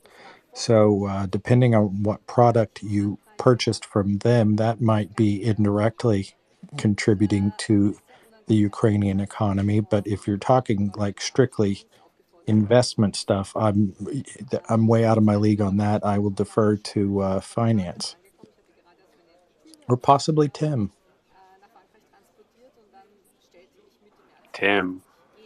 So I have shekels. I mean, you have international companies that have exposure to Ukraine, but so heavily invested elsewhere that, like, Siemens has a nice Ukrainian division that actually is growing and highly active, but buying Siemens stock doesn't really lever you to the Ukrainian economy in any way, shape, or form. A lot of the Ukraine ADRs, the foreign depository receipts, which is the normal way you would invest in a foreign country in America, turn out to be highly illiquid and or over-the-counter / delisted, aka the kind of things that a standard piece of investment advice would be don't touch. The best way to get money into Ukraine is going to be in more private markets at this current time. On the other hand, there are war bonds out there at lower denominations. They did sell some. If you are able to pick any of those up on the secondary market, you would be able to buy a piece of loans to the Ukrainian government. Those are floating around and they come in smaller denominations. The problem there is availability is real small. Shaggy might be on this. Did they all get snapped up already? So they're just available for secondary sales? Yes, they all got snapped up like immediately, but that doesn't mean that none of them are available for secondary sales. Although supply, as I said, is highly limited. So I don't know. Can I ask why there aren't more? Like, why isn't Ukraine being like, hey, invest in this? Here's a bond. That is a great question, and I am not the Ukrainian government, so I can't answer it for you. Shaggy, you're up. And Shaggy disappeared. Bionade, you're up. Shaggy had horrific Twitter pox yesterday, so it might just take him a couple tries. Yeah, good morning. Just wanted to add, I think there was a Ukrainian bank which started with, I think it was not much, but I think like the 2 or 3% on your money you deposit there. So this could be a possibility, but I'm not sure how secure the money is there. Yeah, could I actually just buy dollar? Could I buy Ukrainian hryvnia? Is that would that help at all? Question mark. Not really, and there's heavy currency controls around owning hryvnia. So unless you were going to go to Ukraine and spend those $10,000 there, it's not really going to make any sort of dead difference assistance there. Though it might be cool to own. But yeah, I mean, if you want to own some of the notes to have the cool graphical effect, I totally understand that. Although even that might be a little bit difficult because of all the currency controls going down right now. Hey, don't laugh. I think it's actually cool to own. I'm just thinking as a citizen with like little to minimum means, I would like to help, and like if I can in 10 years take it out for 0.5% a year, that's fine. I don't So yeah, the biggest thing people can do is one, they can buy Ukrainian products. For instance, if you like fun shirts, St. Javelin's a great company, and especially anybody who is in procurement or sourcing for their own country, looking at Ukrainian vendors, especially in the IT space, or pushing your country that if they're looking for new IT vendors, just give the Ukrainian guys a try, just to try their business out. That can be a highly effective thing that people in the space can do to massively support Ukraine. Because for those of us who aren't super wealthy people, the ability to actually, have our businesses give our standard IT contract that, there's all sorts of kinds of IT contracts businesses use all the time for support, etc. If you're willing to try out some Ukrainian guys, let them try. If they have a competitive service, go with them. From reputation, many Ukrainian companies have very competitive, excellent service and a product in the space. Give them a try. I'm not saying, you have to buy them. I'm saying just the best thing that most of us can do. I know many people here are tech professionals. If you can just make sure that a Ukrainian company or two gets in the mix of, anytime your company is looking at a new IT contract, that's actually something that people can do. That's very high leverage because those make a lot of revenue. Those keep people employed. That really helps the Ukrainian economy out. The standard lingo in procurement is 3 bids and a buy, and if 2 of those bids are Ukrainian providers, they stand a good chance to be the one that makes the cut.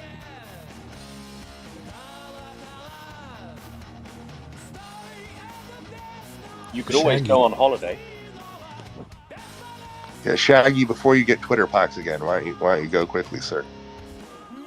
Yeah, I'm having one of those days today. My radio in my van wouldn't turn off, so I've been struggling to listen to you guys, and fortunately it's now gone off, so I'm not going to touch that button again for the rest of my shift. Anyway, I'm just wondering, what time do you normally do a update on, time's relative, in how many hours or whatever do you normally do an update on what's gone on over the past evening or whatever in Ukraine? I was just kind of wondering. Usually in 24 hours from no, I'm just kidding. Our military update is usually at about 11 p.m. Eastern, which doesn't help you at all. But throughout the day, we have multiple people coming up. Yehuda,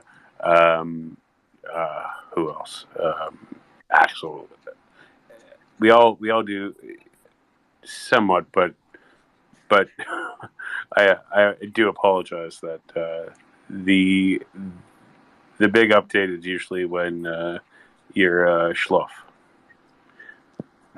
All right. Now, it's just like a caller, like a speaker before was wondering, because there was supposed to be some big update coming out. So I was kind of wondering what that was about, because I couldn't find anything. I'm just wondering if you guys will probably know. So I wonder what time to kind of make sure I'm somewhere where I can actually get a connection and sit there and listen to it. No worries. I'll keep on listening, and hopefully my pox will go away. Thanks a lot. You could try taking some good Oklahoma Sudafed. Here it's a big thing over there. Yeah. I mean, I've been snorting salt, water. I've tried everything. I don't know. I even kicked the van. Actually, that might help. I'll just carry on. First world problems, or delivery Don't driver kick the problems. van. Your radio might turn back on. Oh, good point. Good point. Okay. Yeah, very good point. Don't want that. And it was 80. Well, I like 80s, but I mean, not when I'm trying to listen to you guys. Doesn't really mix. Shaggy, but our dude that does do the our like daily military update puts it up on his Twitter. Language. His name is Language Learner, and you can he does it at what 11 to midnight Eastern, so you'll probably get it nowish. But yeah, if you just go to his Twitter, and he has it recorded. Ah, brilliant. Okay, what time is it there now, Eastern time? Because I'm in the UK and I have no idea how many. It is 2:46 Eastern. 2:45. Yeah. 2:45. So in about that. Yeah. Okay, gotcha. All right, cool. Thanks very much. Enjoy your day.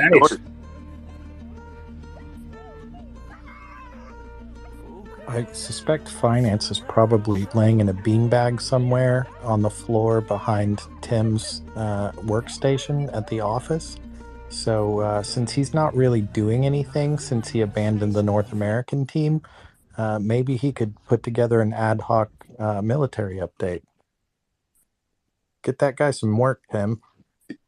My view on the military is boom here, boom there, boom everywhere, smoke out of camps, brand cigarettes, because smoking kills. That's my military update. Бойцы ВСУ вжимаются в окопы, головы не поднять. А эта тройка решила добежать до укрытия, но неудача. Одному пришлось оказывать медицинскую помощь. I just wanted to add really quick to the financial thing. Finance. When I look at the inflation rate, so you have like a 20% inflation rate or something like this in July in 2022. It doesn't really make sense to invest, for example, in currency in Ukraine, I think. Or what's your... I did say the joy of Ukrainian currency was its graphical images, not its inflation rate. The inflation rate is very high in Ukraine because in the list of very bad choices they have trying to fund their government, the one they often are taking is their printing press. They have about a $5 billion deficit. Their issue isn't their debt. Their issue is the deficit because 40% of their tax rate is gone, and obviously they need to pay more money for their military. They have cut their federal government budget basically as much as they can in any conceivable way, and they're just short $5 billion a month. That's actually not that huge a number. As an example, there is $200 billion just in the Federal Reserve of frozen Russian central bank assets that could be put to better use, and there is $330 total billion of Russian assets frozen outside of Russia. Handing that to a much better beneficial owner like the government of Ukraine would stop the inflation problem. But that's what's causing their inflation issues. Quite frankly, they don't have great options here because their best option is winning the war. And if you have to blow up your currency on the way from A to B, you do it because, well, hyperinflation, even if they have to risk it, is not as bad as losing a genocidal war. So that's what's going on in Ukraine, and that's what the government of Ukraine is up to right now. So yeah, that's the gist of their inflation issue, and we hope that they get some better options sooner, and that people, in either foreign governments, as I said, the best option would be to give them the Russian central bank frozen assets, because quite frankly, when you commit a genocidal war on somebody, if you can't figure out how to seize that stuff and give it to the people they're trying to commit genocide against, I don't know when you should be seizing an asset, because that's ridiculous. Totally on your side.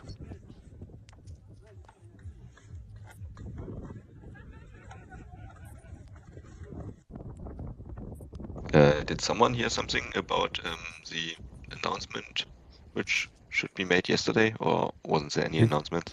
There wasn't any announcement that I'm aware of. There were some questions about that a couple of hours ago. The assumption, the working assumption right now is that they may have delayed whatever the rumored presidential address was going to be. I'm not sure why. I suspect when they're ready to announce the successful retaking of Kherson and the full route, we'll hear it. And if that happens while I'm asleep, somebody better DM me or ping me or something so I hear noises on my phone that wake me up. Yeah, absolutely. But I'm not sure it's about Kherson. Maybe it's also about the other front. Exactly, yeah. I didn't mean to insinuate that it was about Kherson. Language kind of alluded to the fact that he had some inkling of what was to be discussed, but until it's made public, and I have no idea what that is. I'm not trying to play cagey with information. I legitimately don't know. I will be as interested to hear the news as everyone else in the space.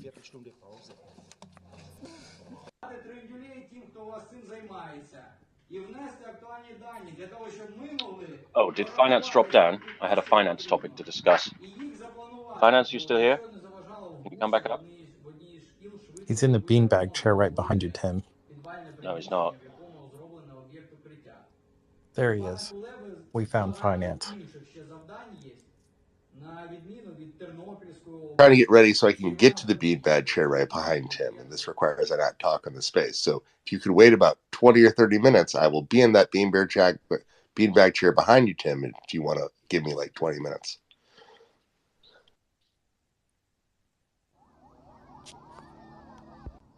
So what you're saying is you're late for work? Yeah, because I'm helping out on here, Ryan. I need to, post the Russians before I walk into the office. It's an important activity I do in the morning.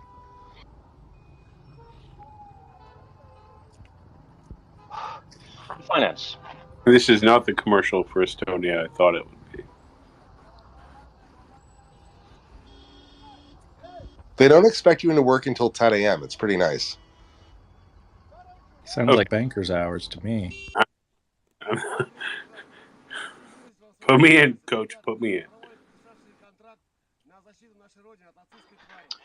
Finance. I read on various Twitter sources, referred to me by our good friend Dave Farrell, that EU wholesale gas price is down 37% in 2 weeks. Did you hear about this, and what do you think? Much better than them going up 37% in 2 weeks. The chart on a longer time period still has technical strength to it because the gas price got jacked up so incredibly high that any kind of pullback would be expected if you're talking in technical terms and technical trading terms. But it's very nice to see the price come back hard. We do have on the ground info that EU storage is up. EU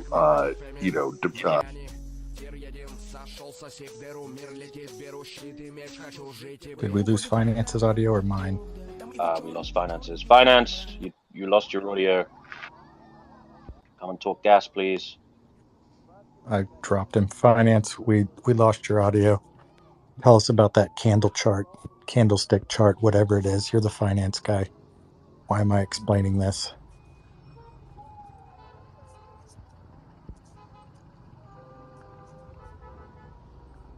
Well, buy low, sell high. That's what I say. Don't ever listen to me. I'm not a financial advisor. You should never listen to me. Finance. Oh my God! Thank God. Do I have Twitter pox? You did just lose audio and drop. Yeah, it looks like you've got a bit of a case. When did you lose me? So you were talking about the. It's nice to see it drop, though there's technical support in the chart. Yep, but look, we've seen the European gas storage build nicely. It's actually on track for normal years. clearly there's going to be some worry about how much they're going to be able to acquire during the winter, this winter, before they have spent an entire year sorting out new sources of energy. So I don't know if it's going to keep coming down. Happy to see that big 37% drop, though. Hopefully we can see more stabilization and normalization of power prices here in Europe. That would be great. That was going to be my next question. Like, what is the relationship between the wholesale price and the retail price of your electricity bill, your gas bill? How closely correlated are they? How much of a delay is there? When are we going to see this filter down, if at all? If it's anything like gas and electric works here in the U.S., it's almost instantaneous. The way I pay for natural gas in Oklahoma, which we have a somewhat regulated market on that, but they charge me a standard service and delivery fee in addition to whatever the market rate is that they acquire. So it's all kind of broken down on my monthly invoice, and they tell you exactly what the rate is that you're paying. So I remember as a German consumer, for example, we have a different kind of contracts. Siren alert update. Most have Michael something Live. like a fixed rate, All clear. but it This depends message if you, has been generated change with from municipal the data. standard provider, which is usually state or country owned. You go to private contractors, it can be different. But from the experience we have seen at the gasoline prices, at the gas stations or something like this, it can happen. It has, not really effect. So there were times, where the prices in the markets were really low, but Siren the alert update. consumer prices Michael were really high. Live. All This also clear. has to do. This In Germany, message for has example, been have, like, generated with municipal data. I'm not sure how much is it now, but I think 80 cents per liter, like taxes for economic reasons and something like this. And it's really difficult to say. But for example, when we got the gas price bonus 3 months ago, the gasoline bonus, I think it took 2 or 3 days, and then the gas prices gone down. But on the other hand, when it stopped on the 31st of August, then it took exactly 1 hour, and the prices were up again in the next day. You said how much per liter? Oh, I remember it was like 83 cents per liter when the prices were like €1.20 or €1.40 per liter. But this is a long time ago, I wanted to say, but it's not so long ago. It's maybe two years ago, and the prices really exploded. I think you pay for a liter diesel almost as much as a liter gasoline, and I think around €2.20 now. I don't know what diesel prices are because I haven't filled up the vehicle that takes diesel anytime recently. It stays parked.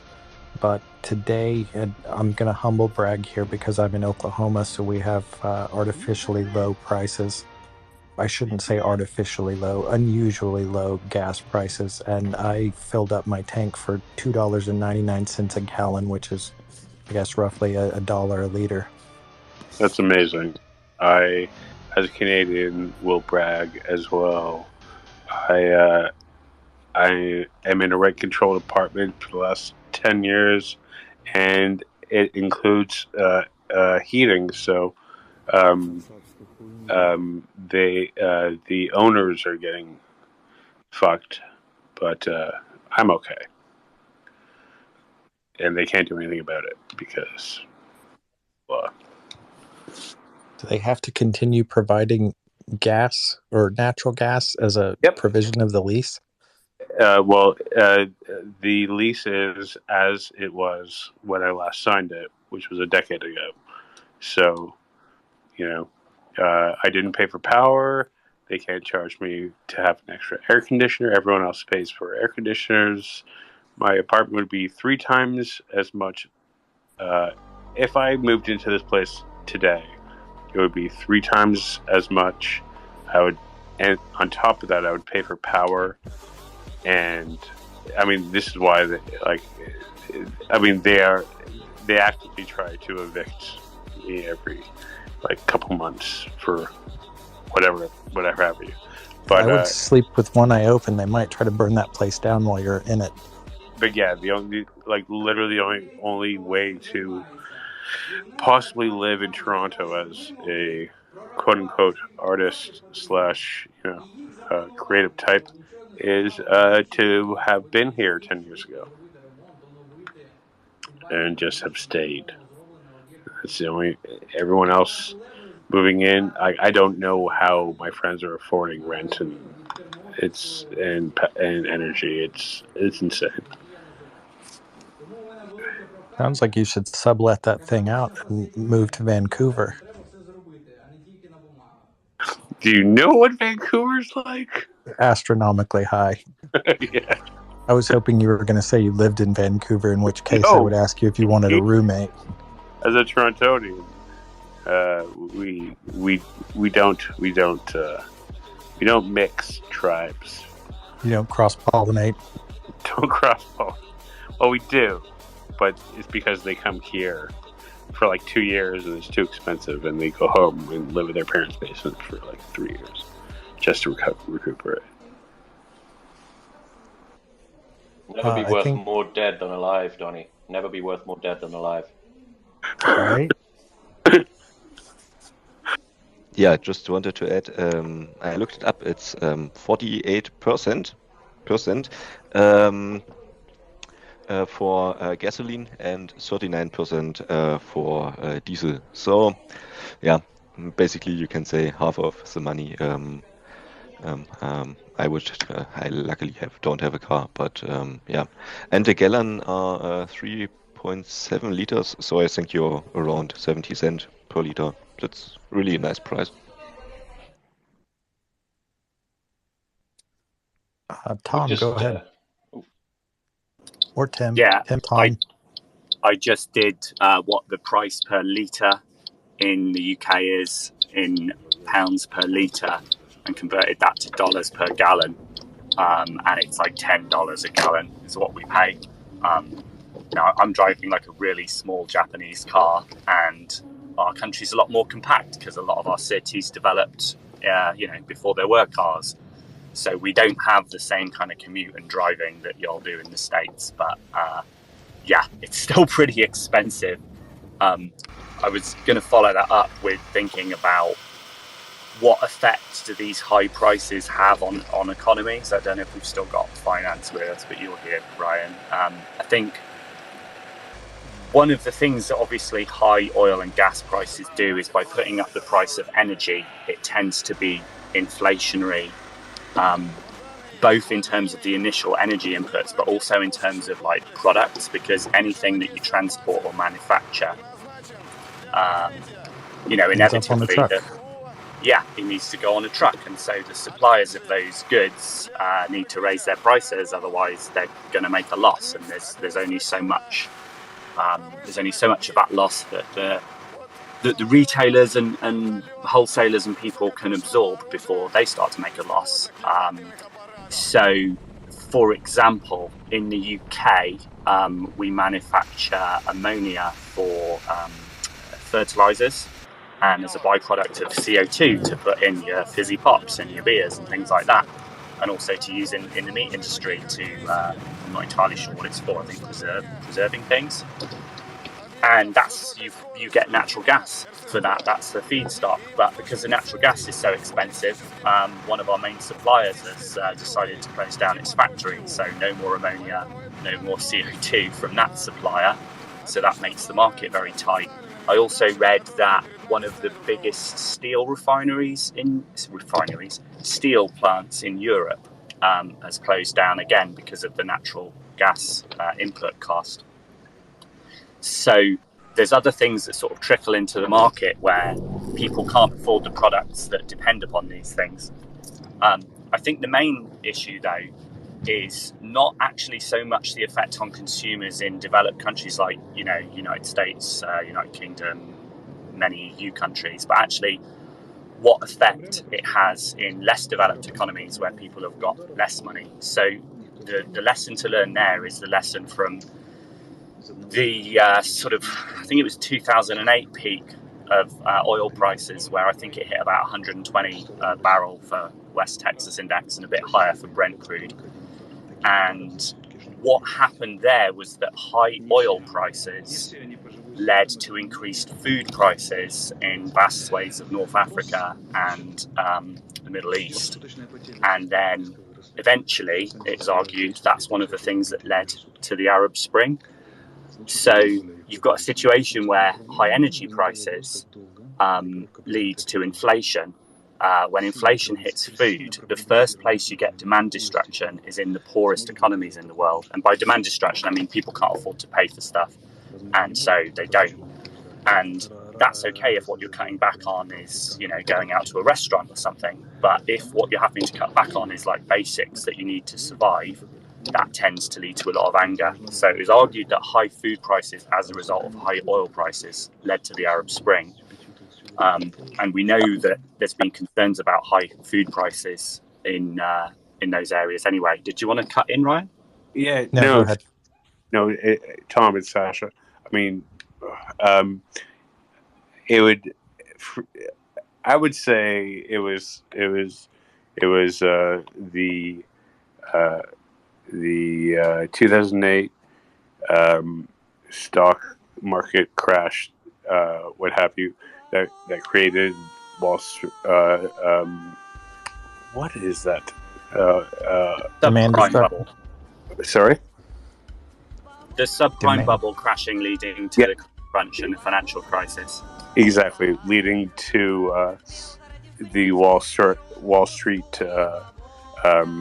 Occupy movement, and that led into the Arab Spring. I mean, and I'll have you know that I was privy to this stuff, and the first time I ever saw a green sticker on the side of a camera saying RT was the Occupy movement. So yes, it might have been, but the subprime mortgage bubble led into Occupy Wall Street, led into the Arab Spring. So yes, it might have been partially that, but it's also other things. Yeah, so it's a bit difficult to know exactly what happened there because those things occurred simultaneously, and there's roughly four hypotheses. One is that high oil prices led to consumers to cut back and pushed people who were indebted to start defaulting on their loans, which might have been the first indicator that popped the subprime bubble that led to the financial crisis, credit crunch, etc. Lehman Brothers, Bear Stearns, blah, blah, blah. The other one is it's the other way around, but actually that doesn't seem right because the financial crisis occurred somewhat after the peaking of oil prices. The third one is that it's coincidence. And then the fourth one is that there's some underlying factor that affected all of those. I'm more inclined to believe that the high oil prices led to indebted consumers starting to default and that then sent a signal to the market. I think the other reason why I find it difficult to believe that the financial crisis led to things like the Arab Spring is that Western economies tended to respond to it with massive quantitative easing. And quantitative easing obviously doesn't strengthen Western currencies relative to emerging market currencies. So I don't see why that would be inflationary in the same way that high energy prices would be inflationary. So I'm not saying it definitely isn't having an effect, but everything I've read has suggested it was the energy prices that led to the high food prices. The difference now is that because we're facing inflationary costs because of high energy costs, central banks are responding to this by raising interest rates. And anytime the Fed raises interest rates, that tends to strengthen the dollar and weaken other currencies. So, for example, the pound is at $1.14. That's 14.14 cents to the dollar. So, you know, and that's the pound, which is a pretty strong currency. I think the euro has just dropped below parity. So euro is now worth less than $1, whereas typically it's been worth more for, I think, most of its history. And those are strong currencies. So if you look at like weaker currencies in emerging markets, they're going to be worth less than $1. And then because oil is traded in dollars, that means anytime anyone wants to buy oil using a different currency, it's even more expensive. So that's going to have even more of an inflationary effect in other countries. Whereas the reverse of that, ultra low interest rates, near zero interest rates, quantitative easing, would tend to weaken those strong currencies like the dollar, the pound, the euro, and thus not lead to a relative inflation of emerging market currencies. I wish Finance was here to see if he thinks I'm on track or if I'm talking out my ass. But that's my understanding of it.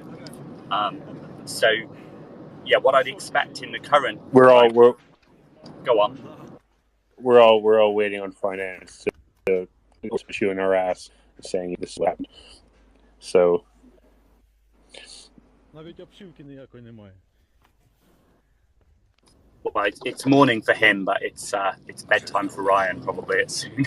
So I don't know if anyone could run that past him at some point. What I would expect is that whilst high energy prices are going to be difficult for Western consumers in developed economies, and I mean really, really hard for like, you know, the bottom 10, 20, 30% of our income distribution of our populations, it's going to be much, much harder for people in some of the poorest countries in Europe and places like, you know, North Africa, certain Middle Eastern countries that don't themselves have massive amounts of fossil fuel resources, and maybe certain parts of Asia as well. And those economies are going to suffer. And the demand destruction of people not being able to afford natural gas or oil and gasoline, etc., is going to come from those economies. And as those economies go into recession and their demand is reduced, that's going to reduce the prices for those of us that are lucky enough to be in places like the UK or France or Germany or any of those other countries. So that's the way I'd expect it to play out based on what happened in 2008. Rant over. Speaking more generally about the economic effects of fuel prices on particularly developed economies, in general, yes, higher fuel prices do tend to put a drag on an economy, largely through reducing discretionary spending. Right. So if you're running a car and it's costing you more to run your car, then you're going to spend less on other stuff, and that has a knock-on effect on a number of sectors, particularly retail. There's also an effect on effect on things like the car industry. So the patterns of consumer behavior when it comes to buying cars will generally change. So there'll be a move towards more efficient vehicles, electric vehicles. It'll have an aggregate effect on people's buying habits when it comes to cars. Another thing you tend to see is there's an effect on the usage of public transport. So, for example, there was particularly in kind of quite car-reliant countries. So the UK, for example, has a very well-developed public transport system. It tends to operate fairly close to its capacity. So what you see when fuel prices are particularly high, you see a jump in ridership on the public transport system, and that can cause undue pressure on that system. This is more acute in countries that are even more car reliant and have a less developed public transport system, such as the United States, where you see the pressure really can be quite significant on the public transport system. What is that? What are you talking about? We have tubes that go underground, Orion, and they take us places. They're mostly paid by public funds. They're tax dollars. I don't know if you people in Oklahoma do that. Who pronounced this nonsense?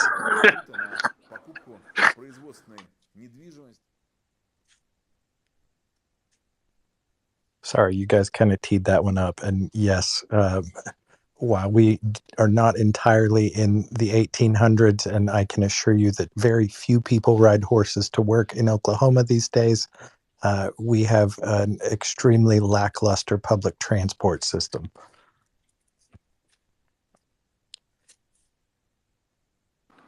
Everybody here Doman has to put his hand up or apologize for speaking. Good morning, Doman. Good morning. Hope you enjoyed the wine, Donny. I'm just wondering when we're ready to talk about Holabristan and Balakleya and anything else.